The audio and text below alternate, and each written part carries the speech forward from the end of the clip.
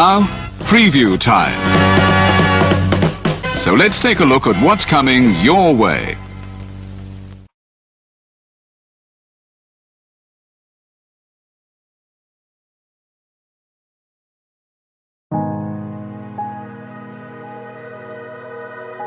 Gary Hebert, the man, the myth, the legend.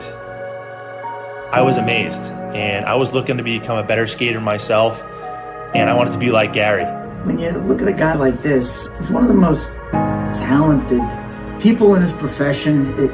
He's been given gifts by God. It can get frustrating at times when you're trying things that, that maybe don't come as quickly to you as other things. And, you never really felt that sense of frustration with Gary. It was always about improvement and positive reinforcement. Was it really the end? Was that head injury really the end? God has called Gary to continue to be a blessing to others and to be a passionate example. My name is Gary Hebert, and this is the World Academy of Hockey, otherwise known as the Inside Edge.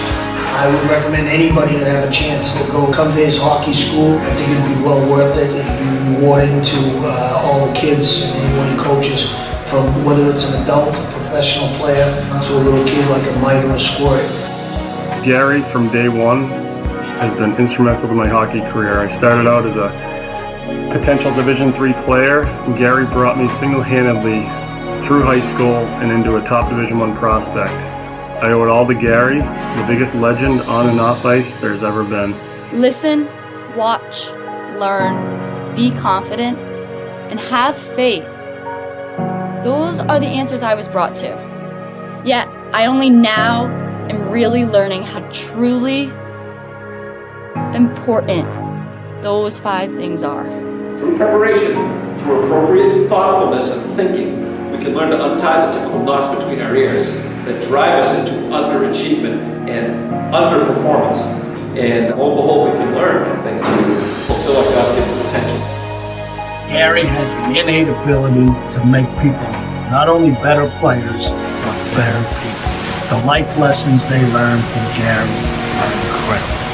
I can always remember leaving that rink knowing as a player I got better, or I had something to improve on to get better. And I think that's what you excelled on as a coach, is giving us the knowledge to know what we needed to do to get better. There's coaches who know the game, but can you communicate and create passion in your kids and in your players? And Gary's able to do that. Gary's got great knowledge and the great hands, but more importantly, his ability to connect with people and care for them. His communication skills, to me, really stand out, separate him, and that's why he's one of the best, in the world. Gary's a legend. He's a special, special man.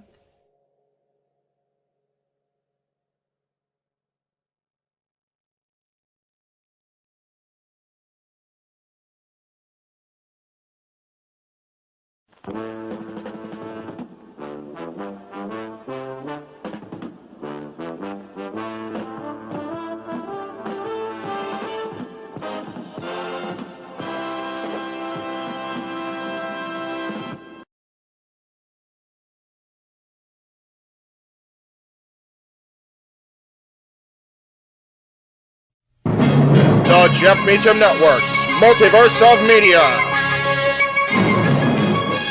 For over 15 years, the recognized symbol of excellence and the standard bearer in coverage of sports and entertainment.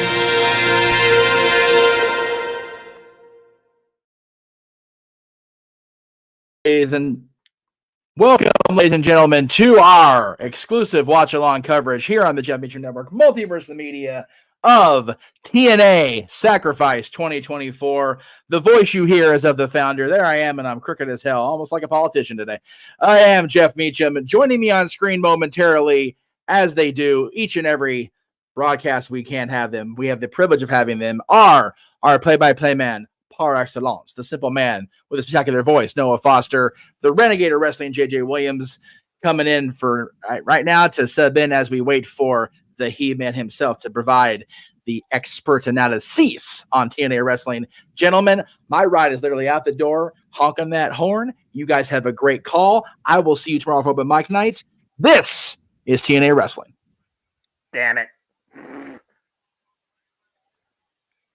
That's one way to bring us in, isn't it, JJ? Hey! Hello, everybody across the JMN Multiverse of Media. Welcome once again to the JMN Live Watch Event Schedule as we bring you tonight coverage of our presentation, our outlook, our passion, our reactions to TNA Sacrifice. Presented, of course, on Triller TV, TNA Plus, and to YouTube Ultimate Insiders, which is, of course, the platform that I use.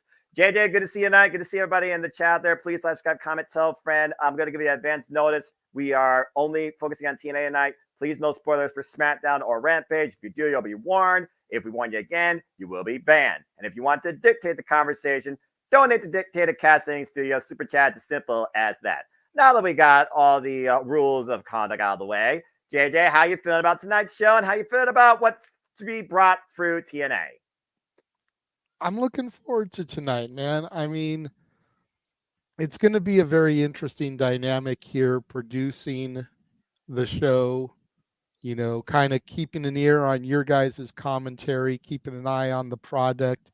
My daughter is literally on her way here for the weekend, but work never ceases sometimes, you know what I mean? Like, gotta still do the hard work, gotta help out the boss man when necessary. But on paper, this looks like it's going to be a hell of a show. Granted, we had matches changed at the last minute last night as part of the Impact broadcast.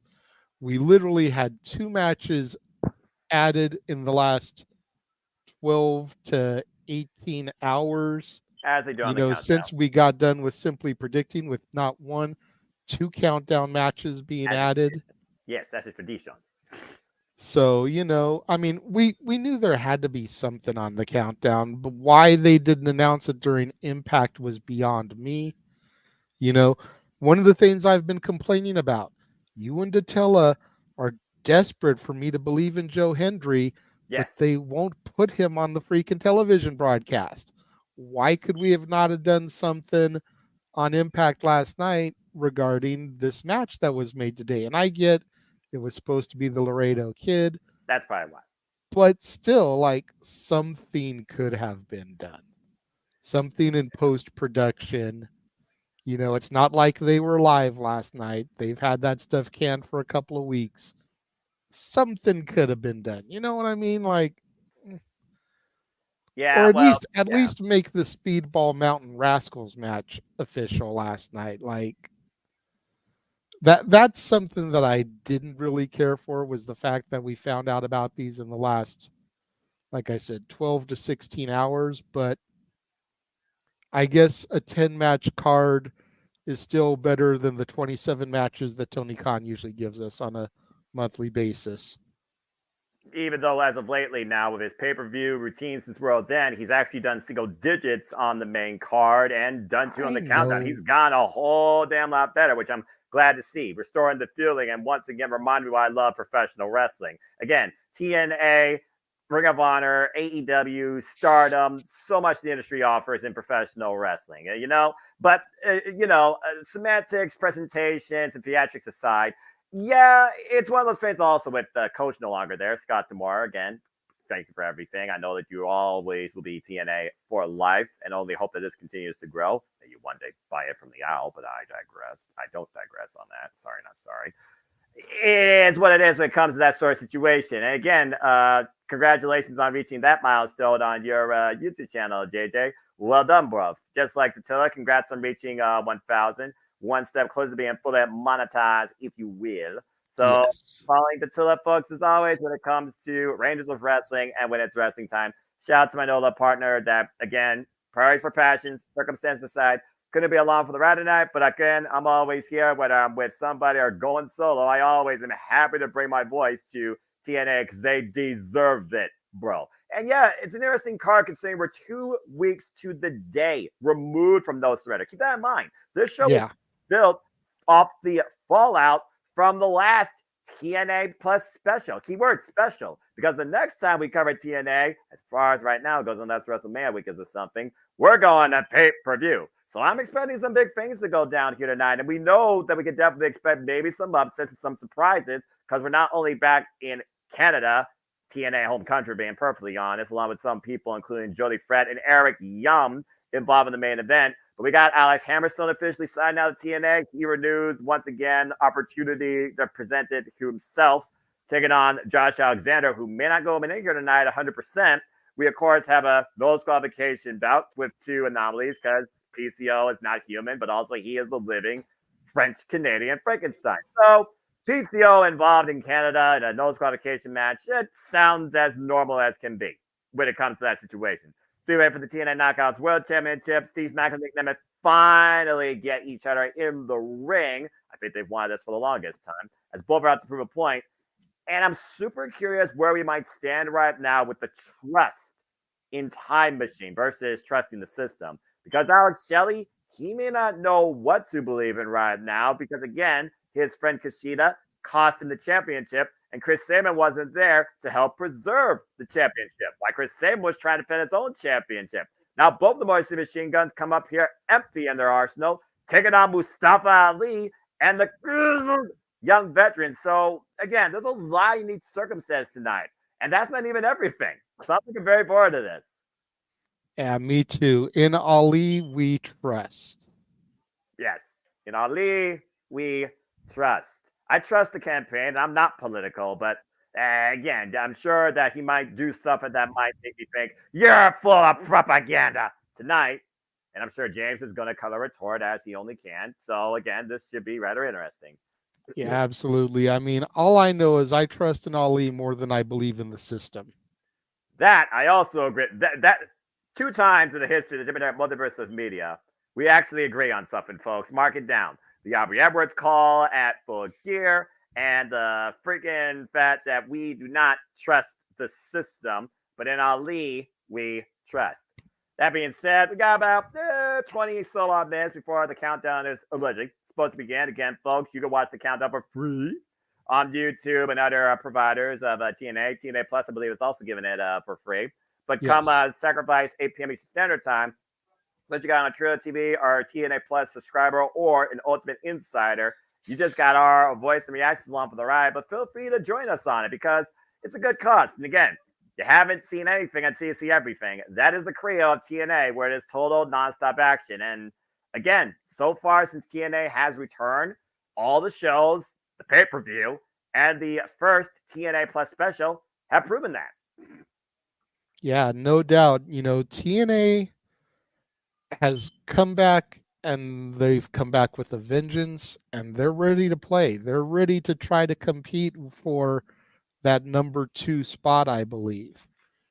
You know, it's going to take a lot of work to get there, especially since the coach was relieved of his duties. Mm-hmm.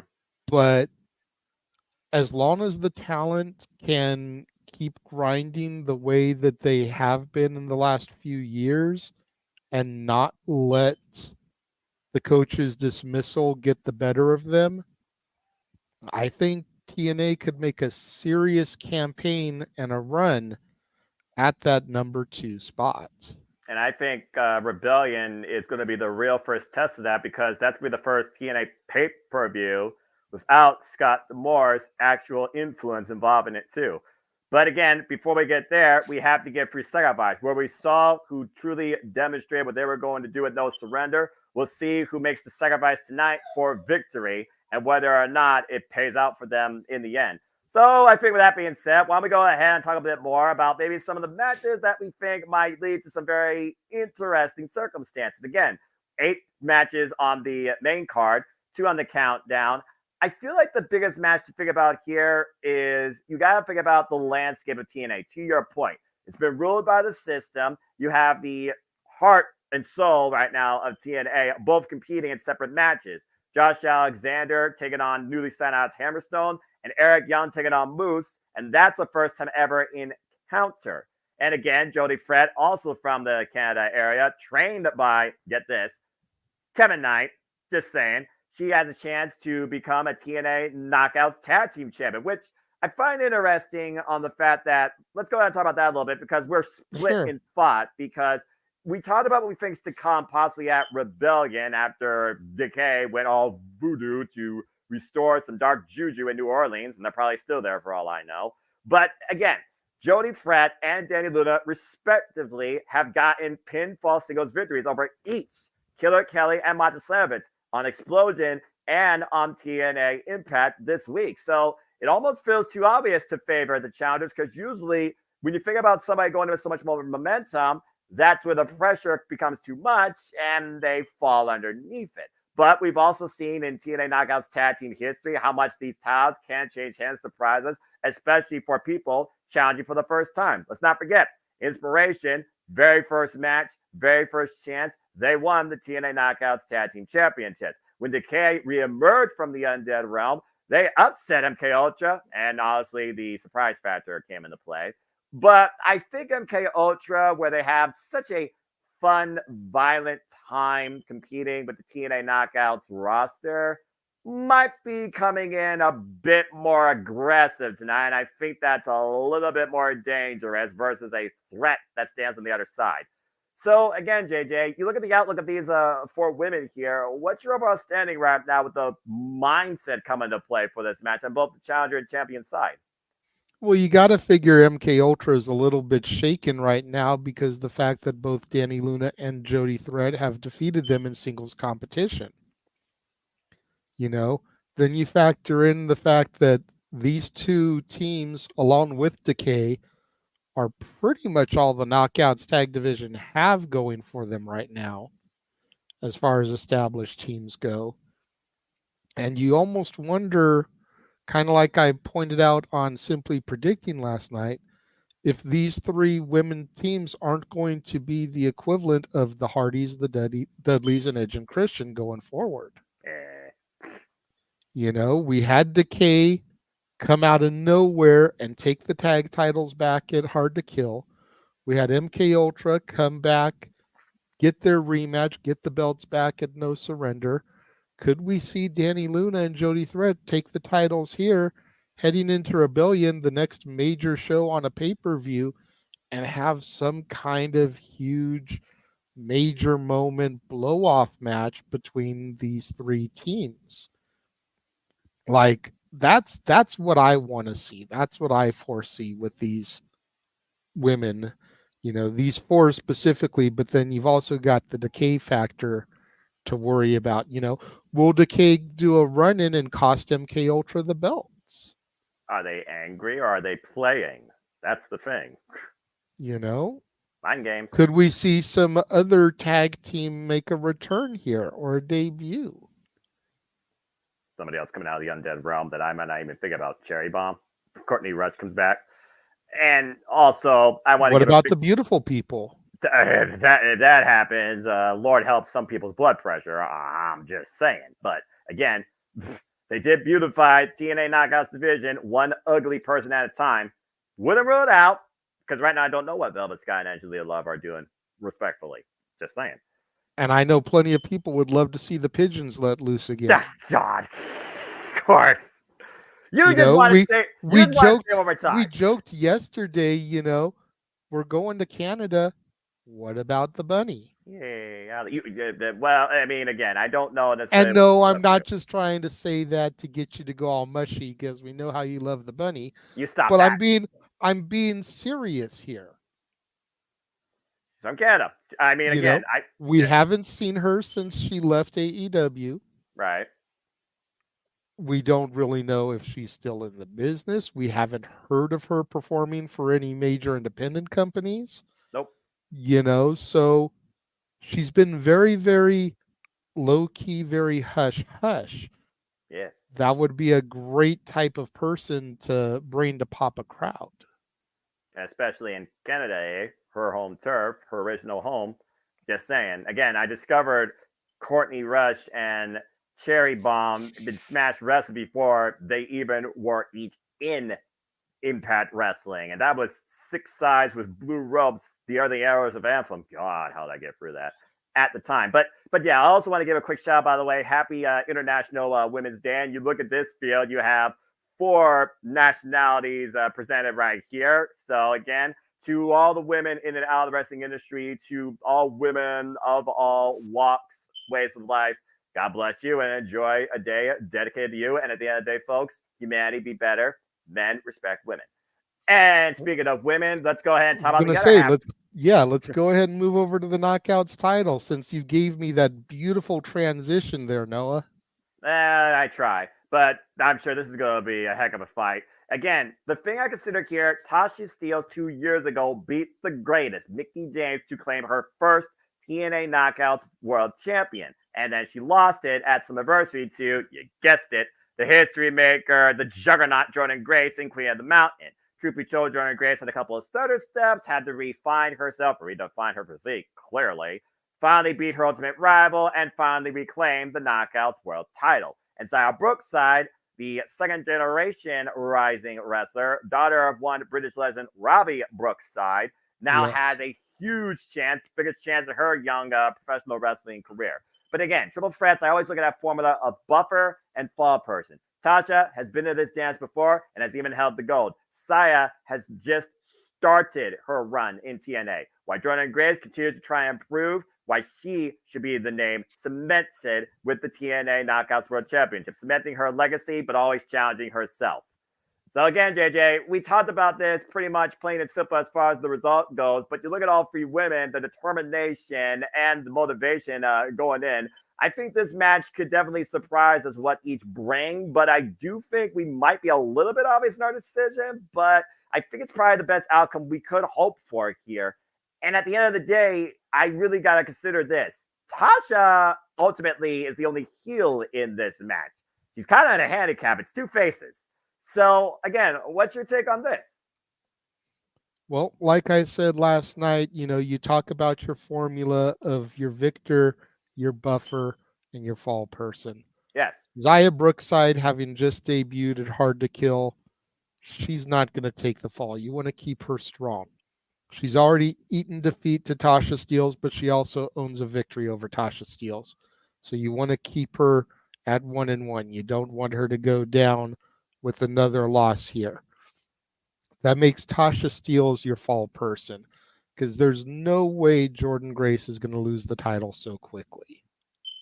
Yeah, I just don't see it. Again, she's in her third reign, 56 days. This is her third defense after the incredible bout with Shelley, of course, being Trinity and out wrestling Trinity in the rematch, by the way. Roll up encounter. Shout out, by the way, to Red Velvet and the Jit Later Hirsch from Ring of Honor and their great match during the Ring of Honor Women's World Television Championship Tournament. Congrats to Red Velvet. Again, all the women, all the nationalities, all the international respectives and respects. It's just been a great week for women's professional wrestling, too.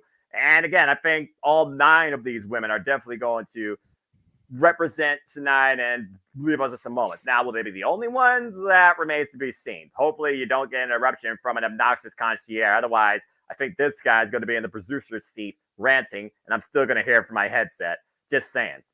Absolutely. But the other match where we could have a woman get involved is this match right here. As we know, Alicia Edwards will be ringside with her husband and with the system. And again, does the system work? So far, ABC, again, they outlasted the GYB in that best of 3 series 2-1. And they've been tag champs since Bound for Glory. But as we saw literally last week on TNA Impact, Brian Myers got the pinfall win on one half of the tag team champions in Chris Bay. So Chris Bay is definitely, I think, out to prove a point. Got even bigger chip on his shoulder. At the end of the day, do you trust the system or do you still believe it's going to be a 1-2 sweep for the ABC?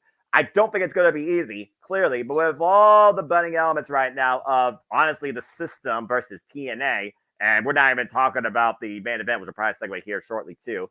I think the ABC is going to find a way, like we talked about, to come out and still retain. But the system, I think, is still going to be the ones that leave a very infallible message. If not tonight, the fallout on TNA Impact this Thursday. But I just don't think the system claims the tag gold tonight. I think there's going to be a malfunction, and that will be the moment ABC strikes.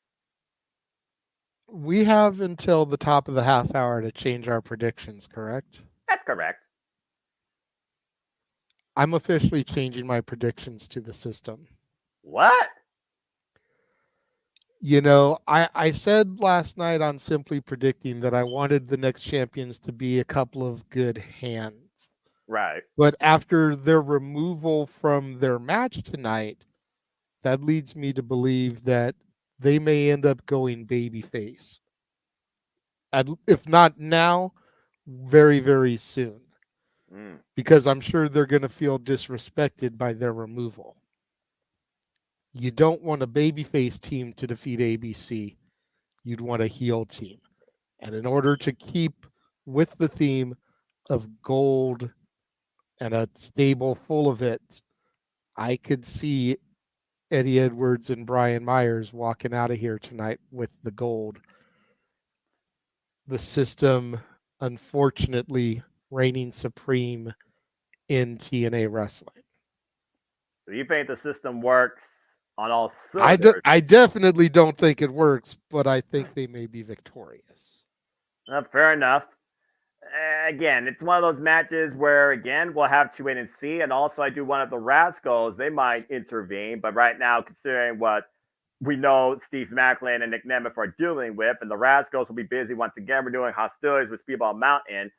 There is still a chance that, again, you still might have face versus face dynamic for the tag team championships. And in a rare circumstance, it can lead to something quite spectacular. Let's not forget, Josh Alexander, Spiel My Belly, had a 58-minute classic on TV for the TNA, Impact at the time, World Championship.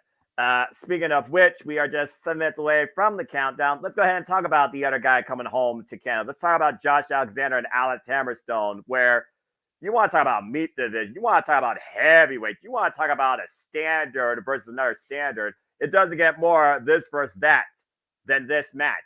The only difference here is Alex Hammerstone is officially signed to TNA Impact, and he says that he is a shark now swimming open waters. Again, it's the standard versus arguably the benchmark of Major League Wrestling. This is going to be one hell of a hoss fight, but I got to consider the condition of Josh Alexander's leg after Dirty Dangle. I can't believe I just freaking put Dirty Dangle in my mouth. Dirty Dangle, though, did give probably the best match so far in his TNA career and took the walking weapon to his limits, especially dissecting his leg. And I also wonder if Alex Hammerstone might exploit the surgery-repaired left torn tricep.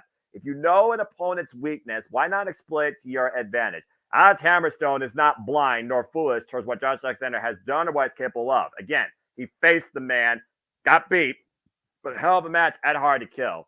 So, again, JJ, what's your expectation for this match? Alexander versus Hammerstone 2. I still got to go with Josh Alexander, man. I don't think all the Canadians are going to lose. You can't have every Canadian go down. You know, we're already calling for EY to lose to Moose. We're already calling for Khan to defeat PCO. You can't have Josh Alexander go down too. You know, while it would make sense for Hammerstone to get the victory here and even things up at one apiece, you can't have all the Canadians go down. You know, so I would, dare I say, Josh Alexander is the successor for the nickname Mr. TNA. You can't have him lose in his home country. I just don't know, man. Again, how many times can a single individual lose before he just can't stand no more? And again, the biggest caveat, he's now just signed to TNA. So the TNA Impact faithful and, of course, the MLW followers into TNA, because they bloodline sometimes, they know what Alex Hammerstone is capable of, but I think Alex Hammerstone is out here to prove a point. So we'll see. But let's go ahead and keep moving things forward, and let's talk about again. Before we move forward, let me go ahead and bring into the room your color commentator for the evening. James is here now. Hello, Oh, there sorry. you go. No, you're fine. Took me a little bit longer than I expected, to be honest. No, you're good, man. But hey, welcome to your first ever literally in your life TNA call. How's it feel to be calling TNA, James? It's weird, especially with everything going on. But honestly, I'm just going to put that in the back burner at this point because I ain't trying to get into the rabbit hole with that. But it's got to be interesting, to say the least. You know, TNA is tends to be chaos in a good way and sometimes in a bad way. So this should be a very good show. I'm looking forward to it. The best of times, the worst of times. Listen to James Hebert try to do a juxtaposition. Good grief. Oh, jeez. And now I'm getting a call from my father the minute I come on the air. Of course. So good, man. Again, we still got we got time, and again, the countdown. We'll see what goes on there as we wait for it to go live here in merely a couple of minutes. But again, you talked about the Masters of the card. You talk about all the Canadians. You can't have all the Canadians lose. It sounds like you're expecting at least one Canadian to win tonight, but you're pretty much dismissing Eric Young, JJ. And I understand where you're coming from. It's almost like Eric Young doesn't need the title, but he kind of is still that long-running, persistent heartbeat, heart and soul of TNA wrestling. Not necessarily Impact Wrestling, but TNA in general. I mean, we're talking about Showtime. We're talking about the band. We're talking about Team Canada. We're talking about World Elite. We're talking about, yes, World Class Medic, as he's right now known. Every sort of identity of Eric Young has literally been through TNA and Impact.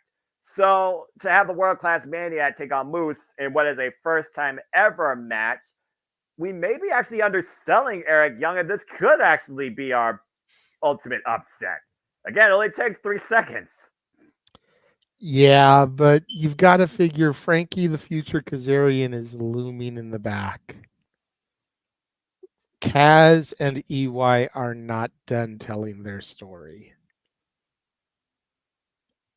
Why would Kazarian allow EY to beat Moose when you know he wants that title? Yeah. I mean, you could maybe argue he would let him do it because he figures he could beat EY easier than he would beat Moose. But I don't see that being a thing. I think I know Frankie well enough to know that he's going to come out there full of piss and vinegar, and he's just going to beat the shit out of EY, preventing him from getting the title. It's also one of those things, though, where, again, after his actions from No Surrender, he got suspended for 2 weeks as far as the Impact tapings go. I almost wonder if that 2-week suspension was just completed as of last night. So to your point, and also Kazarian, the Full Metal Rebel, no stranger to breaking protocol. But yeah, and also Moose literally speared Eric Young last night on TNA Impact with the steel chain. So we know Eric Young's coming in here with a compromised pride rib cage. As my countdown thing just changed, which means TNA's live event's going to start soon with our countdown into Sacrifice.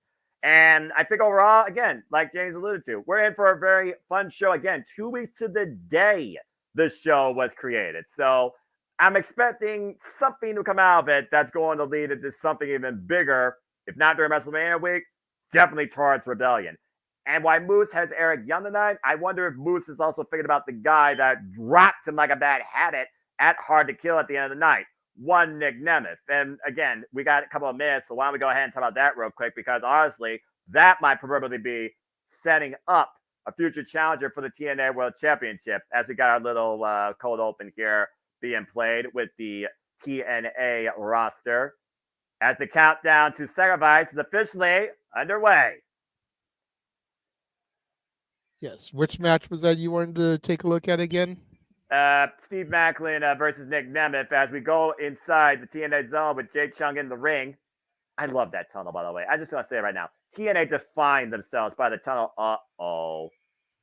Yeah, hold on to that thought about talking about the wanted man, because here comes a crazy man. We're kicking things off with the Digital Media Championship.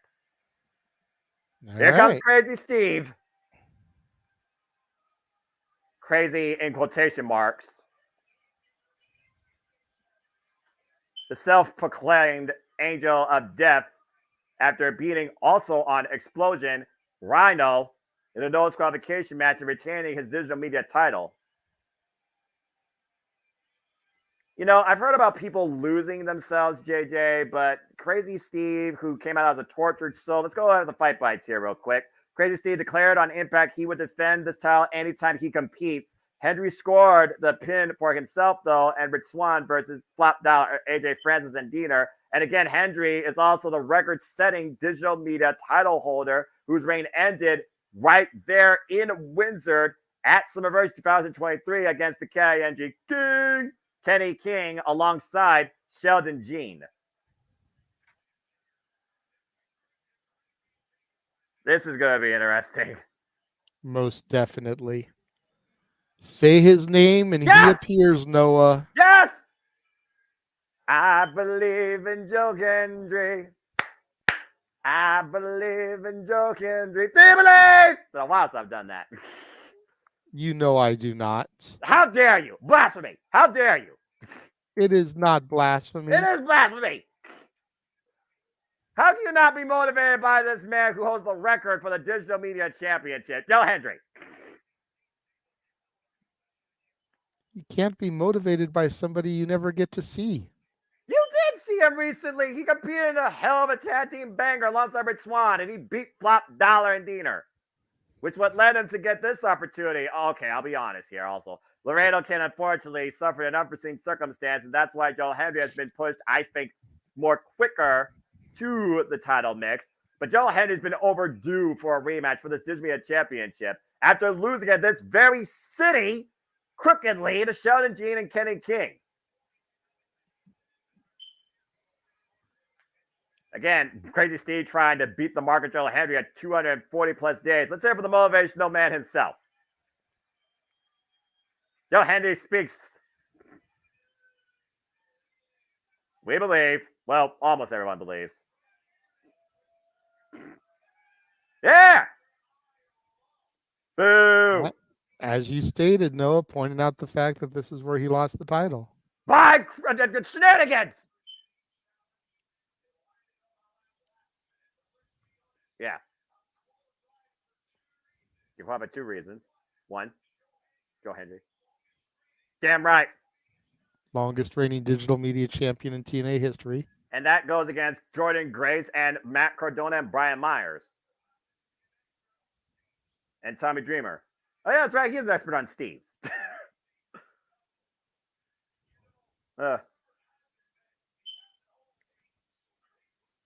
Maybe he hasn't been, for all we know.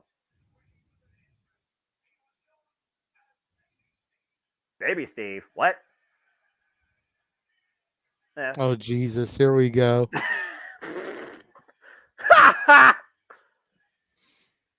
You know that Is he going to have a song for Crazy Steve? Would it be the music from Saw?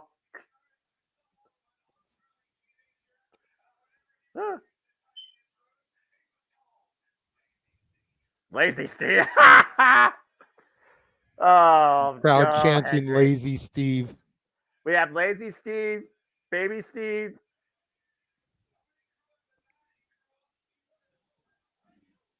Retroface? 80s Steve. 80s Steve? What's 80s Steve look like? God damn it.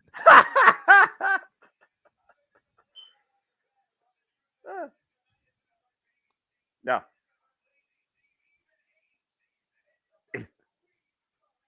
I believe! We believe!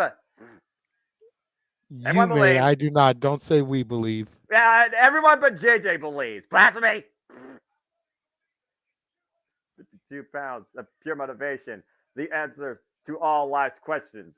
They believe in Joe. Uh-oh. Hendry! What? What?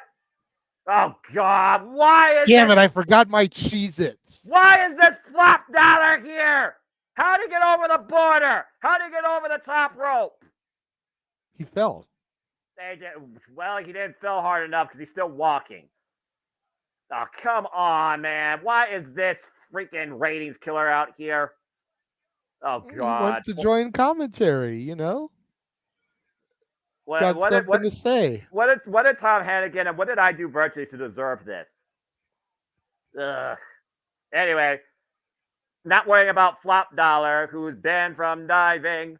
Crazy Steve defending the Digital Media Championship. Now, every time he competes, his escapade starts tonight in Windsor against Joe Hendry. There you see the beautiful Digital Media Championship held up by Allison Lee. our official for this opening contest here on the countdown. And I could give two shits less what AJ Francis has to say. That means we're underway. As we know, JJ, we saw at Hard to Kill every fork in the palms used to implant a death note on Tommy Dreamer's reign, and Crazy Steve earned his first ever title in TNA that night. As we get ready here for the countdown, the sacrifice is underway. We're at 23 minutes, 15 seconds. Crazy Steve with a wrist hold here of Joe Hendry. Joe Hendry, great counter roll out of it. And still the kind of night on the countdown, we'll have the Rascalz versus Speedball Mountain. A rematch from those Surrenders countdown show where we saw the Rascalz get the better Speedball Mountain with the assist of Steve Maclin, who will be in action tonight on the main card against the wanted man, Nick Nemeth. And still so much more to come tonight. TNA World Tag Champions on the line. ABC defending against the system. Eddie Edwards and Brian Myers. Joe Hendry with the vertical drop suplex cover. Hook the far leg. Kick out by Crazy Steve. And hello. Hey, James, you're back. And I believe that you are motivated clearly for TNA. I am. Whoop. Yeah, and sorry TNA about that. Oh, Sacrifice. geez. Yeah, no, I got right here at bell time, but I had to still kind of set up here. Oh, you're fine, dude. Again, I noticed there was a lot of kiss ass to AJ Francis, Mr. You only rock Adidas aesthetics, but you don't rock any other footwear, even though that's completely BS. But you know, I mean, what's something that I'm not going to go there right now. I'm never going to put any attention to AJ Francis. I'd rather pay more attention to Cheez-Its than AJ Francis, and I don't eat. I agree. I love Cheez-Its. Oh, hello, Paul. White cheddar Cheez-Its are the bomb. I agree. Ritz Bits are better, and that's all I got to say about that. This may not be better for Joe Hendry. Oh, cannonball missed in the corner. And now here we go. Clothesline in the corner. Joe Hendry right now trying to pick up momentum here, trying to reverse the misfortunes led by Crazy Steve and his hold of Distribution Championship, and the power of Joe Hendry catching Crazy Steve. Oh, fall away, slam, and kip up. Joe Hendry, take a new son. You said yourself, James, how gifted, athletically talented Joe Hendry is when you first saw him face Moose at Hard to Kill last year. What a clothesline. Covered by Joe Hendry. I was about to say, we talk about his athletic prowess, but we also got to not overlook his strength. That was a mean clothesline from hell if I ever seen one. Crazy Steve able to get out of it. The knee, though, allows Joe Hendry to take advantage for a moment. Crazy Steve still wrist control. Now looking for a neck breaker over the shoulder. Ooh. Cover. Rude awakening for Joe Hendry. This nightmare is not over yet. Again, Joe Hendry still holds the record. Longest reigning digital media champion, but Crazy Steve, a tortured soul. What's out? Power bomb cover. No. Oof. Kick out by Joe. By Crazy Steve. Discus Lariat connects. Again, Joe Hendry's motivating everybody here at Windsor, looking to reverse past history. Will we see a standing ovation? Crazy Steve finding out of it and sending Joe Hendry to the outside. Joe Hendry right now on the outside of the ring, and Crazy Steve. Oh, wait a minute, what the hell? A Crazy Steve right now distracted the official, and Fuck Dollar just sent Joe Hendry the barricade. Oh, come on. Now sending it back inside the ring. What the hell is this reject doing? He's a worse reject than Crazy Steve. Not like this. No, come on now. That DDT out the corner. Crazy Steve, the float over the cover. Damn it. Crazy Steve retains. Yay. Okay, so I'm denied a Joe Hendry victory because of this freaking posterior on the zit of life. Great. Clearly, AJ Francis came out with an agenda. He can't get over the fact that Joe Hendry is not only more talented than him in the ring, he's also more talented than him musically. And this reject of the industry just ruined a motivational title changing. Hey, by the way, is he gonna freaking do another suicide dive just to show off that he still can't do one? Who knows? Meanwhile, Crazy Steve still holds the Digital Media Championship as we look back now at what happened at Hard to Kill. still to come tonight, the wanted man, the new IWGP Global Champion, Nemeth, returns to TNA to take on Mayhem himself, Steve Maclin. But I gotta consider the outcome of that match. Could it have implication towards the TNA World Championship currently held by Moose? After all, that was Nemeth's first and prime target. As we got a little bit of a video interlude here, and again, I always will believe in Joe Hendry. And damn you, AJ Francis, go flop in the sea with Steve and freaking drown. Sorry, was that a little bit harsh? Shut up! Nobody asked you. Now, Noah. Gotta keep our professionalism going. Well, to be fair, it's his friend, so we can get away with it.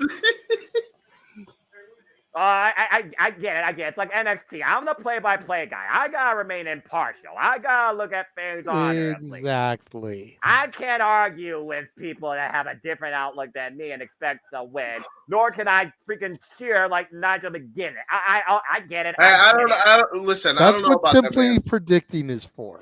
I was just about to Simply say. predicting, you can give those rants, you can give those diatribes, you can let it be known how you truly feel. But as our play-by-play man, you've got to be stoic. Sometimes it's difficult. And it doesn't matter if it's AJ Francis, if it's Jeff Jarrett, or if it's Chase U. As we go backstage to the Rascalz and Steve Maclin. In front toward enemy army here. All three men in action tonight. Oh, and Maclin was saying he's not going out here tonight this time.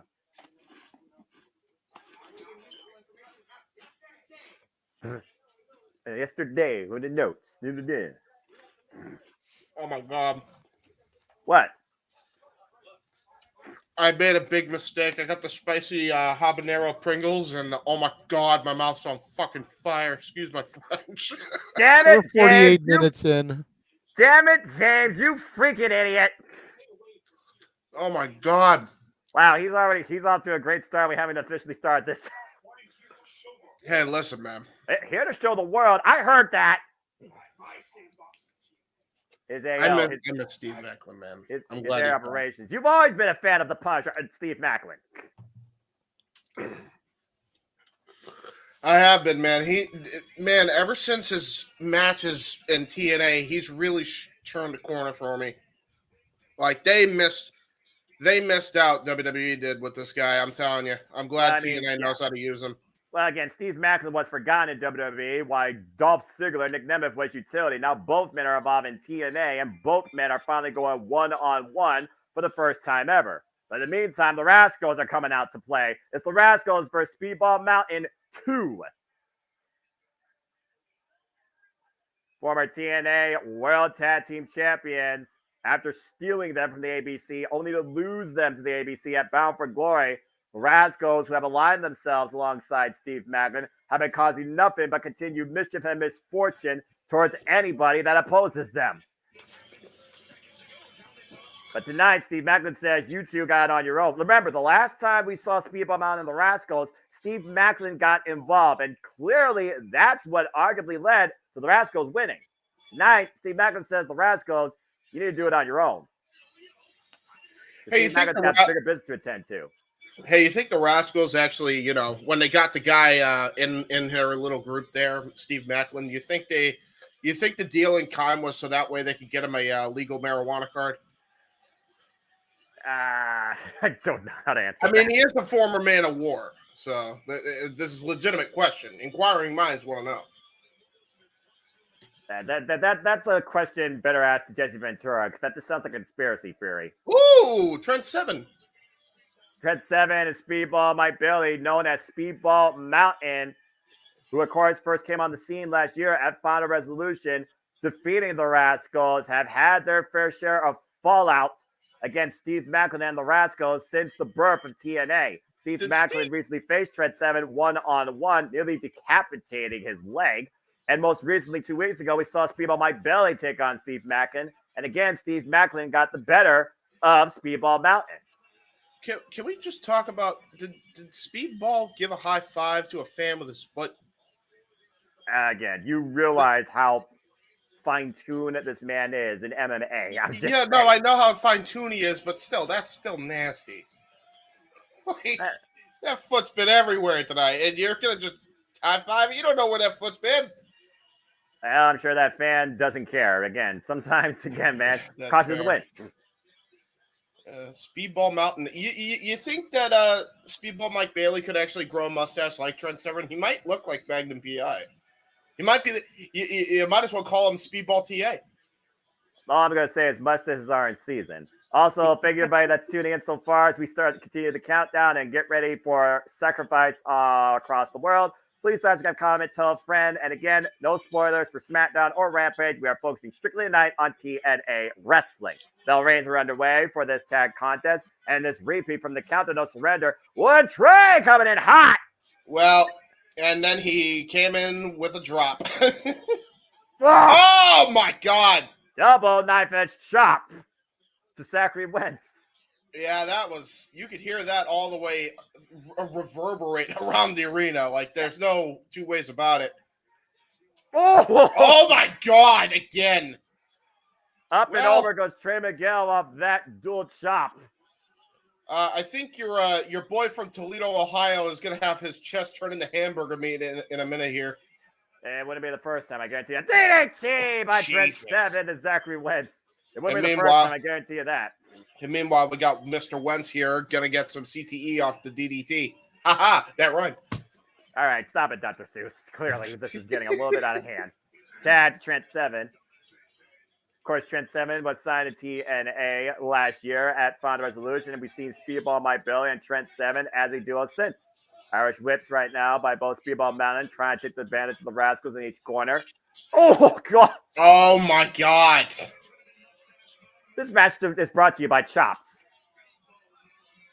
And Speedball Mountain right now teeing off against the Rascalz in respective corners here. Long overdue. The Rascalz have been long overdue. Well, never mind. Well. Oh, God. Double uppercut. But again, former TNA Tag Team Champions. I know not to underestimate the Rascalz, but again, if they weren't all about this tomfoolery and just, these underhanded shenanigans, maybe they would still be TNA Tag Team Champions. Yeah. Good. You don't need to act foolish, in my opinion. I will say, though, with this new demeanor and this new change of attitude, they have become a more well-oiled machine as a tag team. Kick out by Trent 7 at 1.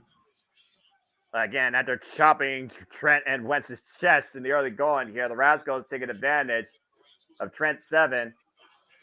And again, I don't know the condition of that leg since that war with Steve Maclin. Oh, well, Zachary Wentz and Trey Miguel doing quick tags in and out. Foot DDT there by Zachary Wentz. Back into a tag to Trey Miguel. Quick tags in and out to try to weaken that limb. Clearly, they picked their target as they hyperextend that knee every time they planted that leg down for that DDT. In comes Zachary Wentz. Quick tags in succession by the Rascalz. Now might be looking to make Trent make a wish almost. Stereo DDTs to the legs and kip ups. People might be trying to come in for a double foot DDT again. Both legs now compromised on Trent 7, and Speedball got a little bit caught in the crosshairs there. And Speedball again doesn't wear boots, which means that was blown up on impact, spiked into the match. So that probably was even worse for him. And the thing what sucks about that move the most is, and as they go for it again, and now they're going for an ankle twist on it, you just feel the reverberation of all the force that they are driving down on that leg, which is going to shoot right up to the knee, right into the hip in some cases. Your leg is going to be shot for at least a good 2 to 3 seconds, and longer if you keep having that move applied over and over again. Oh my God! But what an uppercut that was! It might be the moment Trent 7 needs to make a tag, as everybody right now is trying to buy their way closer towards the TNA World Tag Team Championships. Well, there's a Chad Speedball Mike Bailey. Yeah, great German suplex, and now a tag in a Speedball. Here we go. Oh my God, what a pump kick. Again, you talk about the year that Speedball Mike Bailey had. Again, 2 times in a row voted X Division Superstar of the Year by the fans. And the lightning fast kicks. Can't do nothing about them, but just take them. Everybody was kung fu fighting. Well, not everybody. Only one person. But right now, it's only one person. On Trey. Sobot kick. Question mark kick. And another kick. Takes down Trey. And now TNA, might be looking led to that run in with in. a TNA kick. Oh, shooting star. Running shooting star hits nothing but canvas as Trey was able to scout that. Looking for something big here. Ooh, trying to go for a power bomb into a sunset flip. Another sunset flip. The Rascalz stacked up. Don't want to be there. No. Oh my God. Moonsault knee strike on the both Zachary Wentz and Trey Miguel. Again, Speedball Mike Bailey is a marvel to see in the ring. No doubt. And now one individual I have yet to see in the ring. And Speedball looking to pick on speed. And Trey, it's a single leg kick. But again, I don't think Trey's legal. I think Wentz is. I think the rest lost all control here, too. And Wentz put on the hair, eats a back elbow strike while Trey looks to go to the top rope. And Speedball meeting him in kind. Oh! Mongolian chop. Knife edge chop by Trent follow-up. Yes, again, that knee, you got to wonder, again, the condition of the compromised knee. Superplex! Well, if he felt any pain in that knee, he was able to get some feeling back for that superplex. And that was from the top rope, Trey crashing down as the wind's knocked out of him. And Speedball was looking for ultimate weapon, able to land on his feet. Trey, though, with the handspring, caught with a kick. Jesus. There's a cover here by Trey on Speedball and a kick out. Ooh. Woof. Frustration clearly coming out of the Rascalz at this point. Well, now look at this. Oh, man. Oh, no. I don't know over here. Well, wait, but Speedball also knows scouting at the roll through. Out of the corner. Oh, coming again. Jesus. Now no. Trey hooking up Speedball while Wentz goes to the top rope. Oh my God! Set out powerbomb blockbuster combination, and a dive takes out Trent 7. And in the cover, the ring Wentz nearly gets the 3 on Speedball. Mike Bailey. Mike Bailey just barely kicked out of that. Incredible tag team combination there by the Rascalz. Take a look at this. To your point, sit out powerbomb blockbuster combo, and Trey with a tope con hello over the corner. I'm trying to go over the roll up by Speedball.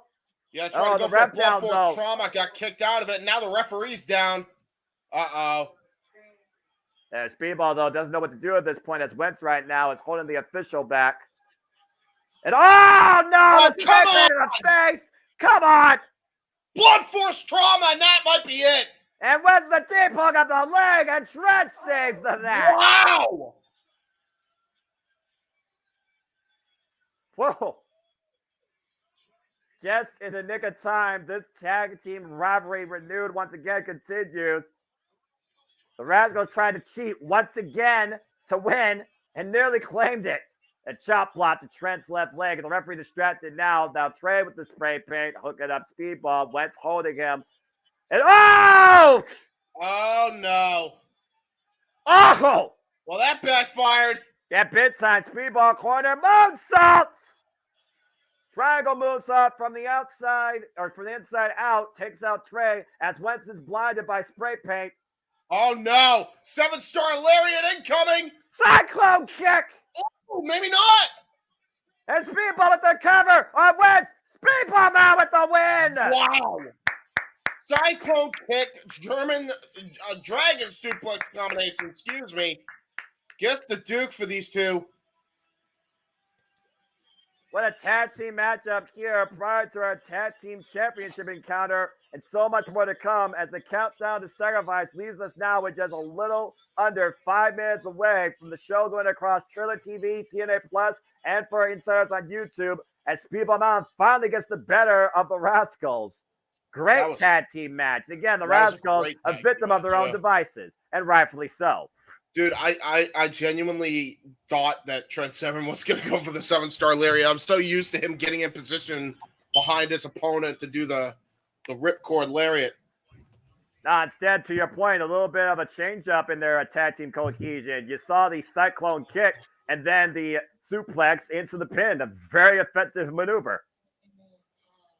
And we'll see again how effective the ABC is against the system and so much more as TNA Sacrifice is just mere bits away. Hey, JJ, what was your thoughts on that? Fucking phenomenal match. Yeah. I love Speedball Mike Bailey more and more with every fucking match I see him in. Again, he's very quickly becoming my favorite in TNA wrestling, Impact Wrestling. Do you agree with my comment that he should grow the mustache with his mustache No. mountain partner? No.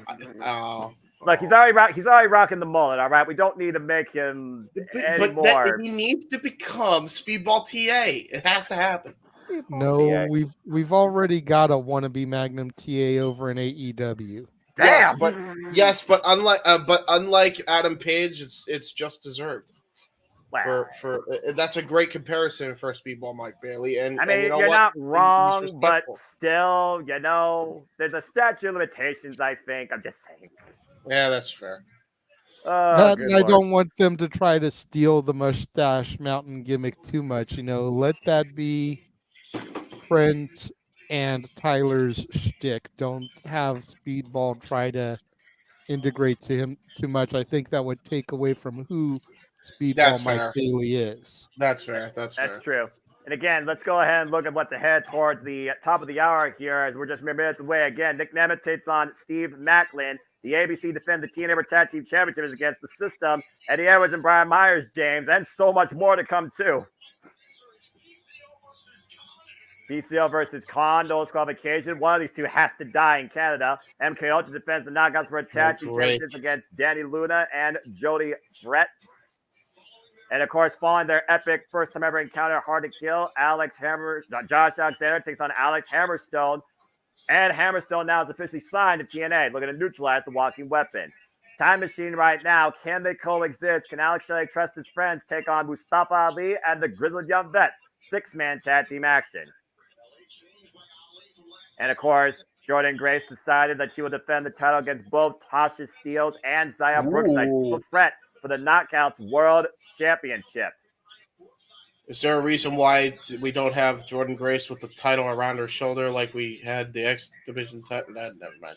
And of course, Moose probably just because they tried to squeeze 3 women into the render. That's fair. Usually she wears it around her waist as a real champion should, as Moose will defend the TNA World Championship against Eric Young, and we'll see if the system works. And hey, listen, I get the whole reason behind that, but for promotional photos, don't you think you should have it around your shoulder? I don't know. It just makes sense to me. Yeah, for promo photos, I can get it. But again, when you're trying to squeeze 3 women into the thing, like, who's to say that the belt wasn't on the other shoulder and it got that and Jordynne Grace, like, her shoulders account for like 3 people, to be fair. So. That's fair. She is the juggernaut, to be fair. Yeah, so there was that. But anyway, James, JJ, JMN Multiverse of Media, are you ready for Friday night? You ready for TNA Sacrifice? I am ready. Because TNA Sacrifice starts right now. Oh, man, I am ready for this. These Friday nights are always a delight, and TNA Sacrifice is officially about to be underway. Let's do this. TNA Chance rating out. So damn glad to hear that every time. It's just so damn good to hear TNA, period. As, of course, we transition now into our great cold transition. I've loved me a black screen. Why is it a black screen? Oh, wait, is it the countdown? On the countdown? Say, dude. Nope, here we are. You're fine, yeah. see?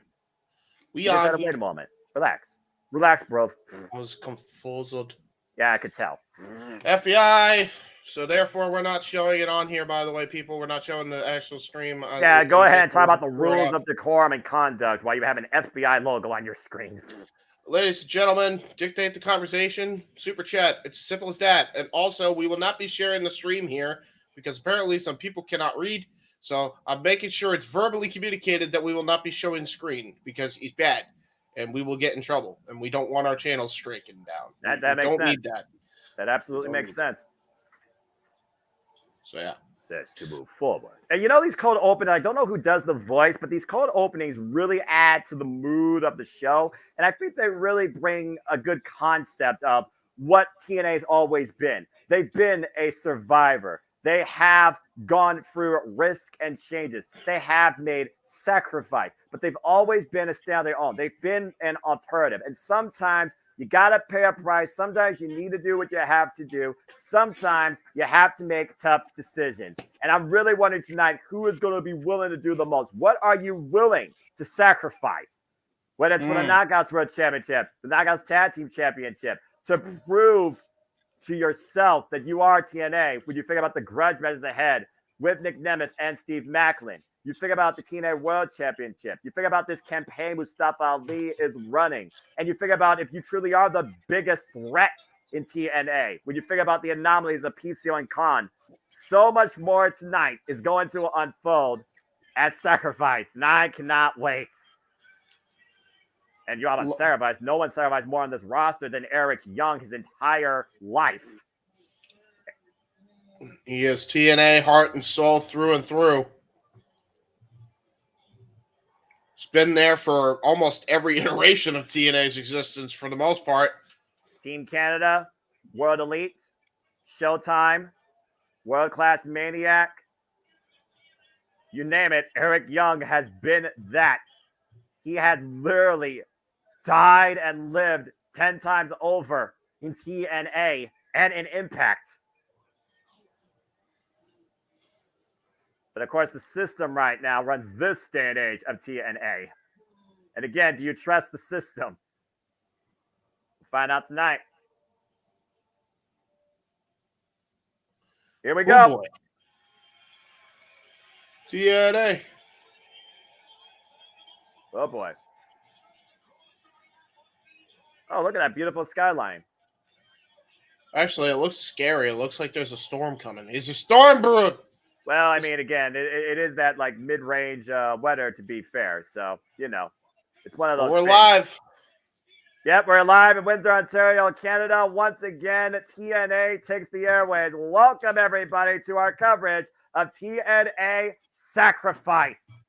Oh, wow, we're kicking things off strong here with the wanted man. Nick Nemeth. I love this theme. Downstate, another epic classic. Bring us in, Jay Tong, as the IWGP Global Heavyweight Champion has returned to TNA. Here we go. Nick Nemeth just coming into TNA after a very lengthy and decorated WWE career. Now looking to make a statement here in TNA. He's back. The wanted man, Nick Nemeth, coming back from Japan for the New Beginning Tour, defeating David Finlay from the IWGP Global Heavyweight Championship. Steve Maclin thought that he ran him out of TNA. Boy, was he wrong. No, in fact, when he thought he ran him off, he came back with a championship title. Not wearing it tonight, but Nick Nemeth is actually, I would argue, is actually stronger than when he first arrived here in TNA. And he's got a lot of momentum on his side, and that's more than you can say right now for Steve Maclin, who is desperate for a career win here. You could argue that Maclin has not been the same since his injury that took him out of commission from getting a shot at the TNA World Championship. But now he's back. Oh, boy. And he's pissed off, and he's mad. Well, considering what happened last night on TNA Impact when Steve Maclin was hunted by the wanted man and attacked in his hotel room, if Steve Maclin wasn't pissed off before, he's got even more reasons to be. The former TNA World Champion, where this time last year, he was in pursuit for the TNA World Championship. Let's not forget, this is a former TNA World Champion as we bring you guys in once again to our coverage. Welcome here to TNA Sacrifice here at the JMN Live with Events. You know what this is here, as we do it all the time for every show, professional wrestling and sports entertainment live. You know what this is, for I'm the Simple Brand, voice of JMN for a great professional wrestling. Damn it. And my name is Noah Foster. For the first time ever calling TNA alongside me, James Hebert. James, welcome to TNA. Are you ready to go tonight with Sacrifice? I am ready to go, my friend, and they couldn't have picked a better match to kick things off. You got two of the best talents in the world here in Steve Maclin and Nick Nemeth here. I'm expecting an absolute classic here. Yeah, I got the wanted man versus the most dangerous man in TNA. Who that woman? Bell rings were on her way. She's a new official. I think she's from the Canada. I know she was also part of the Orlando tapings as well. Again, as the rep core continues to grow. And again, happy International Women's Day, by the way, to all the women across the world. Whoa!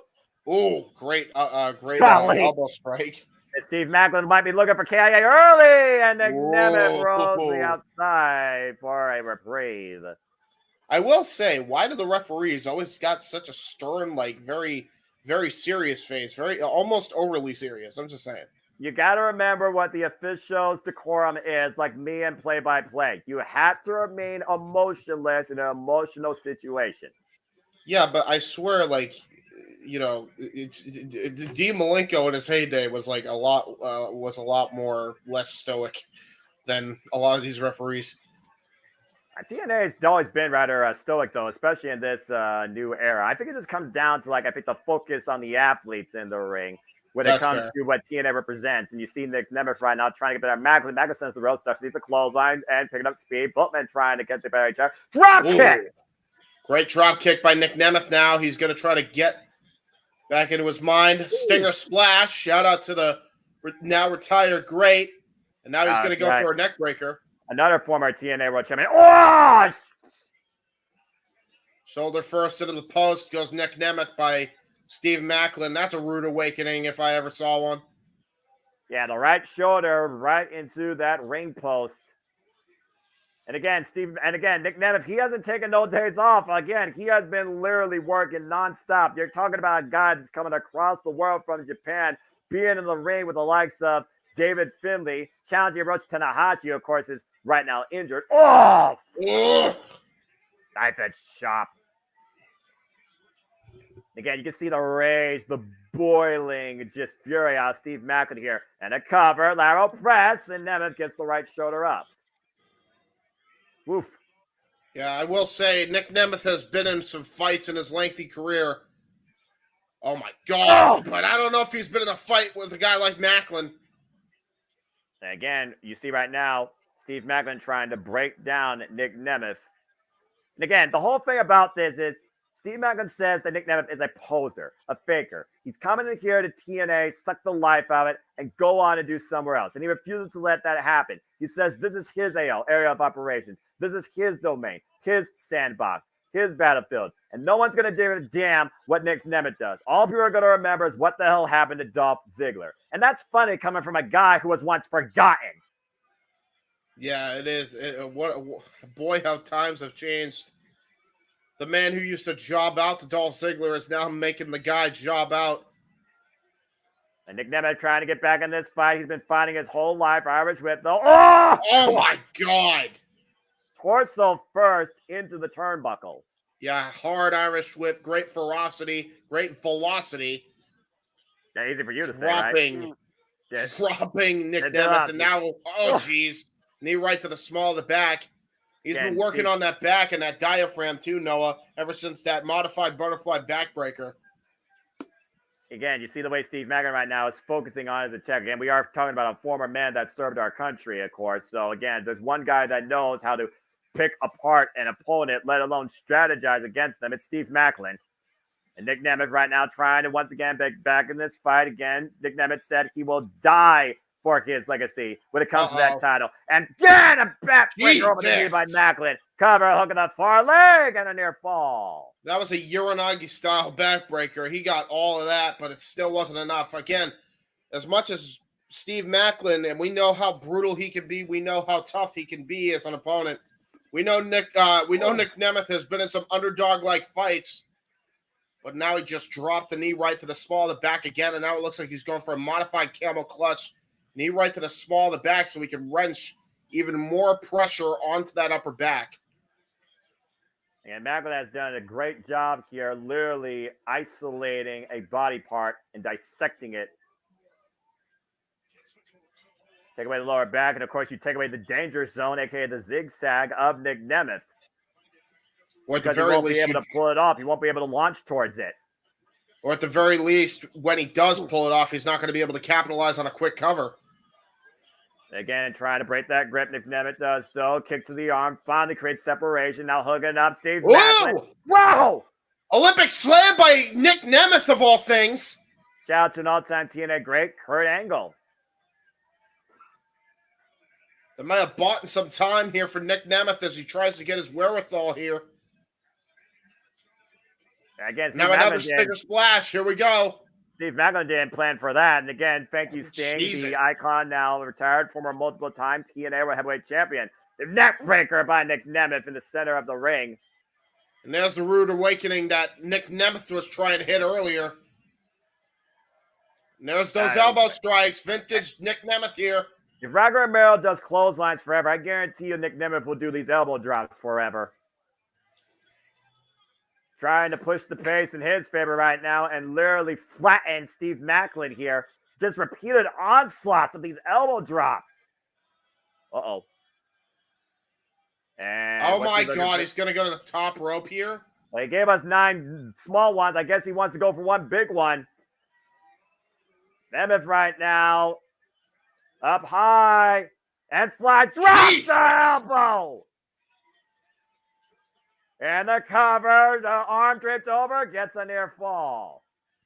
That was a great height on that elbow drop. Look at this again. Yeah, watch Pinpoint right on the chest, right through the heart. Yeah, again, he got all of that elbow drop, but he only draped one arm over. Did not have enough body weight on the cover.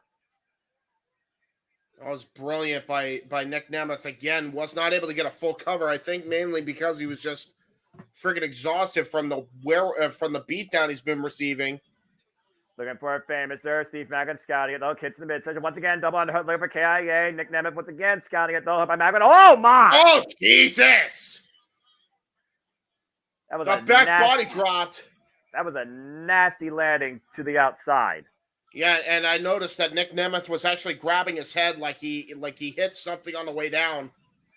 You gotta consider. Oh, wait a minute. The Scott! Jesus!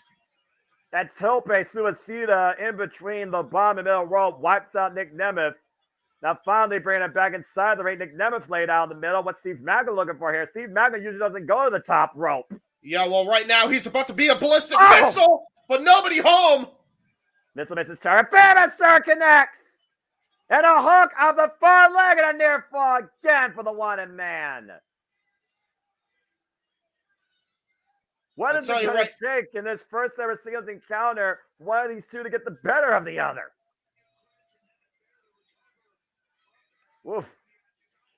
Steve Maclin, I'll tell you right now, if he connected with that splash, there's a good chance that wanted man would have left here dead or alive. Yeah, again, you wonder what Steve Maclin wants, though, in the end. Irish whip reversal by Maclin. Nick Nemeth up and over awkwardly into the corner. Uh-oh. Oh, Jesus. Gonna try to go for... Oh, no. I know exactly what he's going for here. He's going to tag and bag him as Nick Nemeth right now might literally be... Uh-oh. Oh, Jesus. Wow, oh, my God! Oh, my God! Holy hell! Oh, my God! Look at the way he flies and lands and nearly takes out Jay Tung in the process. Dude, seriously, somebody check him. He might be concussed. His head smashed off the floor. And I mean smashed off it. Golly, you're talking about going for broke. God. Yeah, try to go for his finisher, one of his signature maneuvers, as you said, Noah. And boy, did Steve Maclin ever crash and burn. That was a rough landing. I think the doctor, the trainer right there, is actually trying to check on Steve Maclin. I don't even know if he's conscious. I'll be real with you. That was a really bad landing. And the thing is, he went out to go get him. I mean, I think they never could have took the count out. But Maclin went back inside the ring. And Nemeth right now finally looking to follow up. Oh my God, what the hell? Where did that come from? Rising knee strike. Explosive impact cover against the arm and a near fall for Maclin. Holy hell. Wow. I mean, again, I talked about before. He's a guy that knows how to seek and destroy, but also time his attack. You almost wonder if that was calculated by Steve Maclin. He got all of that. Yeah, that was a Busaiku knee right to the side of the head. That was just on pure instinct. There's no way he is fully aware of where he's at right now after a landing like that. I think he just did that on pure instinct, and now he's going to try to go for a power bomb into the buckle bomb. And Maclin right now moving forward on his attack on Nick Nemeth with the buckle bomb, now looking to hoist him up. Oh, try to go for a power bomb again. Nick Nemeth reversed it. Got him hooked. Oh, Maclin, though, again, escapes, and now Maclin has a pile driver, tombstone, cover. No! Wow! Nemeth somehow still alive and gets the right shoulder up after a tombstone pile driver. Good grief. Nick Nemeth stays alive. The wanted man refused to die. Yeah, both men have just thrown everything in the proverbial kitchen sink at this point. Again, what are these two willing to sacrifice for victory? We're seeing it right here tonight in our opening contest. Steve Maclin and Nick Nemeth, first time ever one-on-one encounter. These two never even faced each other in WWE. We'll try to go for the super kick. Able to scout it. Gets to the midsection, looking to hook up again. Caught him hook. KIA! KIA! But Nemeth throws the outside of the ring. That was brilliant, though. That was great ring awareness by Nick Nemeth. He knew he would have been out for the count if he had even stayed in that ring. He rolled himself out of harm's way to try and buy himself a little bit of time. Uh-oh. Again, just a little bit of time is all it took. And somehow Nick Nemeth, with the awareness, was able to roll the outside. Now Maclin, once again, going back on the attack. Oh, my God, TNA. What is going on? You did say there's a storm probably at Windsor. I think we know what's going on, bro. Yeah, actually, that's a fair point. That might be what's actually causing these issues, these technological issues. Again, we're looking at this match, and we'll see if it once again comes back into play here as this war continues here. And again, folks, Mother Nature could be a cruel, cruel mistress. So this would be a really bad thing for TNA right now with everything else going on. About to say. I'll see if I can see refreshing, maybe. Nope, it's still literally stuck. All right, well. Yeah, no, because it's a server issue on their end. Hold on, because we saw there was a storm literally like coming into the frame. Like you could see there was dark clouds, so I don't know if it had anything to do with it. But well, I mean, again, right now we're looking at this great match. We're looking at this snapshot here. Steve Maclin trying to bring Nick Nemeth in the ring, and we're just waiting to see now. Oh, there we go. Now it's finally back, and somehow this match is not ended. There was a super kick, apparently. Great replay. And oh my God, Maclin hit the danger zone. Sent Nick Nemeth to the danger zone. Oh, and nearly beat him with his own move. That was a replay, by the way. So Nick Nemeth somehow kicked out of all that. Incredible resilience by the wanted man. Why Steve Maclin is here to show the world that Nick Nemeth, you are a fraud. And neither man so far has been able to prove their own points. By the way, it is a storm, and I'm looking at the weather radar now. I actually have my radar on my iPhone. There is a massive storm literally hitting Windsor, Ontario as we speak. It's literally on top of them right now. For Nick Nemeth! Copper on Maclin to win it. No! Meanwhile, we got a war on TV, and we got a war with the weather. They have hit each other with their best moves respectfully, and still neither man can get the three. What is it going to take? Well, both men decided to say, hey, boys, follow this. And girls. Again, this is our opening contest. We still have freaking 7 matches after this. Does nobody have a freaking just generator that they can use or just run on backup power at this point, guys? Jesus Christ. My God! And Maclin wipes out Nick Nemeth. That was hilarious. That was a clothesline from hell. Nick Nemeth reversed it. Super kick! Another super kick! Man, Nick Nemeth on the attack. In the danger zone goes Maclin. Set up the ring. Cover. Nemeth puts down Maclin.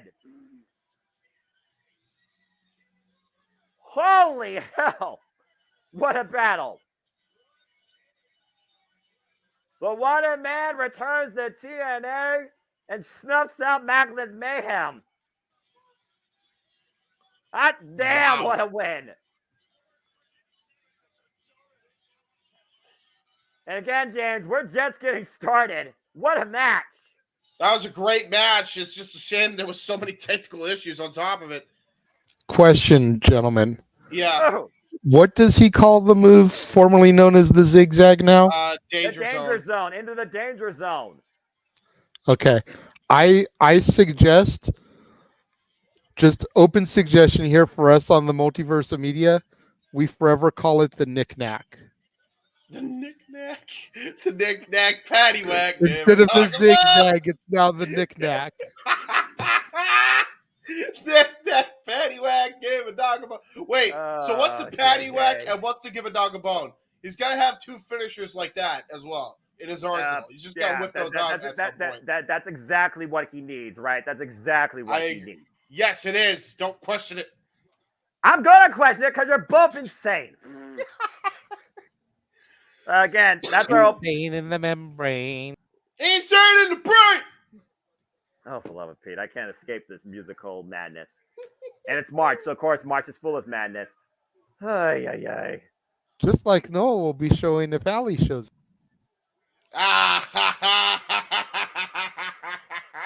Hey, former TNA great, isn't she?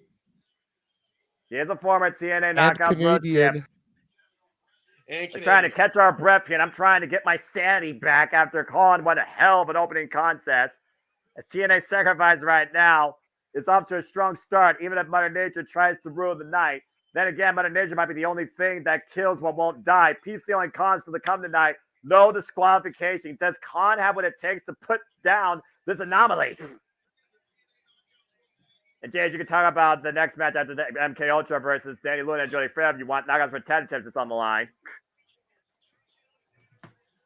Oh man, we're just running down the card here, folks. Josh Alexander, Alex Hammerstone 2. Time Machine versus Mustafa Ali and the Grizzled Young Vets. Can Time Machine coexist tonight, especially with Alex Shelley? The TNA Knockouts World Championship Triple Threat match is still to come. Jordynne Grace defending against Tasha, Steelz, and Zaya Brookside. Zaya Brookside's biggest opportunity so far in her TNA career.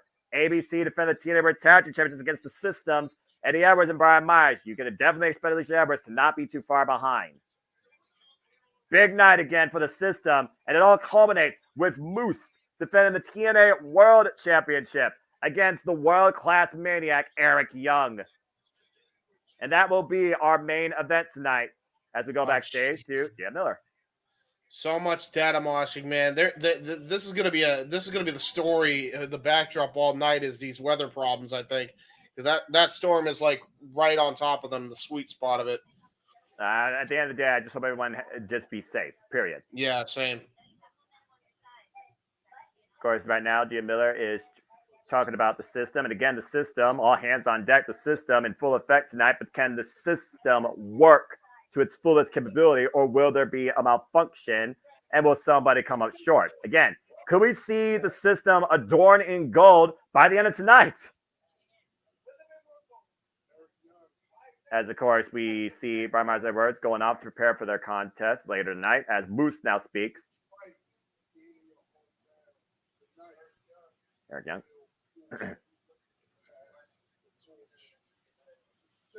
A legend that was, a legend to be. And this is Eric Young's home turf, by the way, folks. We're in Eric Young's hometown. Right. So, no pressure.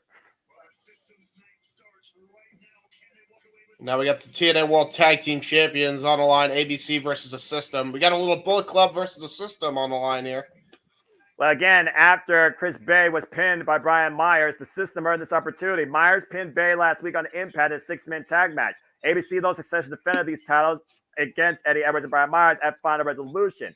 And Ace and Bay's current TNA World Tag Team title reign is the longest in 2 years. They have been champions since Bound for Glory. Oh, boy. You did officially change me on this one, right, sir? Yes, I did. You are the System. Okay. Good luck.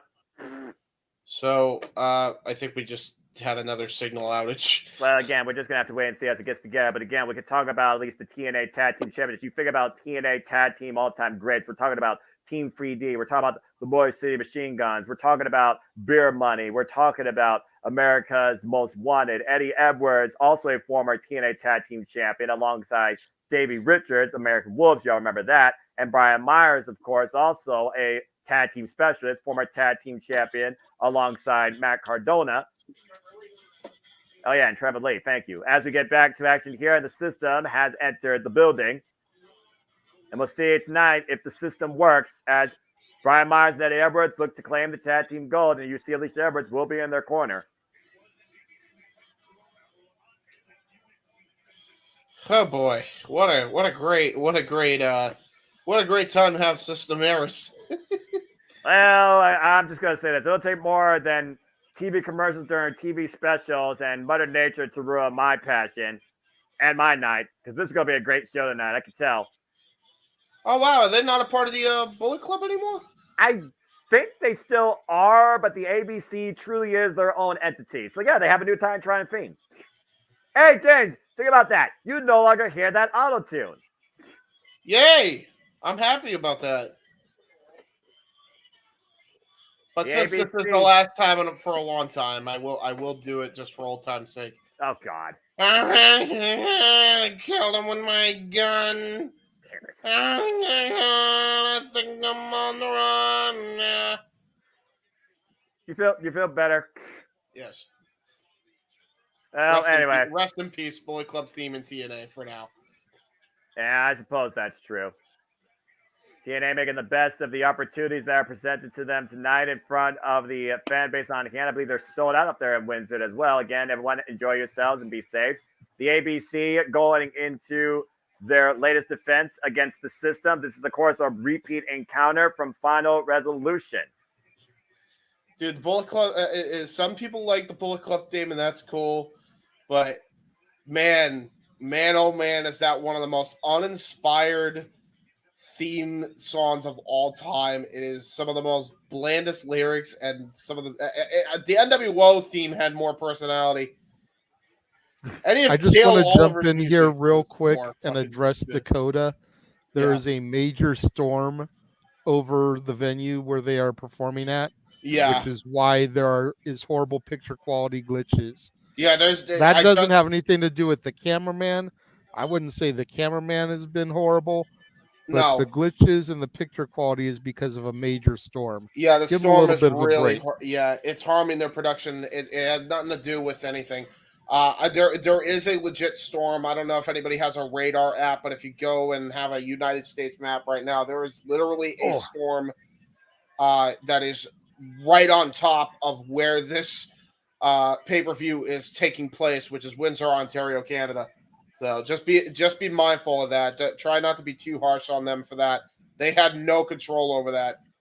I sincerely hope more so that building itself and the electricity stays intact and nobody there is affected negatively by this. While everyone else is trying to enjoy the stream, you got to see everybody there not only working, but engaging in TNA wrestling. Great tag team offense, by the way, by ABC. Chris Bay and Ace Austin, multi-time TNA tag team champions at this point. And I assure you, Multiverse of Media, we will stay for the duration of this entire show, despite what Mother Nature might do. Thank you for your support and patience, not only with TNA, but with us. Deep arm drag by Chris Bay. TNA kick. Spinning Sova. Now goes up and around. Nice arm drag. Yeah, into an arm bar. That was really good transitioning there by Chris Bay. You know, everybody talks about Swerve being a swerve master in the ring when it comes to moves. Chris Bay is right up there with them as he tags in his partner. Double arm drag, double Japanese arm drag. And double drop kick combination there. ABC working all cylinders, hooking up far leg and gets a fall. Not even a 2 count though. Again, ABC came together as a tag team a little over a year and a half ago and got their first tag team championship against the Motor City Machine Guns in Las Vegas last year at No Surrender. Yeah, but they have to keep themselves vigilant, only because keep in mind who they're facing right now. Eddie Edwards, Brian Myers, both individuals, former multi-time tag team champions with various different partners. Oh, what a knife edge chop by Eddie Edwards. Again, since this new era of TNA, the system's been working on all cylinders. The system hasn't lost yet, practically.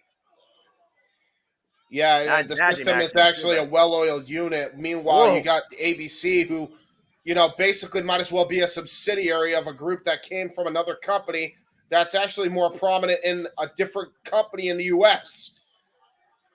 Oh my God! Holy shit! Oh! Ace Austin tried to do his handstand into the super kick. He just got taken out with a massive spear by Brian Myers. And then Chris Bay came in and mollywopped Brian Myers. Eddie Edwards and Chris Bay fighting out on the outside. As Eddie Edwards was looking to bring Chris Bay back in the ring, and Bay gets the better of the system. ABC back in control. But that just goes to show the familiarity of both these teams. Chris Bay right now looking to fly through, and there's Alicia Edwards, like I said, difference maker. Yeah, big difference maker. Eddie Edwards taking advantage of behind, drive Chris Bay face first into the steel ring post.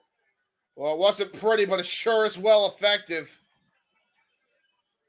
Again, Alicia is the biggest obstacle towards anybody that wants to face the system. And that says a lot considering moves of the TNA World Champion. Take a look at this to your point. That spear off the handstand. Real, dude. And Chris Bay running in with that forearm, rocking Myers' jaw. Oh, no. Oh, no. Oof. Jeez. STO by Brian Myers into the apron. And again, right now, Brian Myers bringing Chris Bay back inside the ring. Myers and Bay, the two legal competitors. While the back, the knee driven into Chris Bay. You talk about him being up there with Swerve. I mean, he is the art of finesse for a reason, James. Why Brian Myers calls himself the most professional wrestler, take that for what you will. Oh, former digital media champion. I won't discredit him. Oh, big suplex. And Brian Myers with the hook of the leg gets two. We're back to the camera quality again. Again, this is more due to the storm, as we said before. So if people are just tuning in and watching along with us, there's a major storm that TNA is basically having to fight and claw and scratch just to keep the show on the air right now. Hey, producer man, I know we got to check out the bomb. You might just want to put up a banner talking about honestly, yeah, that would probably over the Windsor area. Please expect latency if you are watching the stream with us, but be respectful to TNA Wrestling. Just saying. Honestly, anyway, that makes it easier for all of us, I think, at that point. Yeah, that way we don't gotta repeat ourselves. Just leave it on the screen because I have a feeling this storm is not something that's just idly going by Windsor. We might be dealing with prolonged weather situations here tonight. And to go with Dakota's second complaint, smaller arena. That's all I'll say about that. Well, I mean, TNA's been doing smaller arenas, though, for a duration of their time, especially under this new era of Anthem. And yet they still sell out and still have great crowds on the hands for particularly the pay-per-views and the TNA the special monthly events. Let's just call it what it is. By the way, even though it was data moshing for a second, Alicia Edwards just slapped a taste out of Chris Bay's mouth, getting her licks in, along with Eddie Edwards and Brian Myers here in the system. Trying to go for a knife edge chop. He faked him out, though. He saw he was trying to duck. Oh! Did not duck that one. You nope. Know come out. You know to come out and snatch a bitch. I'm just saying. Irish whip Eddie Edwards, though, in the corner. Oh man! No! Why do you try to go for a standing Bronco Buster? It never works. Well, I mean, again, quick awareness, though, makes the tag to Brian Myers, who flies and prevents the tag to Ace Austin. And therein lies two. They may have had two different partners, but the tag team expertise and the veteran-like instincts of both men are still there. Eddie Edwards and Brian Myers, again, multiple companies, former tag team champions all over the world. They know exactly how to get it done in a tag team match. But you can say the same thing about the ABC. Again, they've outlasted the Grizzled Young Veterans. They outlasted the Rascalz. They outlasted what became the system prior to this. Eddie Edwards and Brian Myers in the previous run, they beat the likes of TMDK's Bad Dude Tito. Oh, Papa DDT and Shane Hayes from New Japan Pro Wrestling. So the ABC's been tested even more since becoming a tag team than Brian Myers and Eddie Edwards. And that DDT is critical right now for Chris Bay to make a tag to his partner, and the ABC turn the tides in this match. Brian Myers, let me know where he's at right now. Again, Brian Myers crawling to his corner, needs to cover more distance. There's the Tad Eddie Edwards. There's the Tad Ace Austin.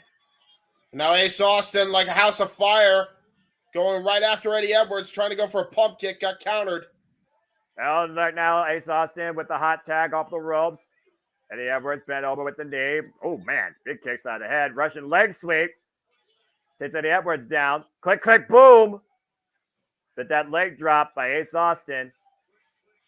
And Ace right now looking to pick up speed once again. Since Eddie Edwards up and over to the floor.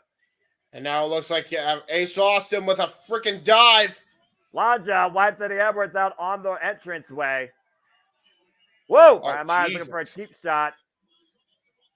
Oh! Question mark kick.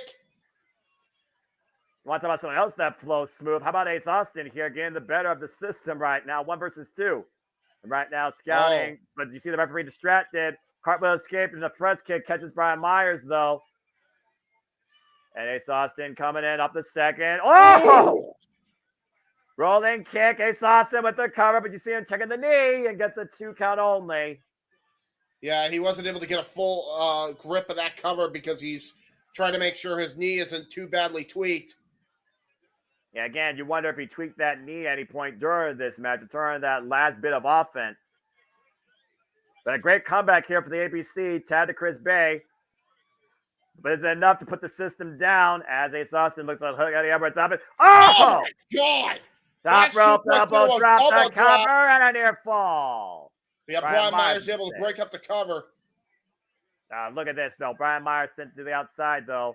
Again, Eddie Edwards still legal man. ABC in control, but they got to stay in the driver's seat right now. They've isolated the system. They've neutralized it. The match continues right now. Eddie Edwards, the legal competitor. Chris Bay, Ace Austin might be looking for the 1, 2, 3. Here's the 1, the step up arm and oh wait, counter. Oh, counter, bomb. And a rising knee strike by Brian Myers on Ace Austin. Looks like he's going for the spear. Oh, good call the car.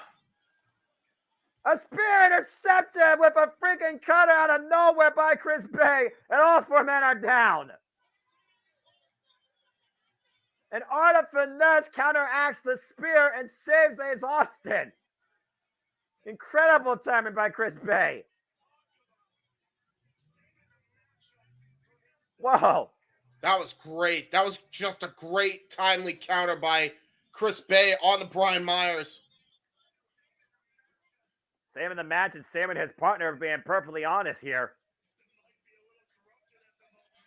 And now Alicia Edwards up on the apron, once again, trying to get the better of the official and of the challengers. And now Alicia Edwards jaw-jacking with Chris Bay. Chris Bay would never hit a woman. I mean, come on now. He's too much of a gentleman. Oh, my God. He's going to flip over. Wow! Holy shit. Tope con hello over Alicia Edwards. Wipes out Brian Myers and Eddie Edwards. Well, take a look at that. Chris Bay over the top of everything. And she was ducking because I think she thought he was going after her. Oh, double knee strike. Again, though, the tweaked knee of Ace Austin. Brian Myers trying to come in for interception. ABC beat him to the punch or to the flight. Oh, my God. What the hell's going on here? I sense disaster. Oh, and Chris Bay pushed off. Ace Austin isolated now with the system. While Eddie Edwards right now trying to get the better of the tag team champions. Ace Austin fighting back, though. Ace on the apron. Now Ace catching. Trying to maybe look for a Frankensteiner counter, though. Eddie Edwards hooking up Ace Austin, though. Uh-oh. Whoa! Take over counter anyway. And Ace once again catches Brian Myers with a kick. Now Ace Austin out of the other corner. Edwards, though, again, Roth with another kick to the face. Oh, but catches Ace with Guri. Now hooking him up for, Proton Pack! Proton Pack! Nation! System in motion, and Bay saves the titles. Yeah, and Bay had to get in there at the last possible second. Again, his back is going to be screwed up after that landing on the apron. What a great tag team maneuver. Proton Pack into the elbow drop. That was brilliant tag team wrestling by Myers and Eddie Edwards. System overload nearly allowed the system to get the gold, but Chris Bay saving the titles as his partner, now teeing up against everything in front of him. And looking to go off the ropes. Meanwhile, oh, face man. first. Double flapjack. Double underhook. Oh!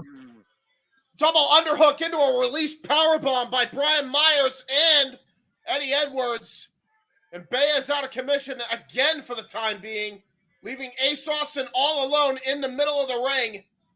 Now look at them trying to mock the champions. Oh! Oh, wait a minute. minute. Coming to get the roll up by Ace Austin and nearly claim the title still in the safe defense. Eddie Edwards rocked again with a kick. Now Ace Austin looking to once again go off the ropes and pick up speed. Alicia Edwards playing again. Roster cut. Boston knee party combination. The cover by Edwards. The system on the new tag team champions. Wow. The system works. Brian Myers and Eddie Edwards, the new TNA World Tag Team Champions. And thank the help from Alicia Edwards after that trip up into the clothesline from hell in the Boston knee party. Yeah, the roster cut by Brian Myers and the Boston knee party by Eddie Edwards. The system are currently all adorned in gold. The system works. Oh. The system have captured the tag team championships. Glad I changed my pick at the last minute there. Damn it. While we have a second here, I want to just bring this up real quick. I found a Radar website.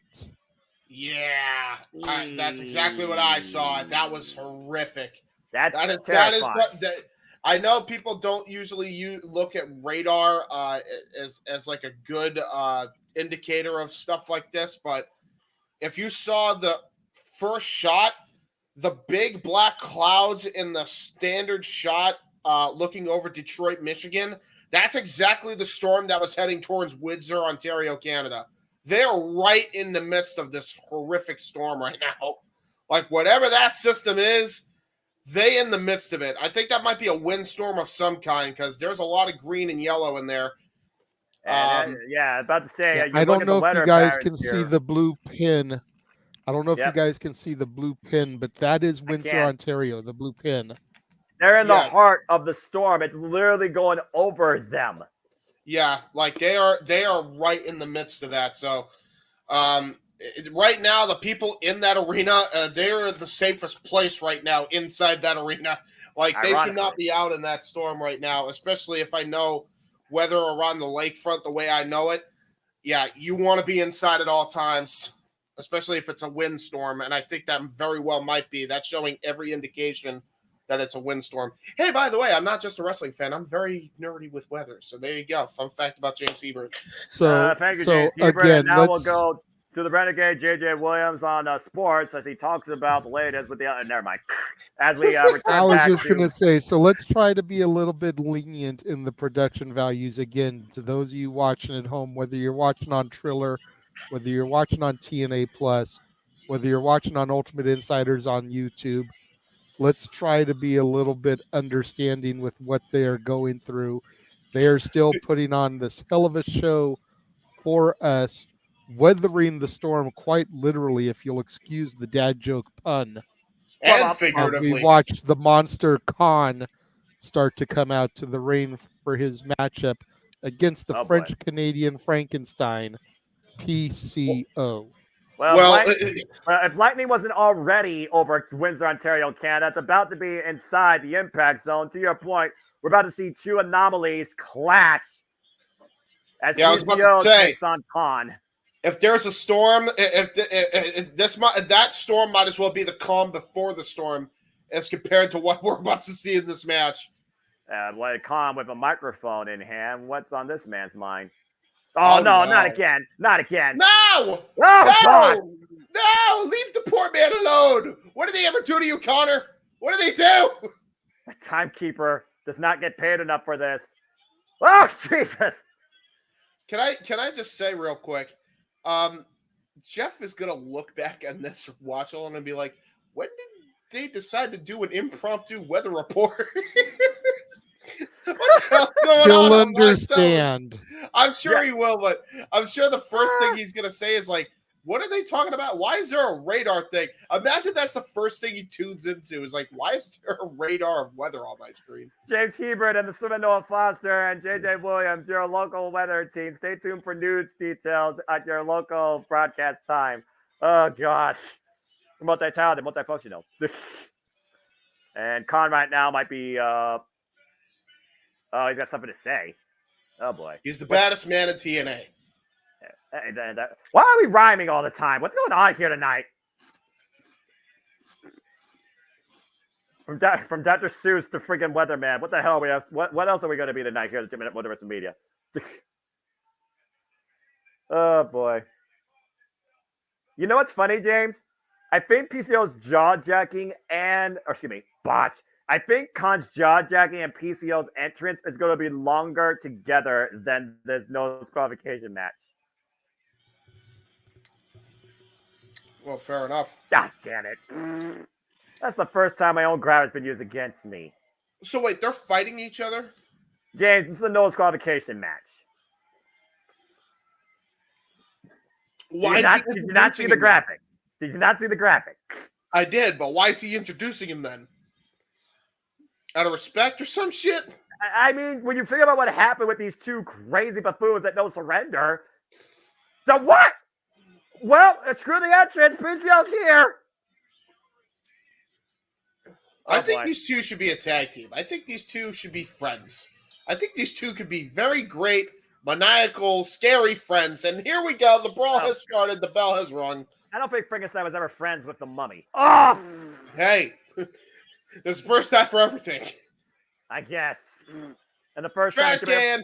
And the first time in JMN Multiverse of Media history that we've had a weather report as part of our watch along. The hell. Oh God. Oh boy. Punch right to the head of Khan. Trash can ricochets off his head. Again, let me go ahead and say my quote that I always say when it comes to PCO. You cannot kill what won't die.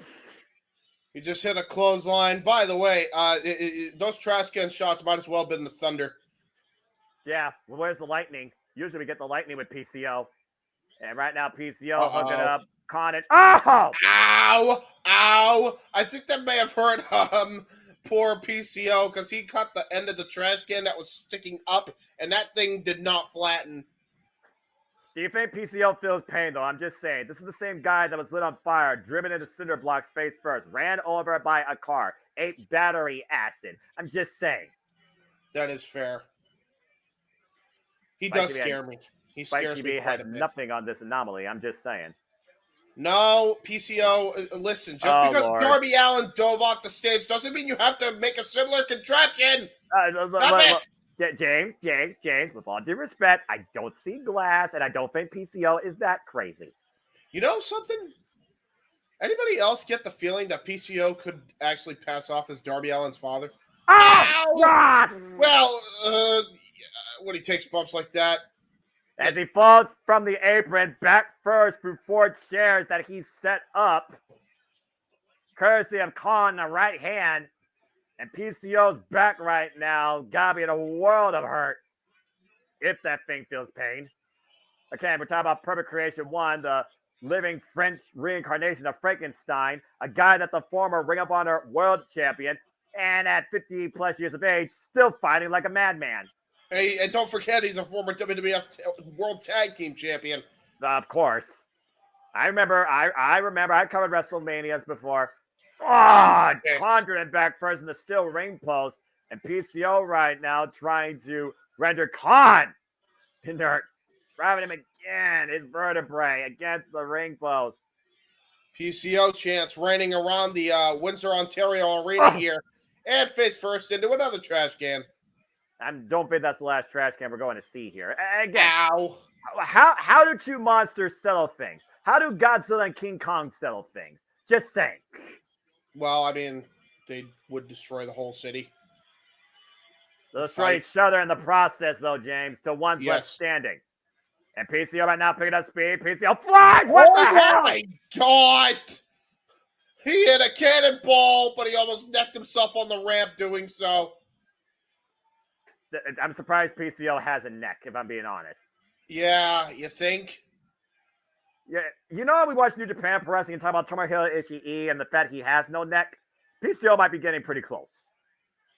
Well, I mean, God, PCO's been like a few fries short of a Happy Meal and a few vertebrae short of a neck for a while now. Oh! Ow! Cookie sheets. Well, that'll definitely scramble it for your brain cells. Yeah. Oh, jeez. Ow! And neither of these two men are giving an inch, just literally encouraging each other to hit me over the head. While we talk about the thunder, there's the thunder. Tonight at the Cheesecake Factory, we hit baking sheets full of pain. Lots and lots of pain. Mongolian chops with the baking sheets. Oh, no. Oh, we saw what happened at No Surrender. Gosh!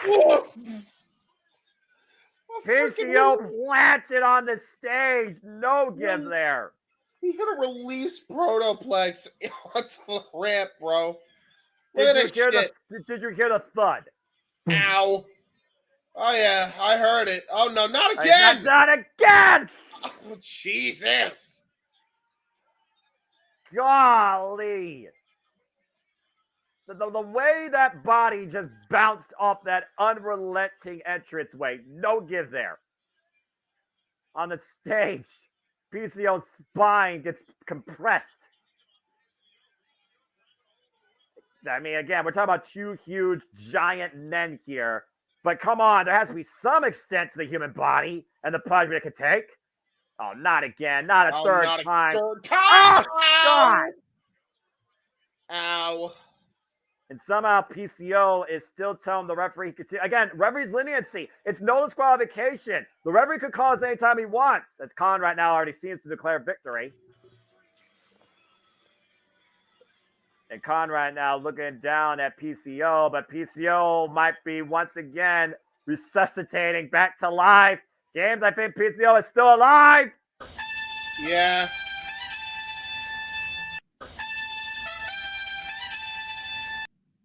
The hell? What was that? What the hell? Okay, so Fanfare has resuscitated PCO alive. I'm just gonna look at the monitor. I just hear the random ass Dragon Zord theme for no reason. I'm just gonna look at the. Do that to me. Oh shit! I'm just gonna look at the monitor here as PCO brains Khan. Summoned the monster. Oh, your friend the monster. Son of PCO chokes him off the stage through two tables. Khan planted. But is that enough to keep Khan down? Take a look at this, James. The monster rides and planted a monster down to earth. Yeah, he did. PCO has come back to life as he literally walks down to the ring, and Khan right now is trying to find his legs underneath him after going off that stage through two damn tables. And, oh, Lord. Not again with the chairs. How many chairs does it take to put down PCO or Khan? Audience, you be the judge. Somehow Khan right now is still trying to will his way back up. Khan himself, the most dangerous man in TNA. But again, Khan's not facing a man. He's facing Perfect Creation 1. He's facing a zombie. Okay, first off, I am a fan of Cranberries and Bad Wolves, but also second, non-copyright. Khan right now somehow crawling his way across the stage, just trying to get back up to his feet as PCO keeps on inserting more plunder and waiting for him to get back to the ring. And once again, PCO looks unfazed and Khan. Jesus. Within 24 hours of the great passing of the creator of Dragon Ball Z, we got two anomalies here with their own power levels fighting out tonight at TNA Sacrifice. Okay, so which one's Majin Buu? Which one's Goku? I don't know. There's more characters than those two. Oh, DDT on the chairs. That's a little shade of Christian Cage, another TNA World Champ, and a former NWA World Champ in the company. And PCO going to the high-risk district. Might be looking to fly off the top rope. Con planet middle of the ring on the chairs. PCO salts! And he got all of it. The cover on Con. And PCO wins this no disqualification melee. Well, I said it once, I'll say it again. You cannot kill what won't die, especially when he literally rises in Canada. Well, considering the fact that he just won there was a storm, and now the storm has passed. I think literally outside of the arena and figuratively. The destruction left in its wake inside the impact zone in TNA as PCO wins and Khan is not getting up. And right now we're going to look back at the countdown, though, where we saw Joe Hendry looking to give us a standing ovation, looking to reclaim the Digital Championship as Crazy Steve drove him to the outside. And AJ Francis, who was taking a seat at commentary, decided to put himself into this match, driving Joe Hendry face first into the steel ring post, arguably costing Joe Hendry the Digital Championship as he sends him back inside. And Crazy Steve was able to capitalize off the top rope with this second rope with this ridiculous implant DDT. Crazy Steve says that your only story of life will be your death. There's the death of Joe Hendry becoming the Digital champion again for now. By the way, JJ, you got to admit that AJ Francis, I mean, you got to be a bigger fan of Joe Hendry than you are this freaking absolute hack. I mean, come on. Again, he can't accept the fact that Joe Hendry's more gifted and more capable in the ring than him. And more musically talented. That's true. That's absolutely true. AJ Francis talking a bunch of nonsense here. You're real, even though you have a fake ass Rolex watch that isn't even worth like $10 million. Like, what the fuck you talking about, bro? I'd be surprised if that watch even cost $100. Yeah. Meanwhile, there's Joe Hendry. Uh-oh. Joe Hendry's a man of integrity, all right? Joe Hendry's a man that motivates. He doesn't procrastinate. He doesn't necessarily, discourages. All he had to do was say his name. Say his name, and anyway. Again, a lot of talking, but always has one match.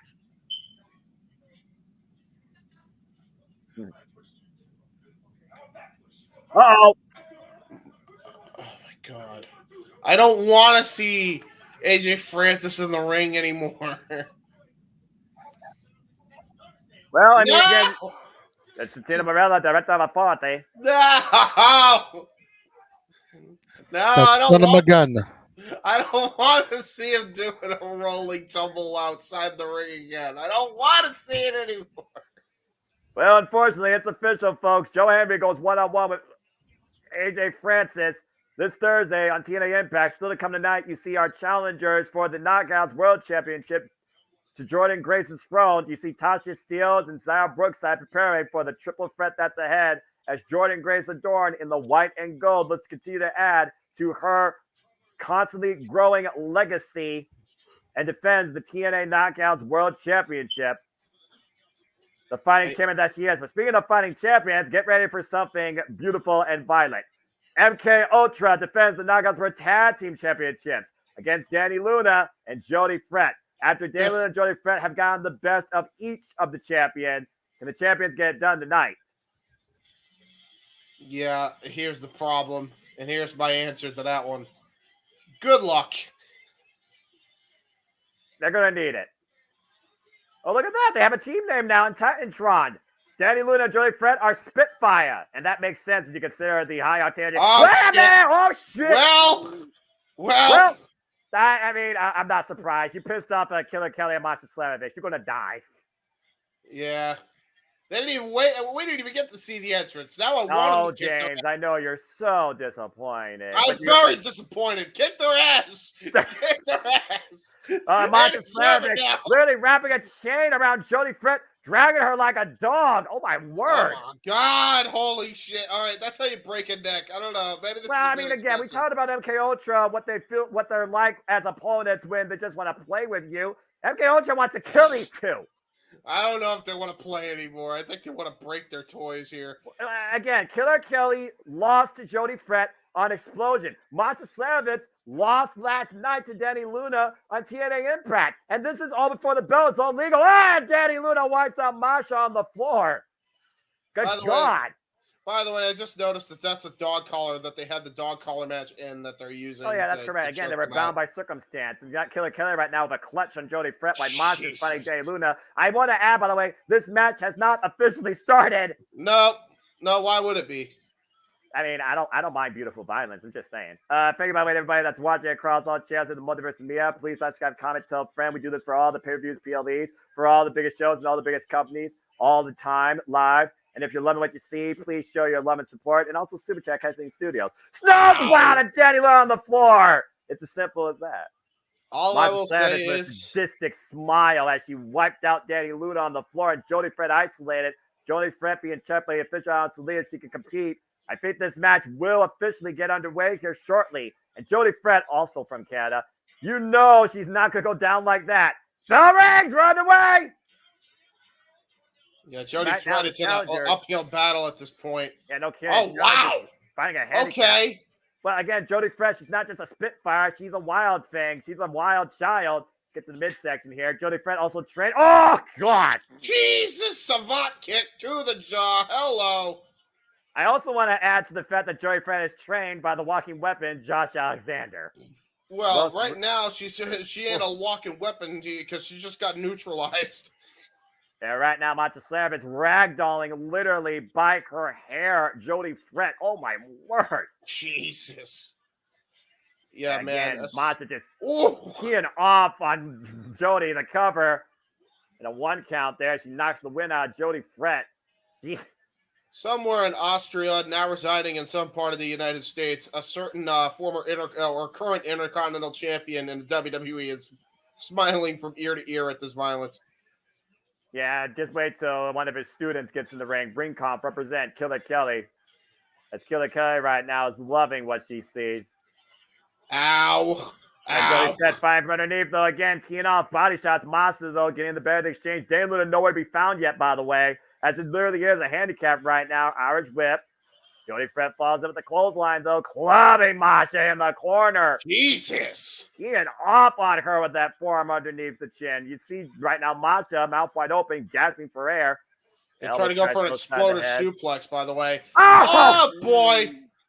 Spinning back fist. Backhand of sorts. Gut wrench. Uh-oh. Oh, my God. No. Oh, my God. Sit out powerbomb too. No. That was just pure heart. There's no way she should have been able to kick out of that. The strength of Masha Slamovich, but the resilience of Jody Fret. Full display here so far as Killer Kelly and Dani Luna have yet to get involved since the bell's rung. Again, shout out to International Women's Day, as you have all sorts of nationalities represented here tonight in TNA. I'll tell you one thing. And right now, Masha might be looking for a snowplow on Jody Fret. Jody Fret able to counter. Oh, God. Oh, my God. What a spinning heel kick by Masha Slamovich. And Masha might be looking to finish feints here. She taps Killer Kelly. Double arm ringer. Dani Luna pulls Masha to the outside, though. And Jody Fret, the roll-up. What? Holy shit. Jody Fret did it. Jody Fret did it. We got new Knockout Tag Team Champions. A schoolgirl. Fret just rolled up Killer Kelly. Spitfire wins.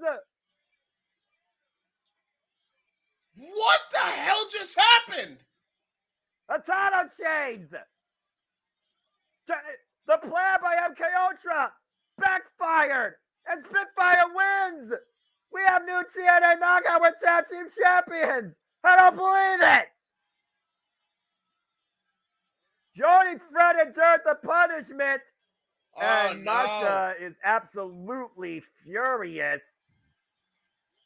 Killer Kelly got caught. Whoa. Why MK Ultra's future is unknown as a duo, one thing's for sure.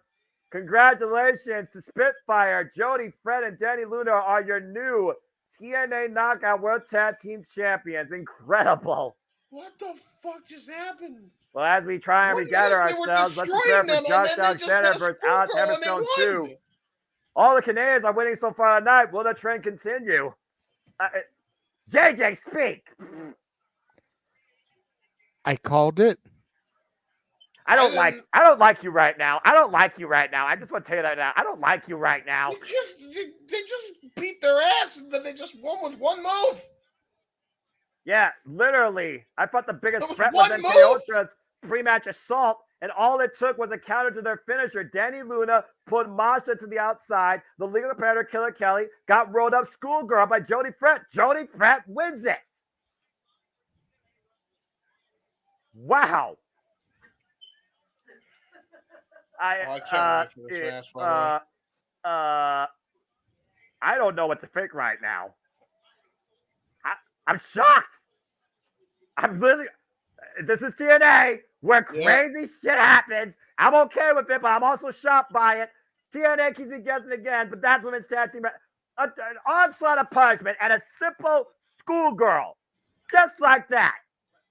Yeah. By the way, not for nothing. I think even Jody Threat said, "What the fuck? What?" Yeah, I don't think even Jody Fred expected that. Well, JJ, congratulations. Also, damn you. As we get ready now for the battle of the heavyweights, the newly signed Alex Hammerstone to TNA goes one-on-one once again against Josh Alexander. The Shark looking to break the standard. Yeah, you want to talk about big hoss matchups? These two broke the scale on what big hosses can do after their hard to kill bout. Now we're about to see them here at TNA Sacrifice. We're going to see who gets the better of who here tonight. Well, again, we also got to consider this. Josh Alexander is coming off a great match against Dirty Dangle last night at not 100%. He is clear to compete, but he's coming in here with a prone leg. But again, why Alex Hammerstone is newly home here, this has been Josh Alexander's home for years. And he's literally back home in Canada. Here comes the walking weapon. Being introduced by Jade Chung, for those that don't know, unless you forgot about that. His home country, the Standard, the longest reigning TNA Impact World Champion.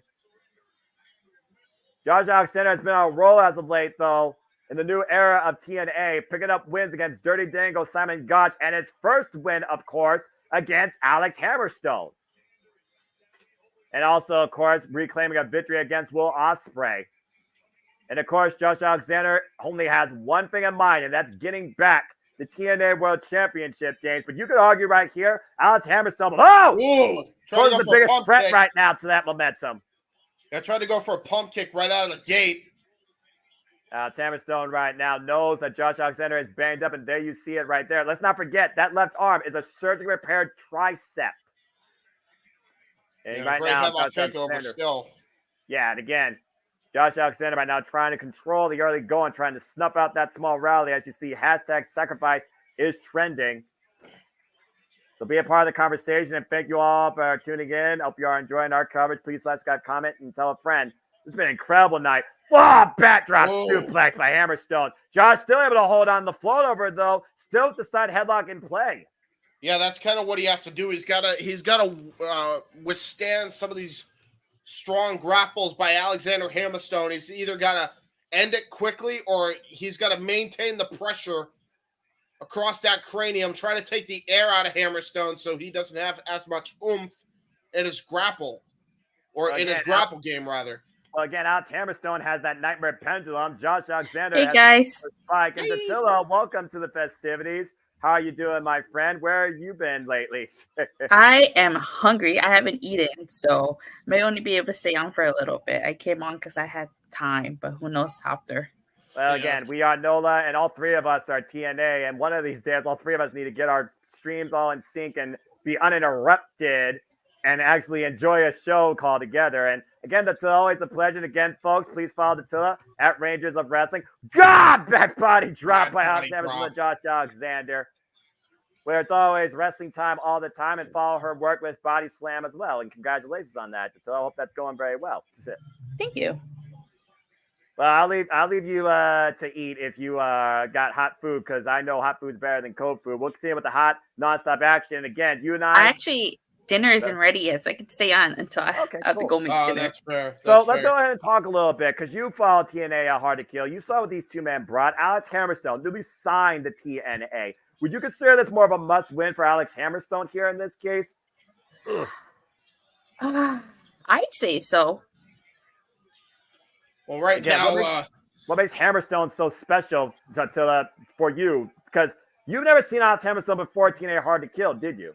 No. Well, what was your biggest takeaway from Alex Hammerstone, what he brought towards the walking weapon that night? Good grief. Again, Josh Alexander teaming up against Alex Hammerstone. Oh, Jesus. Very few people have a pinfall victory over Josh Alexander. Is Hammerstone going to add his name on that list? That's the thing. He's getting a clothesline right now. He's getting dominated by this guy. And I've seen his work in MLW, so I'm very familiar with this man's work. Well, again, we talked about 1A and 1B, why Josh Alexander redefined every accolade in TNA Impact Wrestling. Alex Hammerstone, to your point, defined every accolade in MLW.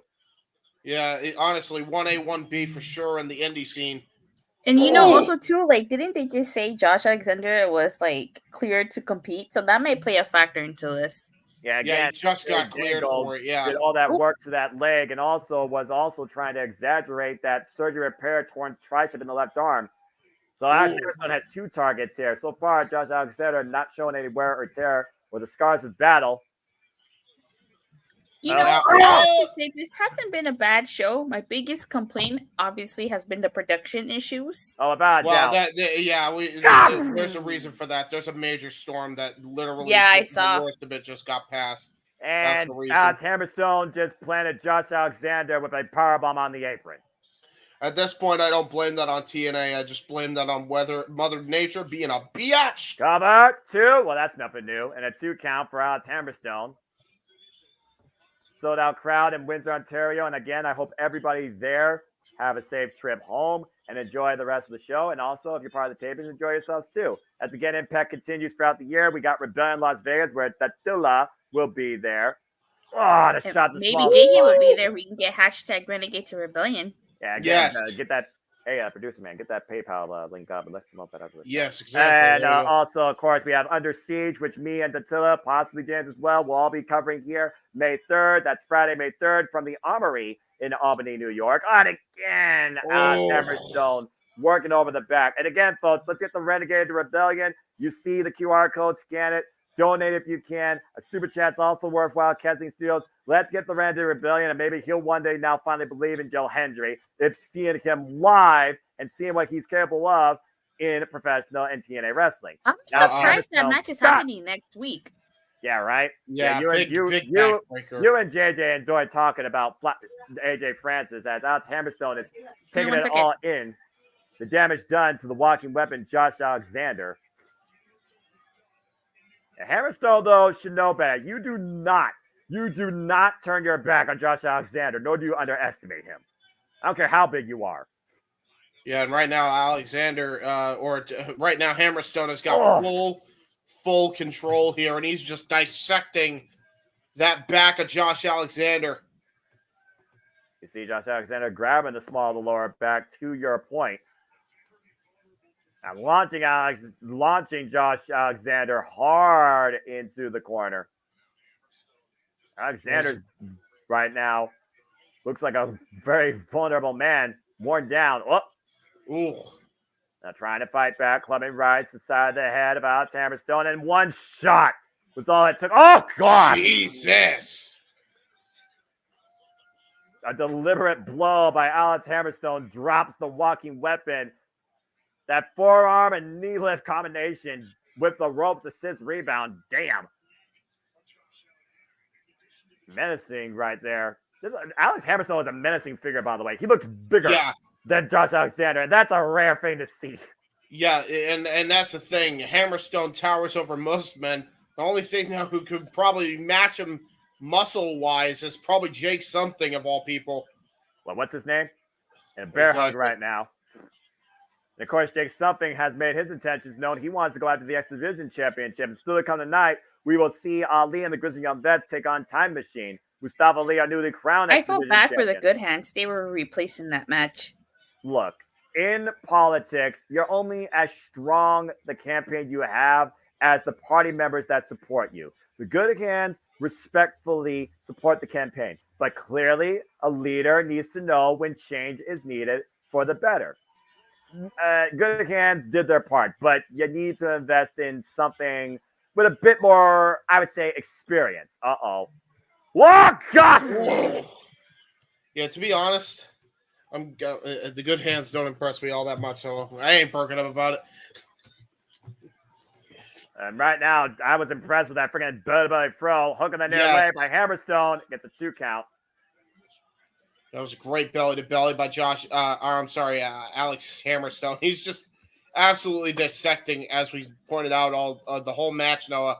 Just dissecting the back of Josh Alexander, really trying to take out the power game of Josh Alexander, so that way he has that advantage all to himself. You know what? Hammerstone could be TNA World Champion. Yes. I mean, honestly, you could put him as a first ballot candidate to challenge for the TNA World Championship if he beats Josh Alexander here. I don't think you get a bigger accolade than that, especially in your first match signed to TNA. Remember, he's signed now to TNA. So even if he doesn't win here, Josh Alexander has this threat to constantly endure. And this has been imagine that he could say, imagine that he could say he beat the longest reigning Impact World Champion of the modern era. Yes. Exactly. In his home country. Canada. Oh, the booze. And right now, Hammerstone is not a fan favorite here. They see him as an outsider, and I don't think he minds too much, to be honest. Ooh. A backbreaker over the knee. Alex Hammerstone with a lateral press does not get the 3. But again, all the punishment endured by Josh Alexander has been on the small of the lower back. Yeah, really. When you look at the style of Alexander Hammerstone, very old school of a year gone by, the power lifter, the strong man in pro wrestling. You think of names like Mr. Wonderful Paul Orndorff. You think of Scott Norton, former IWGP champion. He's very much got that style that they were famous for, and just got that old school mentality and moves to boot to just show off those feats of strength and that feat of power. And this is a power about to say the least. Now it's Hammerstone right now hammering away the walking weapon. I don't think Josh Alexander's even been able to bring out his full arsenal yet. Again, we knew he was prone from the get-go coming in after the work done by Dirty Dangle last night on TNA Impact. But Alex Hammerstone has rendered this walking weapon pretty vulnerable even more, working over the back. And again, we've seen Josh Alexander overcome huge feats of strength and mounting opponents. We're talking about Joe Doring. We're talking about Jonah. Tomohiro Ishii, Moose himself. We've seen Josh Alexander fight through everybody possible, but arguably this might be Josh Alexander's toughest fight this year. Don't forget, you're right. He's fought through Tomohiro Ishii. I can name people all night with what Josh Alexander has overcome and endured, but Alex Hammerstone right now might be the most dangerous thing Josh Alexander's dealt with. Now we got an arm ringer here. What the word he's looking for here. He hasn't set him up yet for that nightmare pendulum. Irish whip. Josh Alexander, though, stops the momentum. Back elbow strike. Josh trying to fight into this. Gets the legs up. Stops out some momentum off the second. Drops the knee, side of the head. Both men down. That's the biggest opening that Josh Alexander has gotten since this matchup began. He's got to take a breather, but he's also got to stay on Alexander Hammerstone as soon as he possibly can. Right now, if nothing else, Josh Alexander has created separation, has slowed down Alex Hammerstone's momentum. And again, we're dealing with an Alexander and an Alex Hammerstone, so I can understand the name confusion here, folks. Yeah, I've been doing that the whole time because their names are very similar in nature. Yeah, well, I'll just call them Hammerstone and Alexander. There we go. That'll be easier. Yeah, I suppose. Again, neither man giving up anything in this fight right now. Both men teeing off in the middle of the ring. Josh Alexander wailing away against Hammerstone. Relentless assault. I mean, that's what you got to do. It's either the athleticism or you got to use your striking ability against a big man like this. Clothesline with no effect. Oh, but that right him though with that jab. Now Hammerstone missed the clothesline, catches Josh Alexander off the ropes though. Big uppercut. And a snap there. Whoa, went for a pump kick. And big German suplex by Josh Alexander. Great German suplex. Keeping the waist control. Second German. Again, Josh Alexander, we know he's a suplex machine, but that is a lot of weight to throw around. Yeah, especially with a bad back. And he's still got the waist lock on. I don't think I think in his mind, 3 isn't enough. Well, again, we once saw him suplex a man 10 times. But again, you think about the wear and tear on Josh Alexander's back. Every time he delivers the suplex, he's landing on that back. So again, who's enduring more punishment here? Hammerstone or Josh Alexander? Hey, I missed Khan versus PCO. Who won? That would have been with the PCO assault on Khan on a bed of chairs. Yes. Huh, that was a surprise. I thought is Khan leaving? I have no idea at this point. I don't know what Khan's doing. He's not winning. I don't think a lot of people know what the hell anybody on the TNA roster is doing right now. But again, with the freaking owl at the helm right now, we've already seen how many upsets, in my opinion. Yeah, again, they're redefining the TNA landscape ahead of Rebellion. But the more things change, the more they stay the same. But Well, again, It is TNA. It's total nonstop action. It is the alternative. It's heavyweights. It's cruiserweights. It is open weights. It is every weight. And it's still the leading women's division, especially after what we saw earlier tonight with the TNA Knockouts Tag Team titles. TNA Knockouts World titles still to come. And again, Alex Hammerstone somehow refusing to relent. And so is Josh. One last release German suplex. How many was that? 12 German suplexes in a row? Golly. And I mean, that's what you have to do. That was the smartest decision that Josh could have done. I don't know how great that's going to be for his back, but I know right now it did one thing and one thing alone. It absolutely stunned that mammoth of a man, Hammerstone. How many was that? Like 12? Yeah. I think it was 12. And the crossbody, blind crossbody, drives Hammerstone to the entranceway. But again, you see Alexander grabbing the small of his back. I mean, excruciating pain. Yeah, he's going through. Then he did 12 German suplexes and then a crossbody? That's crazy. Yep. Again, he is the walking weapon. He's the guy that hung with Speedball Mike Bailey for 59 minutes and 34 seconds. Oh, man, that match was incredible. Still one of my favorite matches of all time. How is he? It's like it had no effect still. Oh, boy. Whoop. Stops himself from going to the apron, clubbing shot back in the head. Again, it's always the shots you don't see that are the worst, but they might be the most critical to Josh Alexander winning.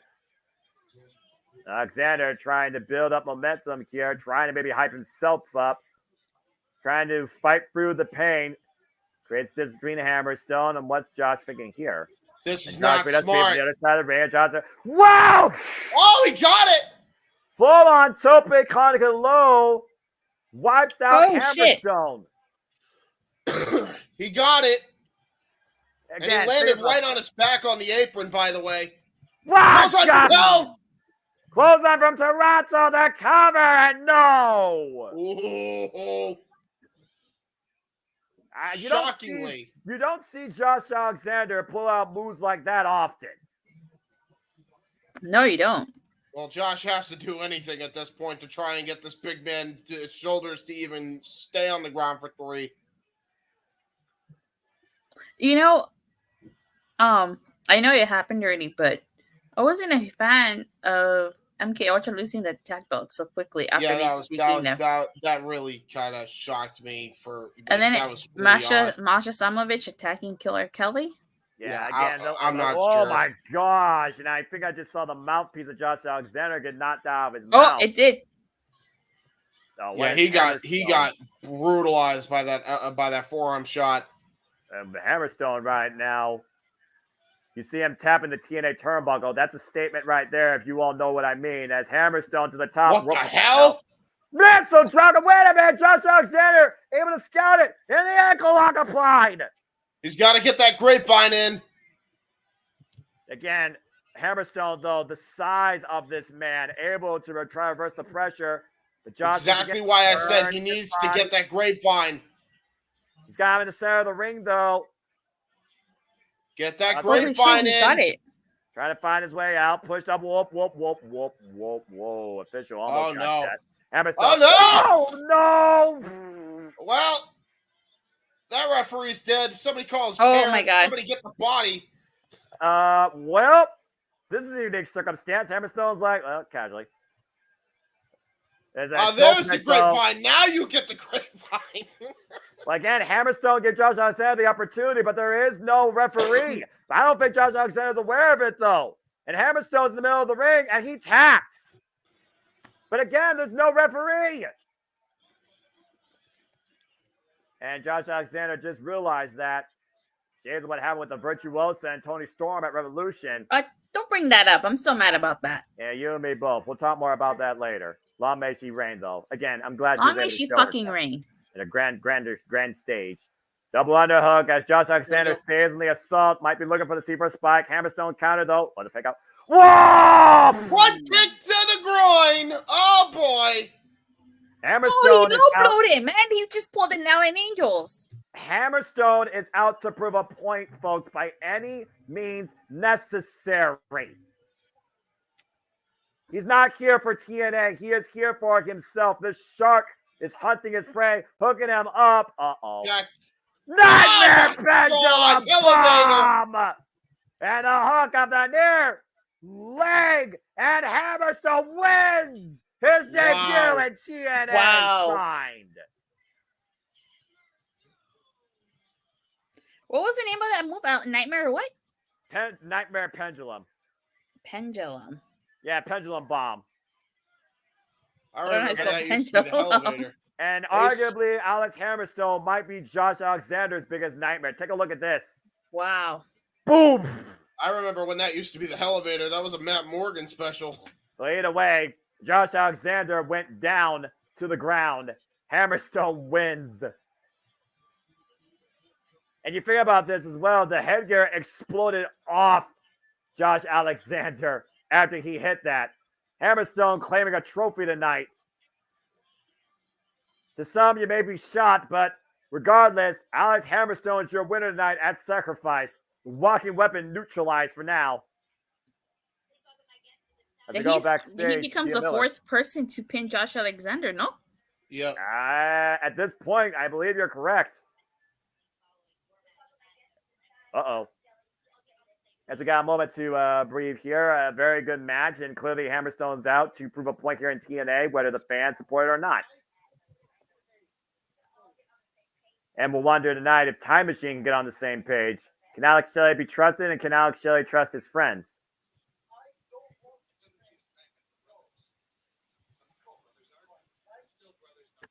Again, Kushida said he did the right decision.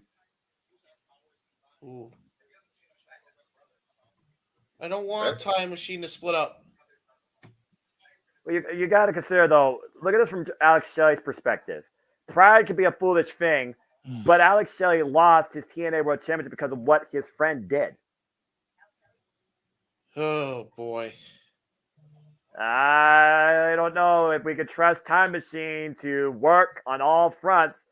Why in Ali we trust. It's time for a six-man tag. Time Machine taking on Mustafa Ali and the Grizzled Young Vets here now at Sacrifice, where Mustafa Ali looks to make the X Division great again. Oh, boy. And, of course, you know what the Grizzled Young Vets are about. Grit your teeth! Oh, I love the rugby-style uniforms here. That's great. That's a great touch. Jay Chung, of course, with our introduction. I don't get it. Is that supposed to mean something?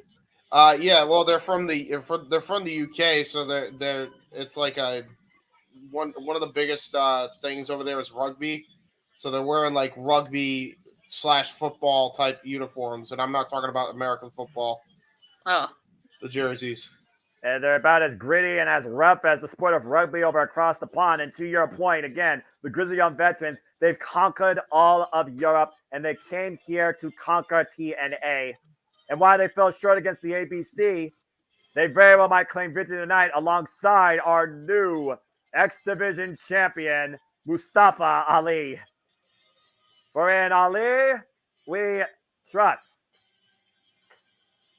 And again, I'm not Democratic, I'm not Republican, but I'm not political, but I do believe in candidate C or candidate X in this case. What the fuck is this?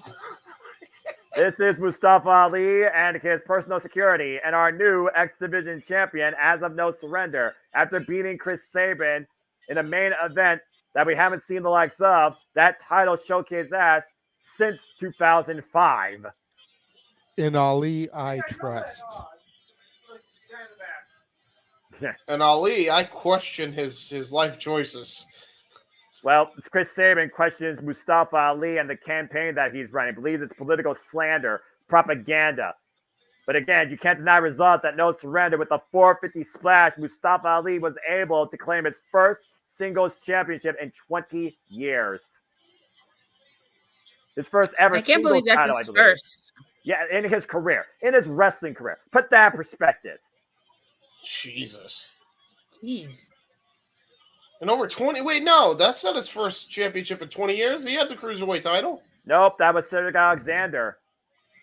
Really? Oh, Yep. he never won the belt? Nope. Jesus. He should have. Cedric Alexander beat Mustafa Ali during the kickoff of WrestleMania 34. And we'll see tonight if Time Machine can beat Ali and the GYV. Whoa, whoa, whoa. I think Shelley looks pissed. No shit. And look, I understand that pride comes with the championship, but at the end of the day, Kushida did what he believed was best, not for a competitor in the same company, but for a long-time friend. Again, we're talking about time splitters. Kushida and Alex Shelley, multiple-time IWGP Junior Heavyweight Tag Team Champions. Kushida, one of the most respected junior heavyweights of all time, 6-time IWGP Junior Heavyweight Champion. Chris Sabin, most notoriously recognized X-Division Champion of all time, 10-time champion. Morrissey Machine Gun's most influential tag team in TNA history. But again, Chris Sabin was not there during Alex Shelley's match because Chris Sabin was trying to handle business of his own. And at the end of the day, go ahead. For the record, Shelley told Sabin not to be there. Exactly. So at the end of the day, what Shelley got against Chris Sabin, it doesn't look like he's necessarily against Chris Sabin, but clearly you see some tensions between Alex Shelley and Kushida, and that might come back to haunt them tonight. Yeah. Is the stream fucking up again, or is it just me? Yeah, it's gonna be like that. I at this point we're lucky we even got through an hour of this not happening. And so far it's been pretty strong so far. Oh my. Referee trying to get control here. You think the good hands get involved in this? I definitely could see that because the good hands are always willing to get their hands involved on behalf of someone else's business. I mean, again, these guys, they're leeches, all right? They leeched on the Bully Ray, they leeched onto the Rascalz, and they leeched on Mustafa Ali. And why do they do that? To create opportunity. Now, Ali appreciates that, quote unquote, but we saw what happened last night when they were up against the Time Splitters. As we start Listen, politicians always lie, so that's bullshit. Exactly. And there you go, folks. Just want to put that out there. Again, this is not TNA, and TNA, we forgive you. It's okay. We are watching this show, and again, thank you for giving us great professional wrestling, damn it. Yeah, look, TNA, we're not really going to blame you too much for that, man. There's not much you can do when you have a storm literally hovering on top of you. Yeah, exactly. Anyway, ABC, of course, were able to defend and save their TNA World Tag Team Championship successfully in the best of 3 series against the GYV. You know, the GYV has been steaming since. Yeah, speaking of ABC, that's why you trust the system. Yeah.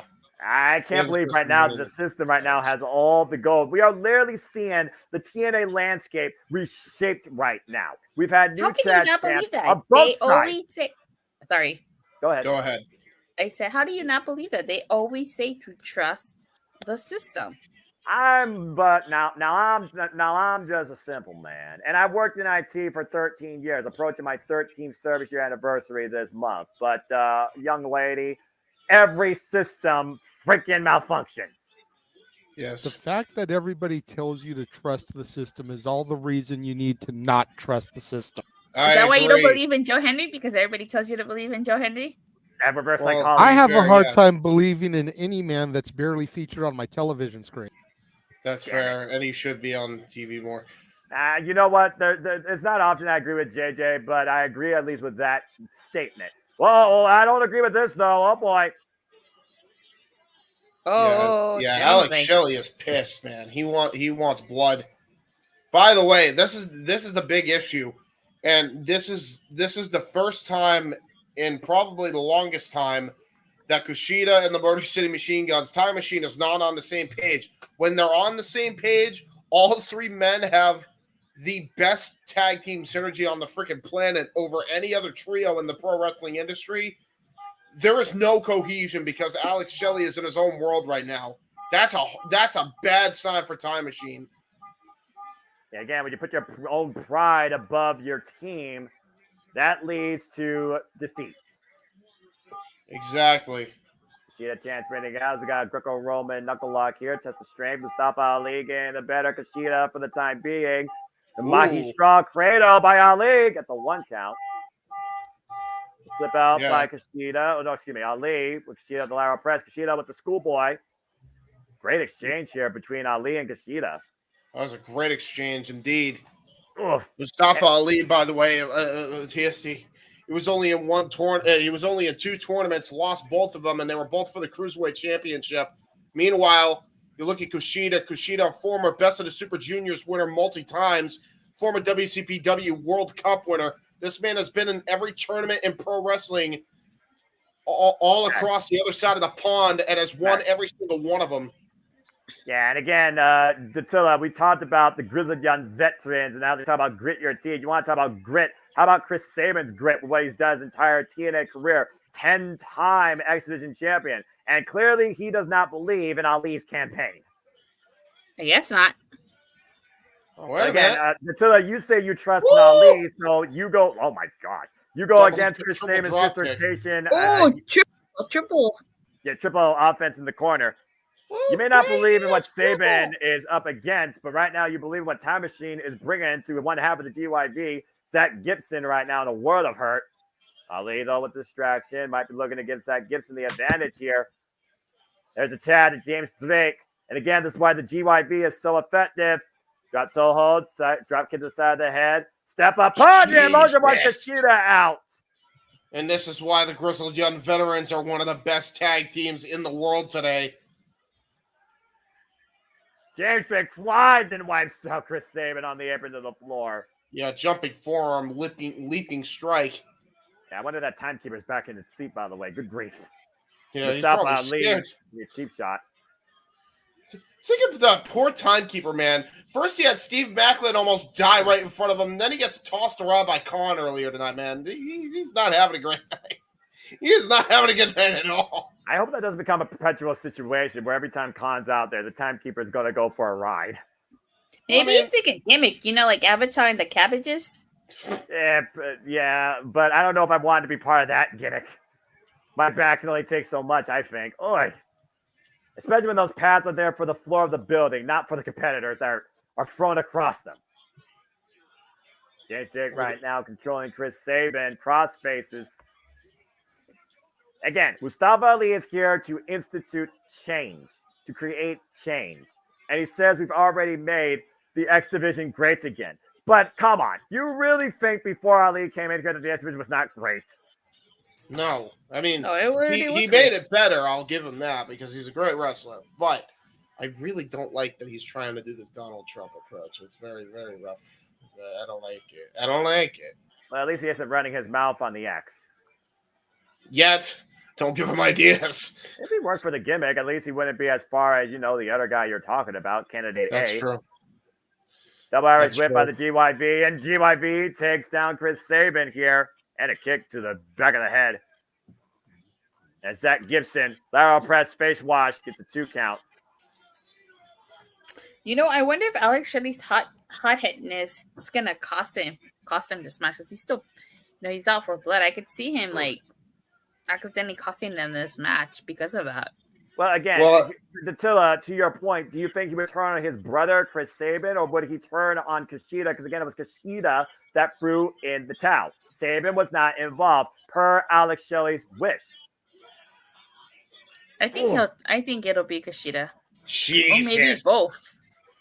That was a great combination move, and it was spinning wheel kick, Owen Hart style, by the way. Ted Mustafa Ali off that great combination to your point. Roll and cutter! Yeah, rolling neck breaker. Reverse cutter, neck breaker cover, hook on the far leg, gets it 2 counts. Good grief. Brilliant tag team wrestling here in this trios match. I mean, if there's one thing TNA has on lock right now, the tag team division. Yeah, and the tag team division got a whole new system reset. The system now holds the gold. Oh, God. That was just open palm strike to Ali's chest. I don't think he trusted in that. Ooh. Ted is Zach Gibson. Zach Gibson flies in, though, and grounds Chris Sabin. Side headlock here. You see Zach Gibson right now wearing down the neck of Chris Sabin and keeping him close to center on that beautiful TNA logo. I gotta say, I love seeing that every time. It is great. In full color. Could you say it's living color? Well, yeah, I guess. I don't think the plus is needed, but that's just me. The throat thrust drives Chris Sabin to the opposition's corner. You see Kushida, though, the only one on the apron. To your point earlier, Dattila. Chris Sabin, though, finding the world out of the corner. Ali not getting involved. Sabin crawling without his mic. James Drake, though, denying it, though. Might be looking for a clutch or a sleeper hold. Chris Sabin. Oh, nice job. They're really isolating Chris Sabin. Yeah, but Ali's now legal. Lunges and Kushida's in. Oh, boy. Give me a singles match between Kushida and Ali. I think that literally could be what's being built here. A nice handspring kick there. Takes out the GYV. Kushida right now, one-man wrecking crew. Teaming up against Mustafa Ali. And keep in mind, Dattila and James, at Windy City Riot, Mustafa Ali is taking on multiple IWGP Junior Heavyweight Champion and Best Super Juniors winner, Hiromu Takahashi. That is fair. That's a very good point. Of course, y'all can catch that on April 12th, I believe, in Wintrust Arena in Chicago, Illinois. And I believe on Fight TV on pay-per-view and NWWorld.com. Going for the hoverboard lock and a cheap shot by Zach Gibson. Alex Shelley now coming in. The Irish whip to Zach Gibson. The drop toe hold. And so far, time splitters working together. Oh! It wasn't even a time splitter. Shockingly enough, Alex Shelley and Kushida are working together. Very efficiently, I might add. Again, we had the intergalactic time splitters with Kushida and Kevin Knight. You're looking at the original time splitters, Alex Shelley and Kushida, and Shelley over the top rope with a plunger. Wipes out the GYV on the outside. With the roll up, though, the schoolboy by Ali on Kushida, the cover. Oh, almost stole it. Oh my God, what a damn super kick. Like Kushida lunges on that. Hoverboard lock. He's got to get Ali down, though. Ali with the counter. Big uppercut there. Oh, almost a Shote of sorts. Step back Kushida. Gets the boot up. Now Ali springs up to the second. Oh, God!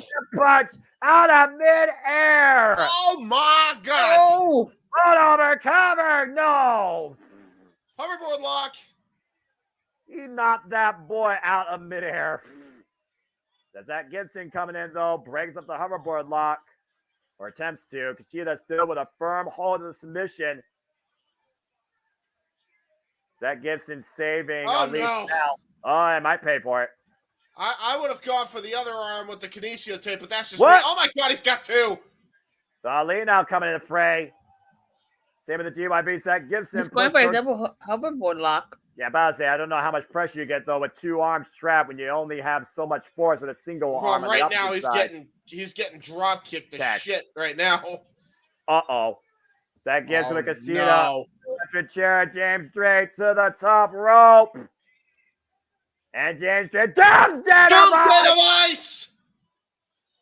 And the cover by Drake. No! What?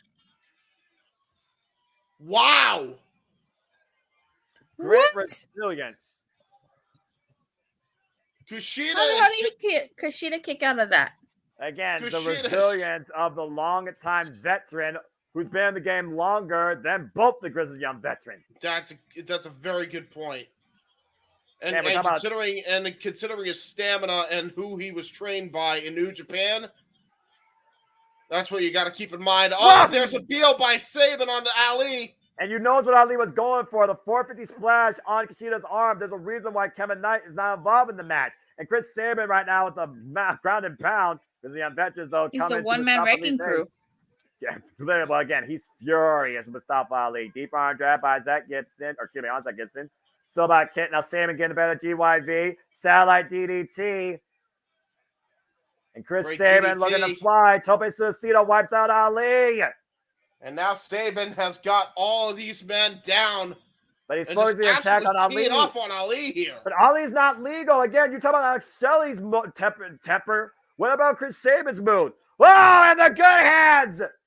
I knew it. He just knew. He knew they were coming by. Oh, my God. Sabin is just a one-man wrecking crew. He's taking out 5 people at one time. And clothesline wiped out Ali inside out, upside down on the entranceway. But the referee's still doing her count. Sabin and Ali are doing competitors, by the way. Well, there you go.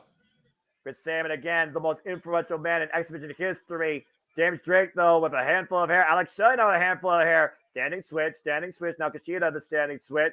James Drake, Chris Sabin, catches James Drake, cutter. Time Machine working together. Now Zach Gibson teaming off against Time Machine. Alex Shelley, atomic drop. Take out the legs. You're Last kidding chance, me. Cartwheel, drop kick and stereo. Are you kidding me?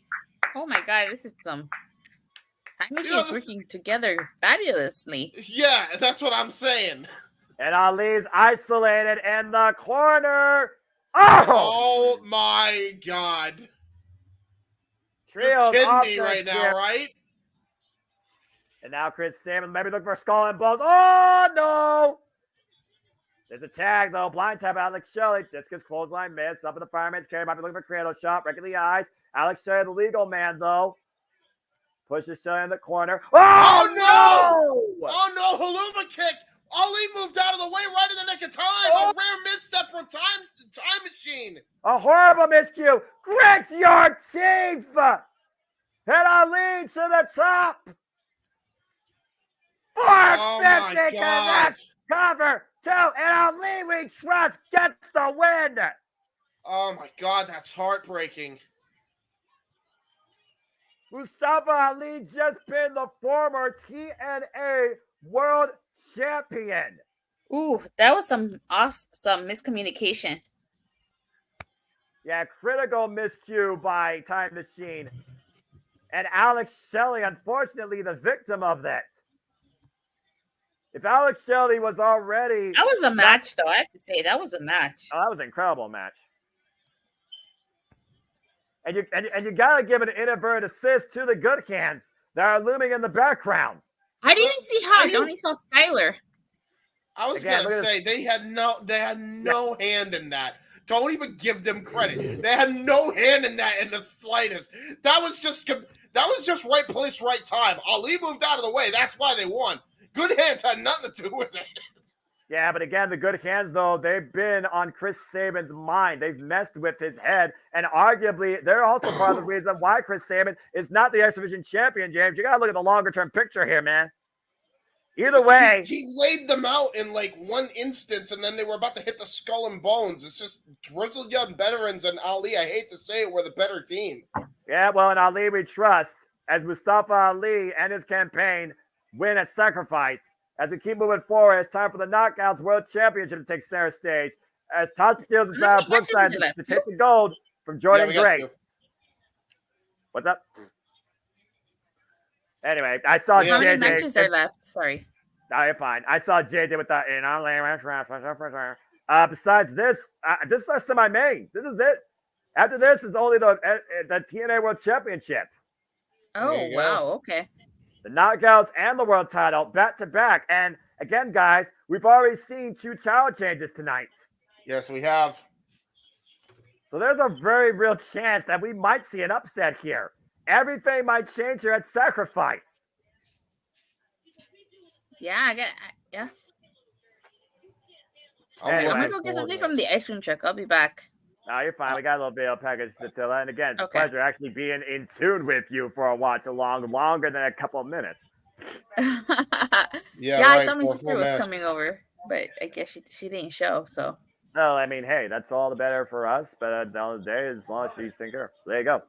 JJ, I saw your little campaign. It's like I endorse this victory, but you got to consider Alex Shelley right now. It's got even more questions about who could trust. That's fair. That's fair. I'm definitely sure Alex Shelley is scratching his head, wondering if he can still rely on his brothers in arms. But in Ali, we trust, and James, it never hurts to have a couple of good hands around. They got their asses laid out.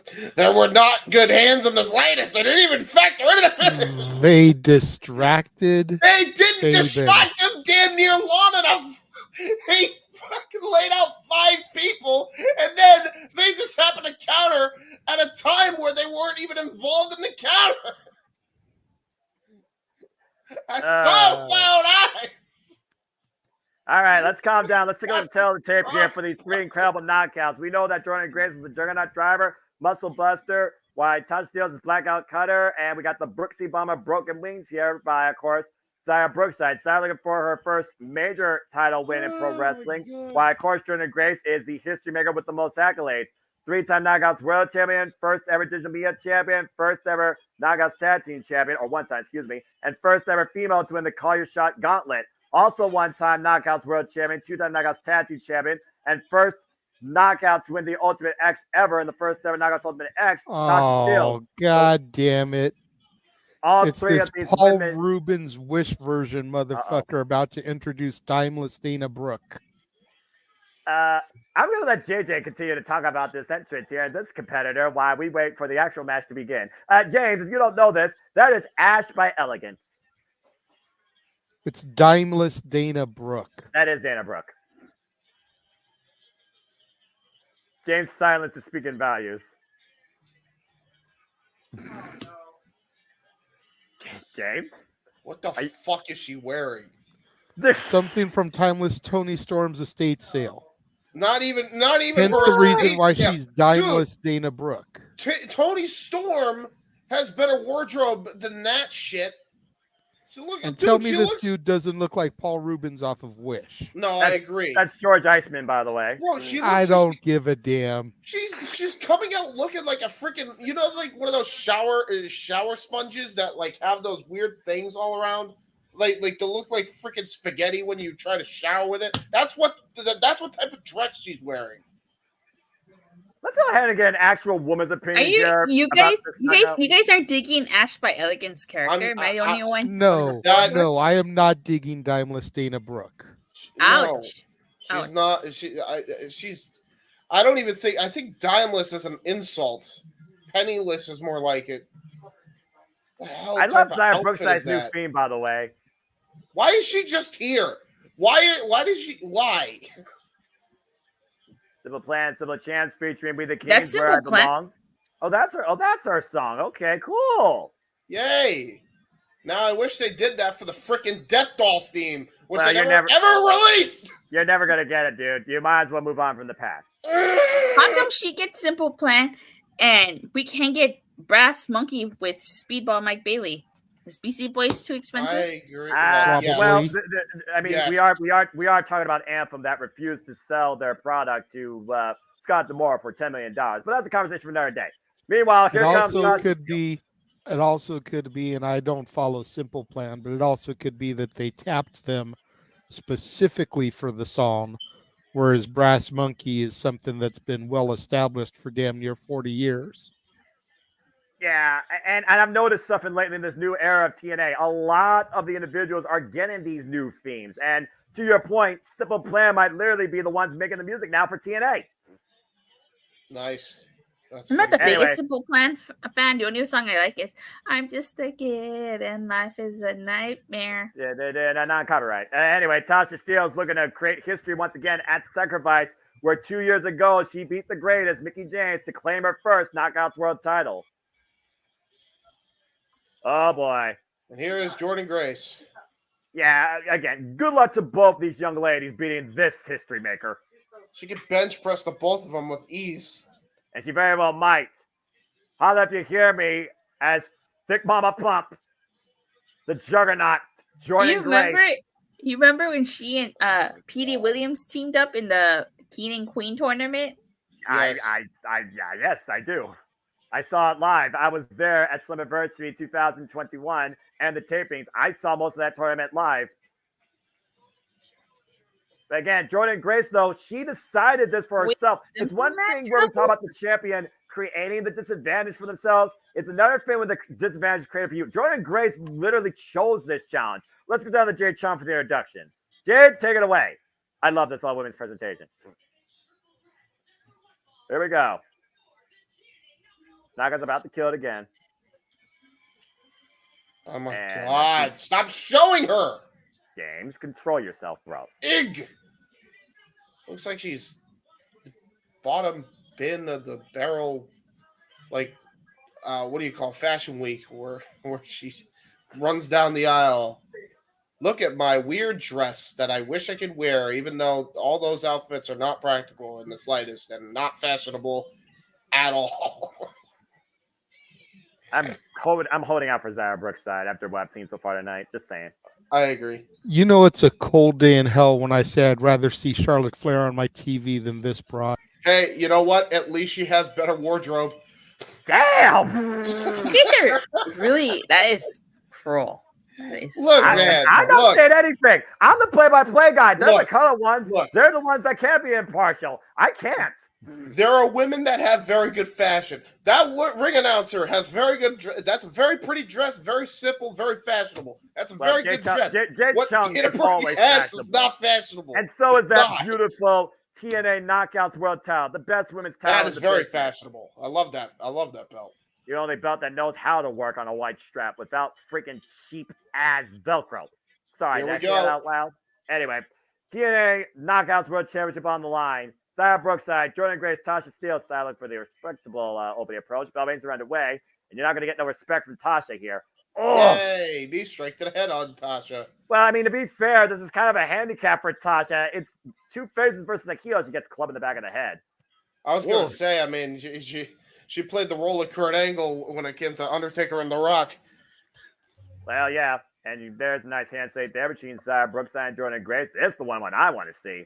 That's this is a David and Goliath matchup if I've ever seen one. Well, you can't count out Zaya, though. Second generation. She is the daughter of British wrestling legend Robbie Brookside, who has title accolades ranging all the way from freaking 2002, 2010. Wow. Beautiful takeover tiaras. What a great tiaras. Oof, and the ankle pick. Tasha rips Zaya to the outside. And again, Zaya Brookside's first match in TNA. She beat Tasha Steelz. She pinned a former TNA Knockouts World Champion. And of course, Jordynne Grace beat Tasha Steelz on how many occasions? In fact, the last time that Tasha Steelz and Jordynne Grace clashed was December 2022 in a street fight for the title. And Jordynne Grace won. That was when Jordynne Grace was champion at the time. This ain't good. That was before she lost again, right? That was before she had to lose the title again? Correct. That was before she lost it to Mickie James at Hard to Kill. Again, right now, Tasha trying to isolate Jordynne Grace and take advantage of her. Of course, we know Jordynne Grace regained this title after beating Trinity at TNA Hard to Kill. Now a three-time Knockouts World Champion with 2 defenses in against the likes of Giselle Shaw and Trinity in a great TV rematch. Tasha with the elbow drop, though, trying to wait on the Juggernaut cover, gets barely a 1 count. Tasha Steelz, again, her theme says she'll do whatever it takes. Do not count Tasha Steelz out of this. Ooh! Great high kick by Tasha Steelz. The snapmare right now. She's turned to a one-on-one affair. PK! Jeez. There's a cover, on the far leg, and barely gets the 1 count again. And again, Jordynne Grace says she chose this because she's trying to cement her legacy. When you say TNA Knockouts, she wants to be one of the first names that you think of. And she wants to keep challenging herself. Oh, jeez. Yeah, just a slap fight now on the ground. And you always forget that Tasha Steelz is a very recognized champion here in TNA, but a lot of people underrate her abilities, even though she was a former Knockouts tag team and world heavyweight champion.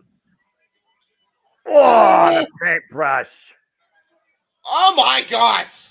And right now might be looking for the muscle buster, but Zaya Clothesline. Oh my God. Muscle buster to Tasha Steelz, and that might be it. Cover, hook the far leg. No. That is Oh, raw. she close line.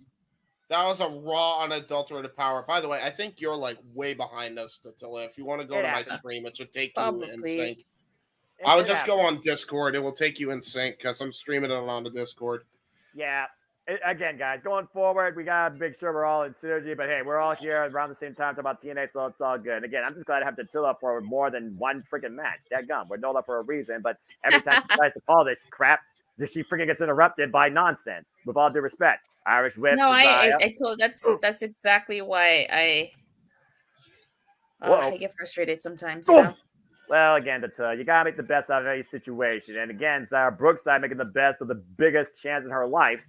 Irish whip, though. Side swipe, though, by Tasha. Now, Tasha, what's she looking for here? Ooh, trying to go for tornado DDT. The great awareness by Zaya. Boots to the face of Tasha. Zaya out of the corner. Caught by the Juggernaut. Uh-oh. Now, Tasha trying to go to the second row. Are you calling her Tasha? Bulldog power slam. Combination cover by Tasha and Zaya. 2 counts. That was innovative. That was very innovative by Tasha Steelz. Great forward thinking on her feet. How about taking advantage of both your opponents at once and going for another quick cover on Jordynne Grace and another 2 count? No, I think he keeps saying Tasha, but it sounded like Natasha. I don't know. Yeah, I'm saying Tasha Steelz. You know what's funny? I first saw Tasha Steelz in Ring of Honor. She took on Kelly Klein, the Gatekeeper, for the Ring of Honor Women's World Championship at Ring of Honor Supercard of Honor 2019. But the first time I discovered Tasha, it wasn't in TNA. It wasn't in Ring of Honor. It was in the NWA. So we see Miss Ash is apparently just drinking champagne, a little bit of the bubbly as she's just watching the action. Will you please, yes. Will you please stop paying attention to Ash by Elegance and focus on the 3 women that matter? They keep cutting to her. It's not my fault. Damn it, James. Boss! Snap German suplex to Tasha Steelz by Jordynne Grace. Jordynne Grace checking the back of her head. Obviously feeling that whiplash effect from earlier. Jordynne Grace right now driving her elbow. And again, Jordynne Grace has already made so much history this year, including participating in the WWE Women's Royal Rumble. That's by Elegance looking like Christmas tinsel. Ugh. That's an insult to Christmas. Sorry. I have my fuck? Am I wrong now? I know I'm gonna get slack for that and probably get a payroll deduction, but you know what? I'm a human being. I have my limits. Oh, drop toe first in the second turnbuckle. Yeah, that was a jaw jack for Jordynne Grace. Tasha Steelz has been wrestling a great match here, by the way, and I think she was definitely the underdog coming into this contest, considering the other 2 names involved in the history of both of them. Oh, sliced bread, inverted sliced bread. Oh, man. And a kick right to the gut by Zaya breaks that up. Tasha Steelz coming in here with 9 years of experience to Zaya Brookside's 8 years of experience in the wrestling careers, respectfully. Irish whip. How do you know all this information, Noah? I research. Yeah, Noah's the wrestling encyclopedia at this point of our podcast. Jordynne Grace is being forced to be wrestling with. Oh, might be a Tower of Doom almost there. Wait a minute. Uh-oh. Zaya hooked by Tasha, and Tasha hooked by Jordynne. What? Oh my God! Oh my God! Airplane spin, reverse airplane spin. That is incredible. Oh my God! How do wrestlers not get dizzy? I think they do. And Zaya looking to follow up, though. Jordynne Grace catching her. Zaya looking for the take. Trying to go for the octopus. Yep, modified octopus. Yep, you got it. But also look at Tasha. Her legs are trapped between Jordynne Grace and Tasha right now. It's crawling for the ropes. Oh, no! Oh, the Koji clutch. Oh, no, Tasha. While wrenching back on the legs of Tasha in the process. Tasha pushes the break across the board, though. Ouch. We are seeing some very innovative offense delivered by all 3 of these great knockouts here in the triple threat for the TNA Knockouts World Championship. This is what it means to fight for the TNA Knockouts Championship. This is women's wrestling. Oh, hey, you know what? At least Dash by Elegance has great taste in wrestling. I'll give her that. She's got a front row seat to this great match. Maybe that's why. She just wanted to see the action. And Jordynne Grace right now, it's Xia up on the shoulders and the fireman's carry. Xia able to make her way to the apron, though. Oh, to the side of the head. The Juggernaut. Again, none of these women are backing down. None of these women are giving themselves a chance to take a reprieve. Tasha's just trying to get back up on her legs after getting them wrenched backwards. Uh-oh. Xia might not, but be looking to try to pull Tasha. Oh! Double offense to the Juggernaut and a stomp through Tasha follow-up. And right now, all three competitors just trying to tee up against each other. Yeah, she just drop kicked Tasha Steelz face off damn near. And Xia up the second row, cross body, wants out Jordynne Grace on the floor. Oh, her head smashed off that concrete or the metal ramp, excuse me. And again, yeah, Jordynne Grace, to your point, she just missed those pads. That was a very nasty impact. Definitely rung her bell, but all three men are out on the outside of the ring. But again, it is no disqualification. I may or may not come back, you guys. So that's fine. You all right, Tata? Is something happening? Yeah, I gotta go. All right. Well, all right, Boobly. All right, young lady, come back when you can. We appreciate you again. And happy Women's International Day. God bless you. All right, thank you. You're welcome, Tata. No love for life. All right, first. Oh, no! See, this is why you don't have a front row seat like this unless you want to get into the action. Not only that, this is what happens when you try to have expensive champagne in the middle of a wrestling match. It never works well. Yeah. The concierge blaming Xia Brookside for that impromptu contact by Tasha Steelz. Fucking hell. Holy shit. Oh my god. James, are you okay? I got an overchest cold. That didn't help matters. Oh my god. Arguably, that's the best thing I've seen all night, though. Well, Xia, great job. As we are get back to this triple threat, I have no idea what to say regarding I forget what JJ called him, but Bargain Bin Whoozy wants it just broke his hip off the ramp. It's the Wish version of Paul Rubens. Thank you. And there's a tornado detail in the corner as I'm trying to do my job here. As Xia Brookside plants Jordynne Grace on her head. Tasha Steelz goes to the top rope. Trying to pull her down. Oh! Oh my god! Ripped down from the top. Landed on Jordynne Grace. Now Xia with the cover. Deep hook on both legs. 2 counts. That was a cross jacket power bomb from the top rope here. After that tornado DDT, which set Jordynne Grace in perfect position for that innovative move here. Watch this. But you saw how far she hooked both legs. It's almost like Jordynne Grace almost rolled through and prevented the cover. Yeah, well, honestly, that's just probably great ring awareness and where she is at all times. Sign of a great champion. Yeah, again, they're trying to wear down the Juggernaut, which is not a bad idea. Jordynne Grace, though, sees Xia in the corner. Oh, man. Ow. Knees driven into the back of the head. Jesus. Jordynne Grace following up the attack. Oh, no. Right now, scouting Xia out the corner up the second rope. Oh, Juggernaut bomb cover to Tasha. Oh, my God. Oh, my God. Good God. I think her knee may have just slanted right on her hip, by the way. Yeah, and you see Tasha going quick for the cover on both, and Tasha with a busted nose. Yeah, she's got a wicked bad busted nose. Razor Saturn incoming now. Brutalizer. Tasha Steelz trying to win her second TNA Knockouts Championship. Jordynne Grace reversal, though. Near fall. Oh, wait a minute. Oh, that was the guy. Tasha looks like she's got a busted nose. Yes, he does. Yes, he does. Jawbreaker, but Tasha's still fighting back, doing whatever it takes, hitting everything that moves. Front kick to Xia, and might be looking for the bull. What the heck is happening here? Clubbing shot. Oh my God! Cannon clothesline into the code red. Juggernaut driver cover. Jordynne Grace retains. What a match!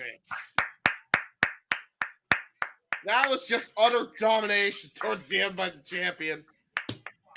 Oh my God! Tasha Steelz and Xia Brookside into a sunset flip powerbomb, a cold red of sorts, and then hooks Zaya with the Juggernaut driver. Jordynne Grace neutralized both her opponents and still comes out the Knockouts World Championship. The Juggernaut still reigns. That was some very unique modified offense. That was tremendous. I got two things I have to say about this match. Yes. Number one, the Tasha Steelz, Daimler Dana Brooke champagne shit, unnecessary. Took me out of the match for a moment. Fucking funny. It was funny. Took me out of the match for a moment because it took away from the action. Yeah, a little bit. I can see that. But for me, and the other thing I have to say is if you do not appreciate the women's action of the TNA Knockouts division. What are you, a fucking piece of shit? There you go. That was incredible. Yeah, I will say I can understand where people come from on that, but for me, I don't know. It didn't really take me out of the match. None. It was funnier than shit, to be honest. Look, normally I can deal with comedy. I like comedy in my wrestling. I can deal with it. But when a match is that fucking good, it was unnecessary. Yeah. That's when I feel like it takes away from the match. Well, clearly they're setting up Ash versus Saya, apparently. Well, for what reason, I have no idea. But while you're still talking about the future, again, we know that Impact will be involved, of course, in the City of Brotherly Love. I don't think there's going to be much sisterly love, though, especially when we saw tonight with the Knockouts division. That they will go to Philadelphia, and the next time we cover TNA here at the JMN Multiverse of Media will be Rebellion. It'll be me and James more likely on the call once again, as it sounds like we're going to get the Renegade and Attila and Jeff all in Las Vegas at the Palms. And then following that, we will go under siege Friday, May 3rd from the Washington Avenue, Albany, in Albany, New York, right here at the JMN Multiverse of Media. But again, let's make sure for real, the Renegade goes to Rebellion. So hashtag Renegade Rebellion. You see the QR code, scan it, support it, contribute to it. And again, Super Chat, you've also loved our coverage, even through these rocky, stormy situations. It is simple as that. It's been an incredible night. We've had some very unique upsets. We've had some title changes. But it's now time for our main event. First time ever, one-on-one encounter. Eric Young challenges Moose for the TNA World Championship. Main event time. And again, what an incredible show it's been tonight. My God. Very good show. Stuff. The Knockouts, again, still on in the night. I am wondering, though, Killer Kelly, what the heck's going on with you and Masha? And also, that three-way was so damn innovative. That was beyond brilliant. Yes. Great effort by Zaya Brookside, too, for her first. Well, we talked about the whole night. Do you trust the system, or do you rule with the TNA original, the guy that has sacrificed so much? And again, shout out to TNA, who was able to get the building officially sold out once again, keep that streak alive. And thank everybody that's been watching all throughout the night across all our channels here at the JMN Multiverse of Media, as we do this again for all the shows in WWE, NXT, AEW, TNA, Ring of Honor, and sometimes NJPW. So again, if you enjoy what we do here, please like, subscribe, comment, tell a friend across all the Friends of the Multiverse channels, and donate to Dictate if you want to dictate a conversation. Super Chat, simple as that, particularly Cast the 18 Studios, proud supporting producer of tonight's event. Thank you, JJ, for all you have provided tonight in banter, in humor, and in producing this. We always appreciate everything you do here. Stay tuned after tonight, also tomorrow, for the weekly Santa Shenanigans, hosted by Renegade Wrestling JJ Williams. And I trust it'll be a fun time, but I don't know necessarily if I trust the system. As we look at the tail of the tape here, clearly Moose has a strength and weight advantage. Of course, he has the spear. Eric Young is the pile driver. But you look at the accolades of both these men. Moose is the two-time TNA World Champion, two-time Feast of Fire winner, one-time Call Your Shot Gauntlet winner. Used that to win his first ever TNA World Champion. Eric Young, though, has held every title in this company's history practically. Two-time TNA World Champion, one-time X Division Champion, and four-time TNA World Tag Team Champion. And a Knockouts Tag Team Champion. I do my best not to mention that, but I guess history is history. Also, damn it, JJ. Yeah, that's Hey, if you're gonna acknowledge the fact that he has held almost every belt in the company, then you need to acknowledge his tag team knockouts reign with ODB. Yeah, I mean, ODB, also former Knockouts World Champion. So again, I can't dismiss. I love this theme, by the way, too. it's a good theme. TNA with themes that actually are recognizable. Ain't that a crazy concept? Yeah, it's almost like WWE should really get with the fucking program. Hey, we'll save that conversation for an open mic night. The state of music of the industry. But anyway. Well, I mean, AEW's got it good. TNA's got it decent. Let's see. DPW's got it good. Ring of Honor, decent because it's AEW. Let's see. What other companies are there? New Japan. New Japan has some iconic tunes. So does Pro Wrestling Noah, and so does Stardom. Yeah, so it's WWE that's got to. Well, I mean, hey, Death Row was not a complete wah. I mean, there's like maybe a few themes on one hand I could say those are kind of cool, but we'll talk more about that later. Stay there. And meanwhile, we're looking at the state of TNA and the TNA World Championship here in our main event. Eric Young about to go one-on-one, first time ever against Moose. Again, Eric Young. We talk about Team Canada, the band, Showtime, World Elite, World Class Maniac. This guy has lived and died 10 times over in TNA. Truly the definition of sacrifice. Oof. And he's coming in here with prone ribs after that chain-loaded spear last night on TNA Impact. Eric Young's hurting, but he will sacrifice his living well-being in this era of TNA to once again claim what's most important to him, the TNA World Championship. But he's got a hell of a system to overcome. Oh boy. I love this theme too. And doing this was so much damn fun. Moose is a one-of-a-kind athlete. That's no denying that. And there you see the system now adorned all in gold. The new TNA Tag Team Champions and the TNA World Champion himself. What a night it's been for the system. You know, the system draped in gold tonight. At least for right now, it really depends on if Moose can retain the TNA World title against Eric Young. And even with injured ribs, I don't know if that's going to be an easy task for this guy. Well, we've already seen the TNA Knockouts Tag Team Champions change hands. The TNA World Tag Team Championships change hands. We've also seen a few Canadians win tonight and a few Canadians lose tonight. So, again, this truly could be one of those that go either way. We might literally be resetting the entire TNA landscape. Almost makes you wonder how long till Alicia Edwards becomes Knockouts champion. She's had one, believe it or not, she's only had one chance her entire career against Trinity last year. So anything's possible in this new era of TNA. As we go down to Jade Chung one last time for our introductions. Stunning as always. She has got great dress. Like that's fashion sense right there. Fashion sense and great tattoo apparel, apparently. And there's Serious Frank. Serious Frank. Serious Frank with the holding. That's what I'm gonna call him because his name is Frank, so I'm gonna call him Serious Frank. Well, I guess he is as serious as it can be, and to be fair, it is time to really get serious. Oh boy. World-class maniac Eric Young coming in here with very prone ribs after that chain-loaded spear last night.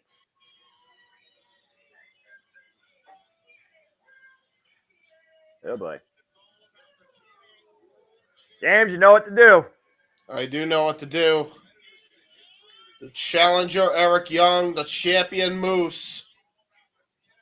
The bell rings and here we go! Oh my God! Well, he went immediately for that spear. Yes, he did. I don't know why he was trying to do that because he could have ended up like poor Steve Maclin ended up tonight. Yeah, again, I gotta wonder Steve Maclin's state of mind. That boy went literally diving underneath that table.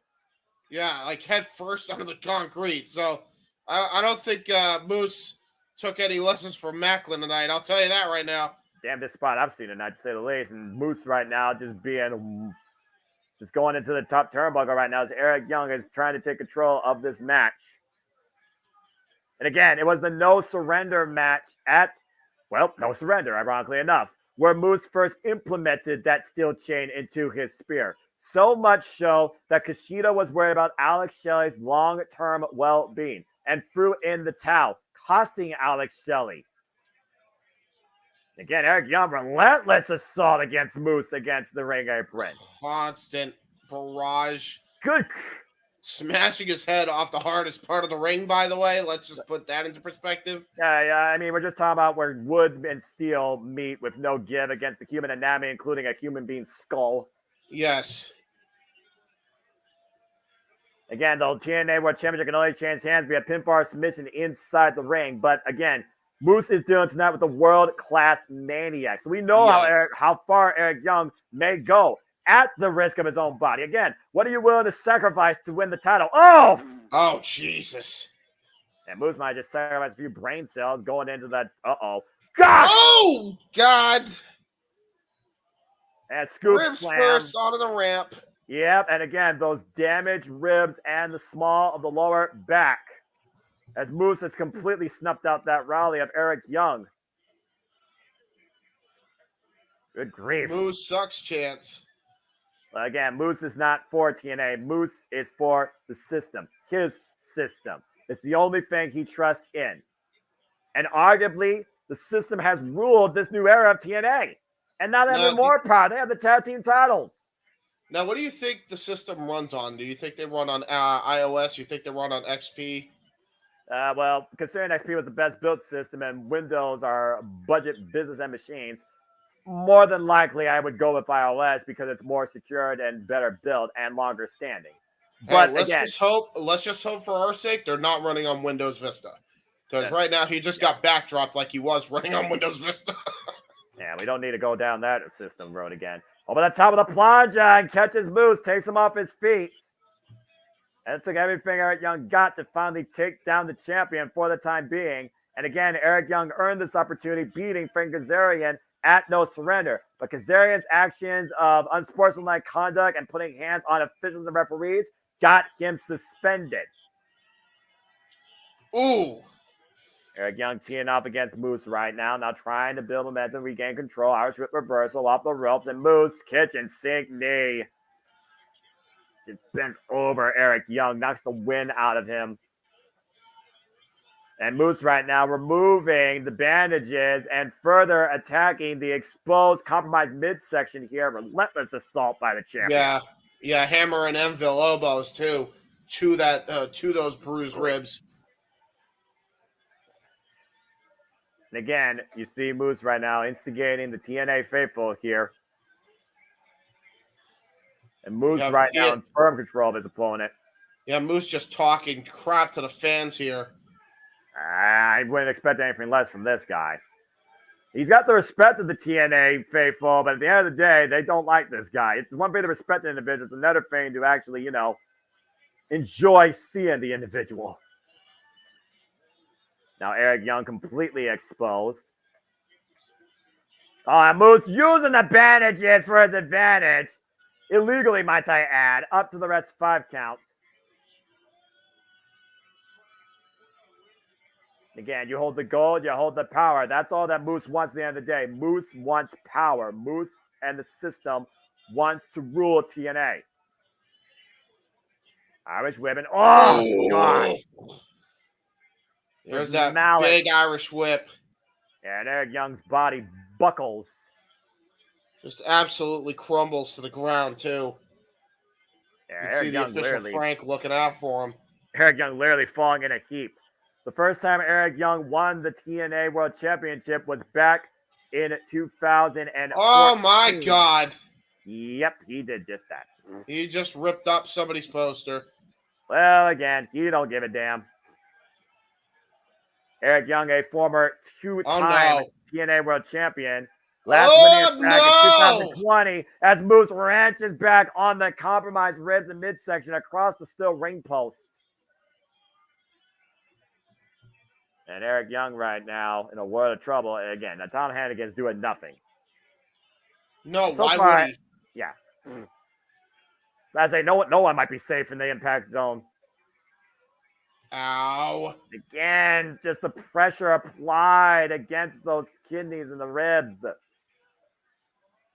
Yeah, referee trying to get back Moose into the ring to try and actually have a legitimate matchup here, but Moose has other plans. A slow, methodical approach by the TNA World Champion. It takes a world class. I think he took a world's class maniac fan sign. And Moose right now. Ripped it out of the fans' hands. Knife edge chop now. Again, he does not give a damn. But again, it's a huge chance for Eric Young. We've seen underdog stories before in TNA. We've seen those incredible moments before. Hell, we saw Eric Young have his own underdog story when he dethroned Nick Aldis for the TNA World Championship back in 2014. So golly, he's no stranger to being in this type of position. But again, Eric Young, he has been in that compromised position his whole life. Again, how many times does a guy die before you can't get more deader than dead? Again, the last time we saw this guy, he was stabbed in an asylum and he came back to life. And Moose right now, getting off for Stephen Baker. Oh, geez. Oh, no. The stinging effect of Moose's hand across the unforgiving, unrelenting steel ring post. And that hand might literally be broken. And we're seeing world-class maniac in action right now. Look at this. Violent by design. Eric Young is assaulting Moose's hand right now. And again, you also got to consider the damage done to Moose just 2 weeks ago. This was 2 weeks ago to the day that Moose was in that no surrender match. And Alex Shelley heavily worked over the hand of Moose. That slingshot suplex back in his fingers. He dropped Eric Young on his face, that gourd buster. Now again, he's trying to get feeling back into his hand. Well, again, Moose trying to get feeling back in his hand. Eric Young trying to get oxygen in his lungs. He went ribs first, to your point. Yeah, and again, that's just been the target of Moose all match long, and now he's just stomping again on him. Just when you think that Eric Young has an opening, he just gets shut down by this juggernaut of a champion. That's putting it politely. And Moose right now, again, driving his elbows in the abdominal stretch in the compromised ribs. Eric Young wincing and screaming in pain as Moose continues the onslaught. This is the same guy that once always went by the phrase, I'm going to show you what pain really feels like. And I got to imagine Eric Young's in a world of hurt right now, especially with that vice grip on his ribs. Yeah, he had a vice grip. He had a knuckles straight into his ribs. Now he's just attacking the face. That was a bad idea because now he just bit your fingers. Yeah, that's the broken hand, or positive broken hand again from that shot in the steel ring post. Eric Young coming clothesline, nothing behind it. Eric Young, though, trying to snuff a rally, trying to take down the champion. Moose trimming down to a knee, Moose back up again, and Moose hooking Eric Young. Fuck! God! Uranagi. Single hand Uranagi. Cover. Two level press and a near fall. And now again, those anvil elbows. Yeah, again, every focused attack by Moose to Eric Young is on those ribs. But again, the damage to the right hand. Notice he's using the arm and not the hand. Still grabbing that right hand. But again, that gore buster earlier. Up and over goes Eric Young across that steel cable. And then this Uranagi planting the world-class maniac in the center of TNA. Quite literally. Eric Young bounced like a basketball, dude. Well, I don't think Moo's ever been balling, but he's right now in control. We balled him. Straight up balling. Again, though, Moose still trying to get feeling back in that right hand. Got to be close to broken at this point. Again, Eric Young's been to this dance 2 times before and succeeded. At Showtime, Eric and World Class Maniac. The disrespect with the right hand. Eric Young, though, wheeled back up to his feet. Yeah, that slap just awoken something in Eric Young. He just wants it. He welcomes the pain. Well, there's one thing we know about Eric Young. He lacks sanity. Yeah, he does. Oh, boy. He sure as hell does. He's been lacking. He's been a few fries short of a Happy Meal for a long time. And Eric Young is really firing himself up, asking for Moose to bring it. Asking for Moose to unleash more pain, more violence. And once again, trying to pick up being caught in a bear hug. Yeah, that was smart by Moose. Go for those ribs again and just squeeze the life out of him with that bear hug. It was a strategy that Alexander Hammerstone used against Josh Alexander during their entire bout. Attack the ribs. Take the breath out of your challenger. Again, Eric Young trying to mount some sort of comeback, and Moose able to once again make sure that's not possible. Clubbing shots to the back of the head of Moose finally breaks the hold. And Moose once again trying to hook Eric Young down the waist lock. Yeah, and again, he's not even going for a German. He's just getting a bear hug, a reverse bear hug here. A good point, James. To your point, I thought he was going to go for a German suplex, but you're right. He's holding him in place and wearing down, once again, the ribs, knocking the air out of Eric Young. Referee in perfect position if Eric Young can continue. And his chest is on his upper back as well, so that way he can put even more pressure on the ribs in that vice grip there. But Eric Young trying to channel the fans' energy here to try to rally back up here. Elbow strike right to the side of the head. How much does it take to put down a world-class maniac? Off the ropes, and Moose once again catching Eric Young. Eric Young with the standing switch, though. And a big German suplex release to the champion. That took every ounce of strength that Eric Young had left, and I think he was even shocked by that. Sometimes Eric Young goes to that state of mind where even he doesn't know what he's doing. He just acts. Eric Young right now needs to continue to stay on Moose, though. Hooking up Moose again, but again, the damage done to the ribs. Unable to hoist them up. Big drop kick. Clocking Eric Young's jaw. And the rope keeping Eric Young up on his feet. Now he's setting him up on the top turnbuckle here. Yeah, he might be looking to send him he might be looking to send him straight to hell. Oh, no. Or for a ride, it'd be a superplex as Moose goes to the top rope. That's a big man, by the way, there. Now Eric Young hooking up. Superplex! And he's still holding on. And I don't think he's done with the punishment here. What is Moose thinking here? Hooking up Eric Young. Eric Young, though. Redbuster! And now both men are feeling worse for wear. Eric Young and Moose both down for now in this main event at Sacrifice for the TNA World Championship. Again, all you need to do is give Eric Young a moment. And you'd be surprised what Eric Young is able to endure and able to do. Again, how many times this guy died over and come back? Just saying. In TNA, nonetheless. That is very fair. And Eric Young's done that on more than one occasion, especially when it comes to the World Championship. He's been leader. He's been partner. He's been ally. He's been enemy. He's torture bearer. White noise! And the cover by Eric Young on the far leg, and Moose gets the shoulder up. Wow. And Eric Young might be looking to go to the top rope for that Showtime elbow drop. The Delphi driver wasn't enough, but an elbow to the heart might shut down the system. And Moose able to meet Eric Young. Moose was able to get in, and oh no. This isn't good if he can hit another one of these superplexes here. All right, now Moose, though, trying to pull some offense. Eric Young able to withstand the punishment, but Moose steps up, face to face. Oh, my God. Oh, the clubbing shot to the head finally takes down Moose. Now Eric Young to the top rope. Elbow to the heart.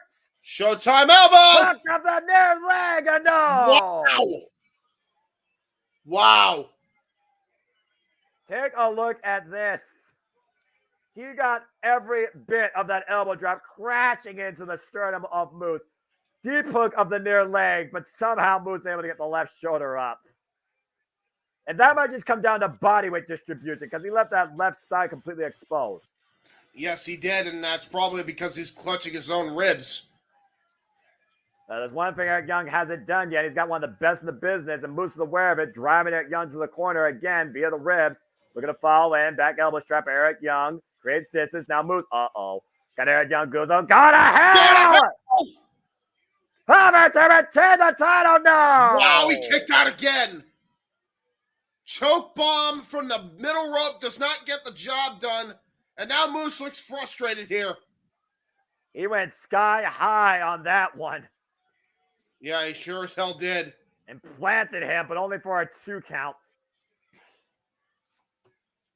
And Moose got to be wondering now, what does he need to do? Is he frustrated with how much Eric Young stayed in this match so far? Did he underestimate Eric Young? Again, first time ever, a one-on-one encounter. Oy. Now both men just exchanging bombs with these elbows, rockety charged jaws. Something's got to give here at some point, though. And now Moose and Eric Young, forehead to forehead, eye to eye, nose to nose, determined to sacrifice everything. Oh, boy! And the man of calling themselves champion. And we got a hockey fight. How fitting. We're in Canada. Elbow pad off, and Eric Young's feeling something. Now teeing up against Moose. Yes. Open palm strikes. And now Moose taking the elbow pad off. Oh, Jesus. Rake to the eyes. Eric Young looks a bit winded. Now Moose looking for the spear. Eric Young catching him coming in. Eric Young, hook though. Back body drop connects. What? Pump kick. Jesus. Now Moose looking once again. Oh, man! Wow! He turned him inside out! What a rolling lariat. And now Moose might be hooked up by Eric Young. Can he hoist him up? Cover! Cover! Cover! Foot on the bottom Moose rope! Gets the leg on the bottom rope. That was just pure ring awareness by the world champion. Unbelievable wherewithal by the champion, saving his title. Yeah, and just barely as well, because the referee was about to hit 3 before he got his foot on the rope. Again, this is our main event at Sacrifice. TNA World Championship on the line. First time ever encounter world-class maniac Eric Young versus Moose, who represents the system. After we saw Macho Slammers and Killer K lose to Dani Luna and Jody Fett the TNA Knockouts Tag Team Championships, Jordynne Grace retained the TNA Knockouts World Championship. Brian Myers, the neighbors of the system, gained the TNA World Tag Team Championships. Alex Hammerstone beat Josh Alexander. Ali and GYB beat Time Machine. And Flap Dollar cost Joe Hendry the Media Championship. And Speedball Mountain beat the Rascalz, and the Y-Man Nick Nemeth beat Steve Maclin. And somehow PCL beat Khan, but meanwhile, we're hoping to see if Eric Young can pull a miracle here. Spear! Oh, no! Spear! Look at that Spear! stun too! Cover! No! Wow, he kicked out of 2! That spear turned Eric Young inside out, upside down, and somehow did not keep him down for a 3 count. Incredible. Yeah, he kicked right out, and he just powered himself out of it. How many people can you recall actually kick out of a spear by Moose? Except here's the problem now. Exactly what happened with Alex Shelley. When you frustrate Moose, he becomes a really sick, twisted, and perverted, dangerous individual here.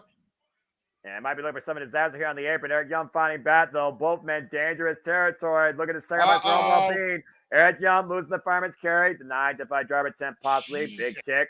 Both men exchange a kick. Boot for boot. Oh, no. And Eric Young hooking up Moose. Oh, God. No, no, no, no. Oh, no. Ah, the on the apron! Oh, my God. He spiked his ass. But both men rode to the outside of the ring, though, on the floor. TNA Again, where steel meets wood, it meets cranium. Oh, my God. Moose and Eric Young down as the referee starts his 10 count, and the towel will be retained via double count out. Eric Young somehow, though, back up to his feet. And Moose crumbling in a heap. Eric Young might be looking for another powder on the floor. Oh, no. Again!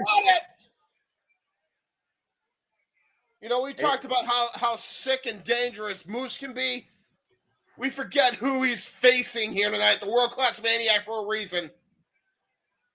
Yeah, the guy that threatened Kurt Angle's neck at one point in his career. Referee checking out both men here, resending his 10 count. And Eric Young might be finally bringing moves back inside the ring. It might literally just be a 3 count away from a new TNA World Champion. Yeah, that's a great point. I completely forgot the last major neck injury of Kurt Angle's wrestling career was because of Eric Young. Eric Young might be one more power driver away from the TNA World Champion. Wait a minute! Here comes Brian Myers! Oh, yeah, that was wiped out with a Tobe Suicida by Eric Young, the system trying to get involved. And he saw them coming a mile away, and now he's going to try to scale the top rope, but I don't know how wise it is. Oh, he knocked out Moose for a second, though. Oh! Eric Young! He got it! Fire! Eric Young with the cover, hook the far leg, and come on! That pulls the ref out the ring. Are you kidding me? Mark's about to get serious. And wait a minute, Eric Young does not want to see this match end be disqualification. Nobody wants to see that. There will be no cheap way out for the champion. System ejected from ringside. Eric Young still with a fighting chance to become the TNA World Champion tonight. It's Eric Young right now. It's taking his eyes. Oh, wait a minute! What the hell? What the hell?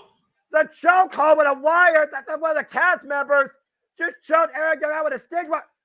Oh, God, the fuck on. Oh, my God. This man was suspended. Frankie Kazarian. And he just dragged Eric Young back inside the ring. Moves in position. Spear connects. Not like this. Hook in a fire leg too. Moose retains. Wow. That was a damn setup by the system the entire time. I thought the system was about to crash. Instead, a Full Metal Rebel cost Eric Young everything. Just like we predicted on Simply Predicting. And again, he was suspended. Now what the hell they're going to do to this man?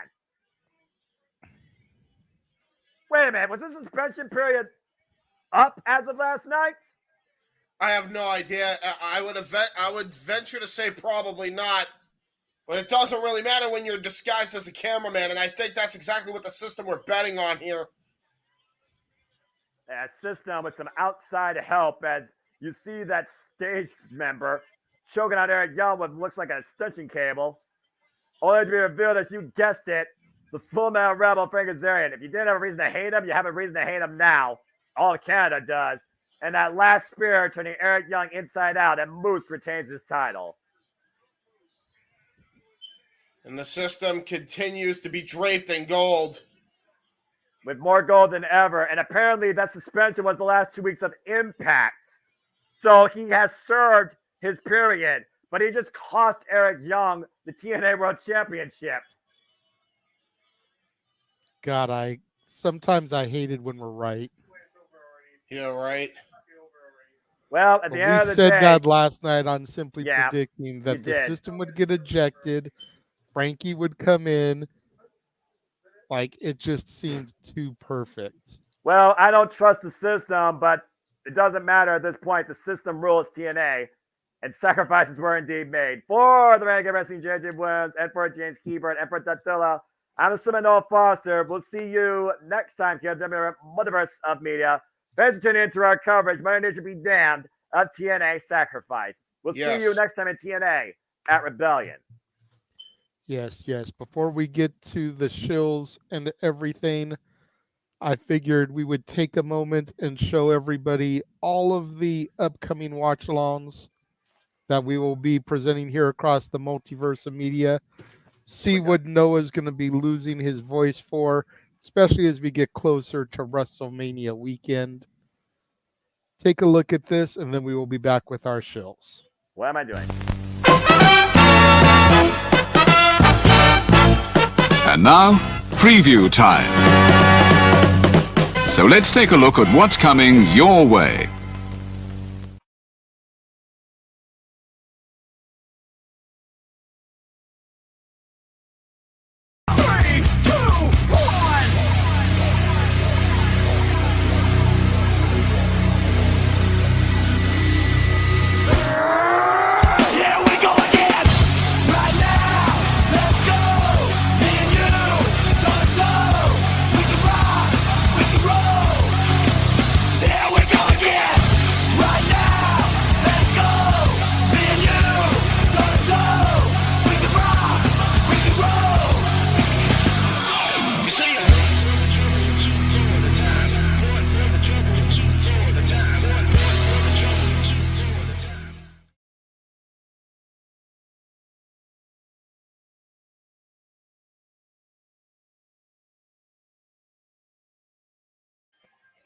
And of course, because TNA can't just leave it be when I go and create a trailer, we now have this to be added once the big business is over and we go and we re-update our trailer.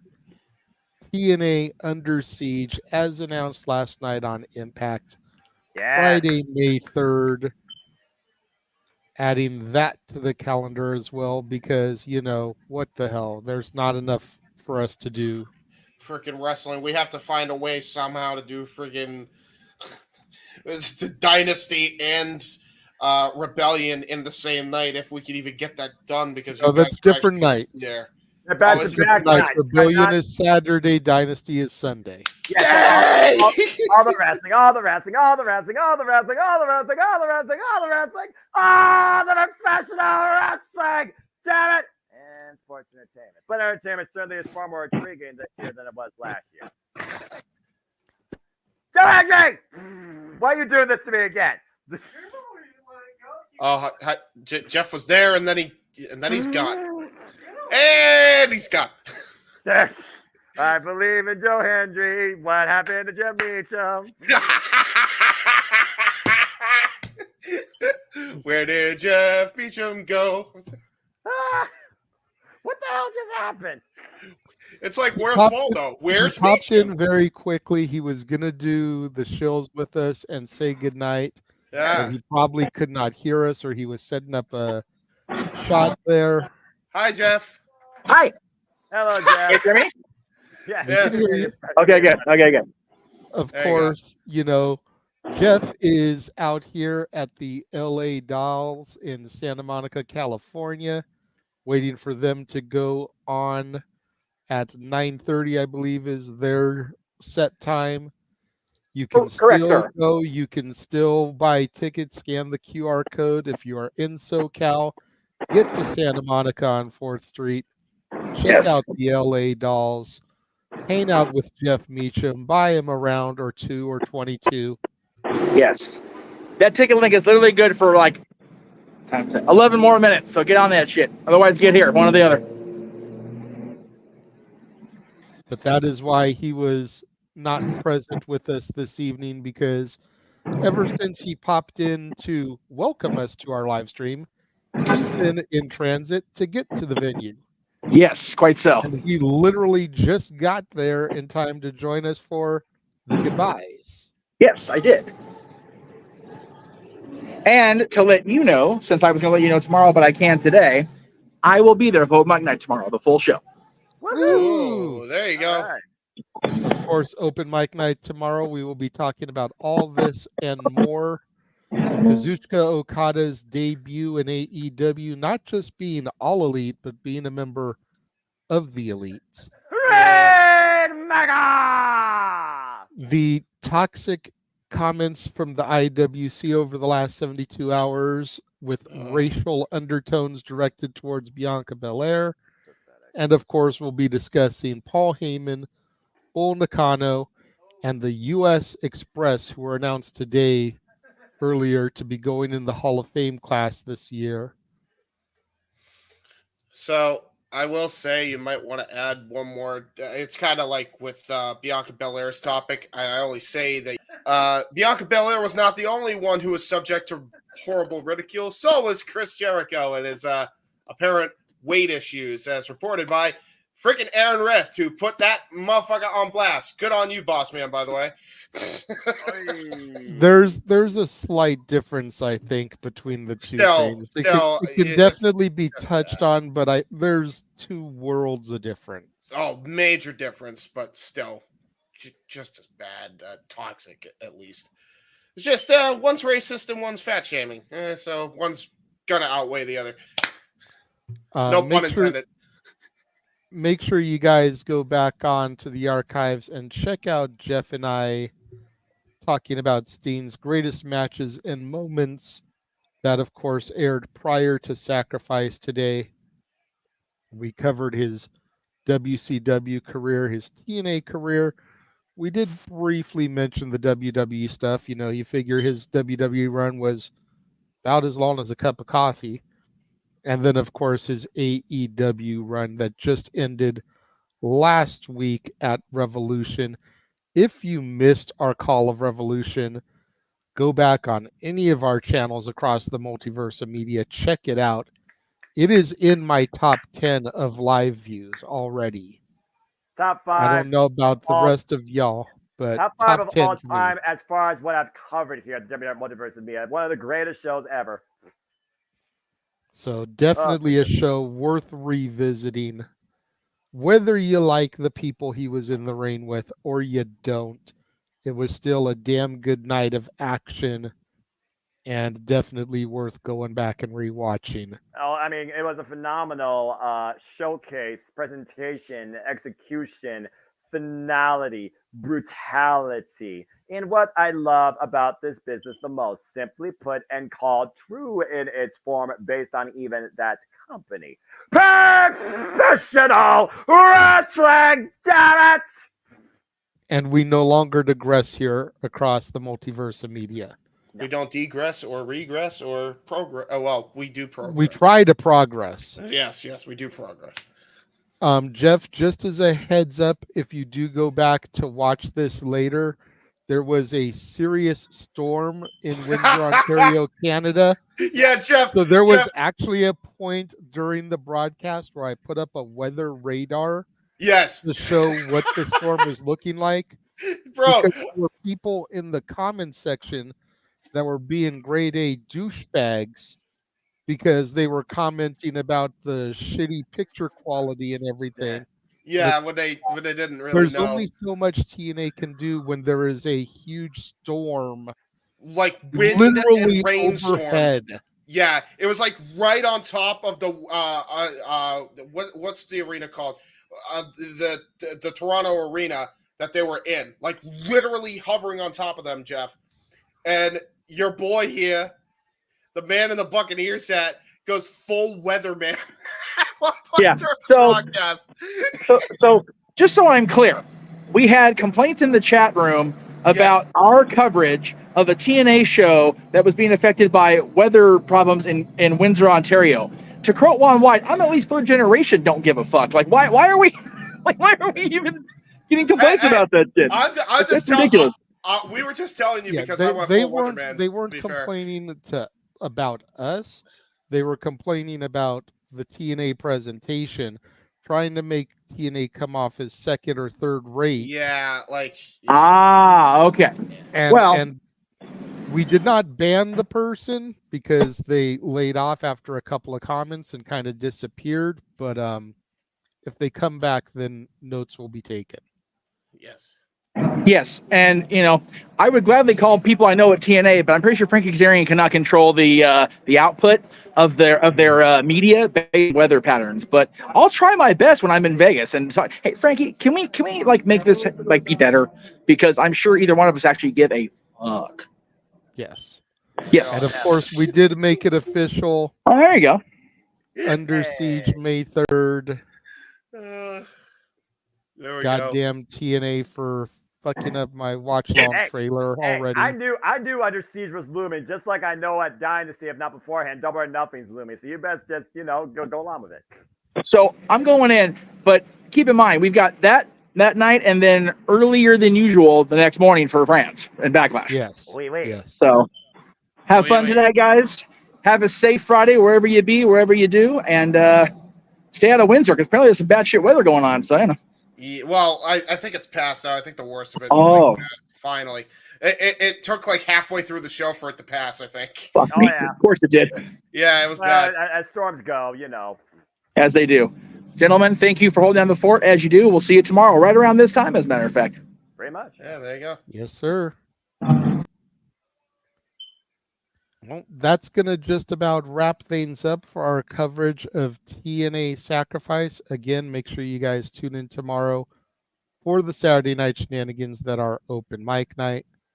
I will be there. Noah will be there. James will be there. Jeff will be there. And then you never know who else may decide to pop in. Right. So, for the simple man with the spectacular voice, Noah Foster. For the Heeb man, James Hebert. I am the Renegade of Wrestling, JJ Williams. Noah, give him your spiel, and we will get out of here. I simply put, only wish to encourage all of you to just enjoy life, enjoy professional wrestling too. For there are no winners, no losers, no betters. Spans no opinions, but this passion we all share. Humanity be better. Protect your mentality. Support one another. Respect each other. Support your families. And until tomorrow night, make a positive impact in life and have a good night. Real quick before you end the show, and now to Ollie Williams with the Blackie weather forecast. Ollie, hold on. Let me get him up. Get him up. Get him up. Get him up. One more time. Damn it, James. Get him up. It's gonna rain. Okay. I was doing my best to avoid it, but damn it, he did it right before the end. Hold on, before you hit the button, let me go ahead and say it. Damn it, James! You freaking idiot! I'm sorry. Have a good night, everybody. Daggum. The Jeff Meacham Network's Multiverse of Media. For over 15 years, the recognized symbol of excellence and the standard bearer in coverage of sports and entertainment.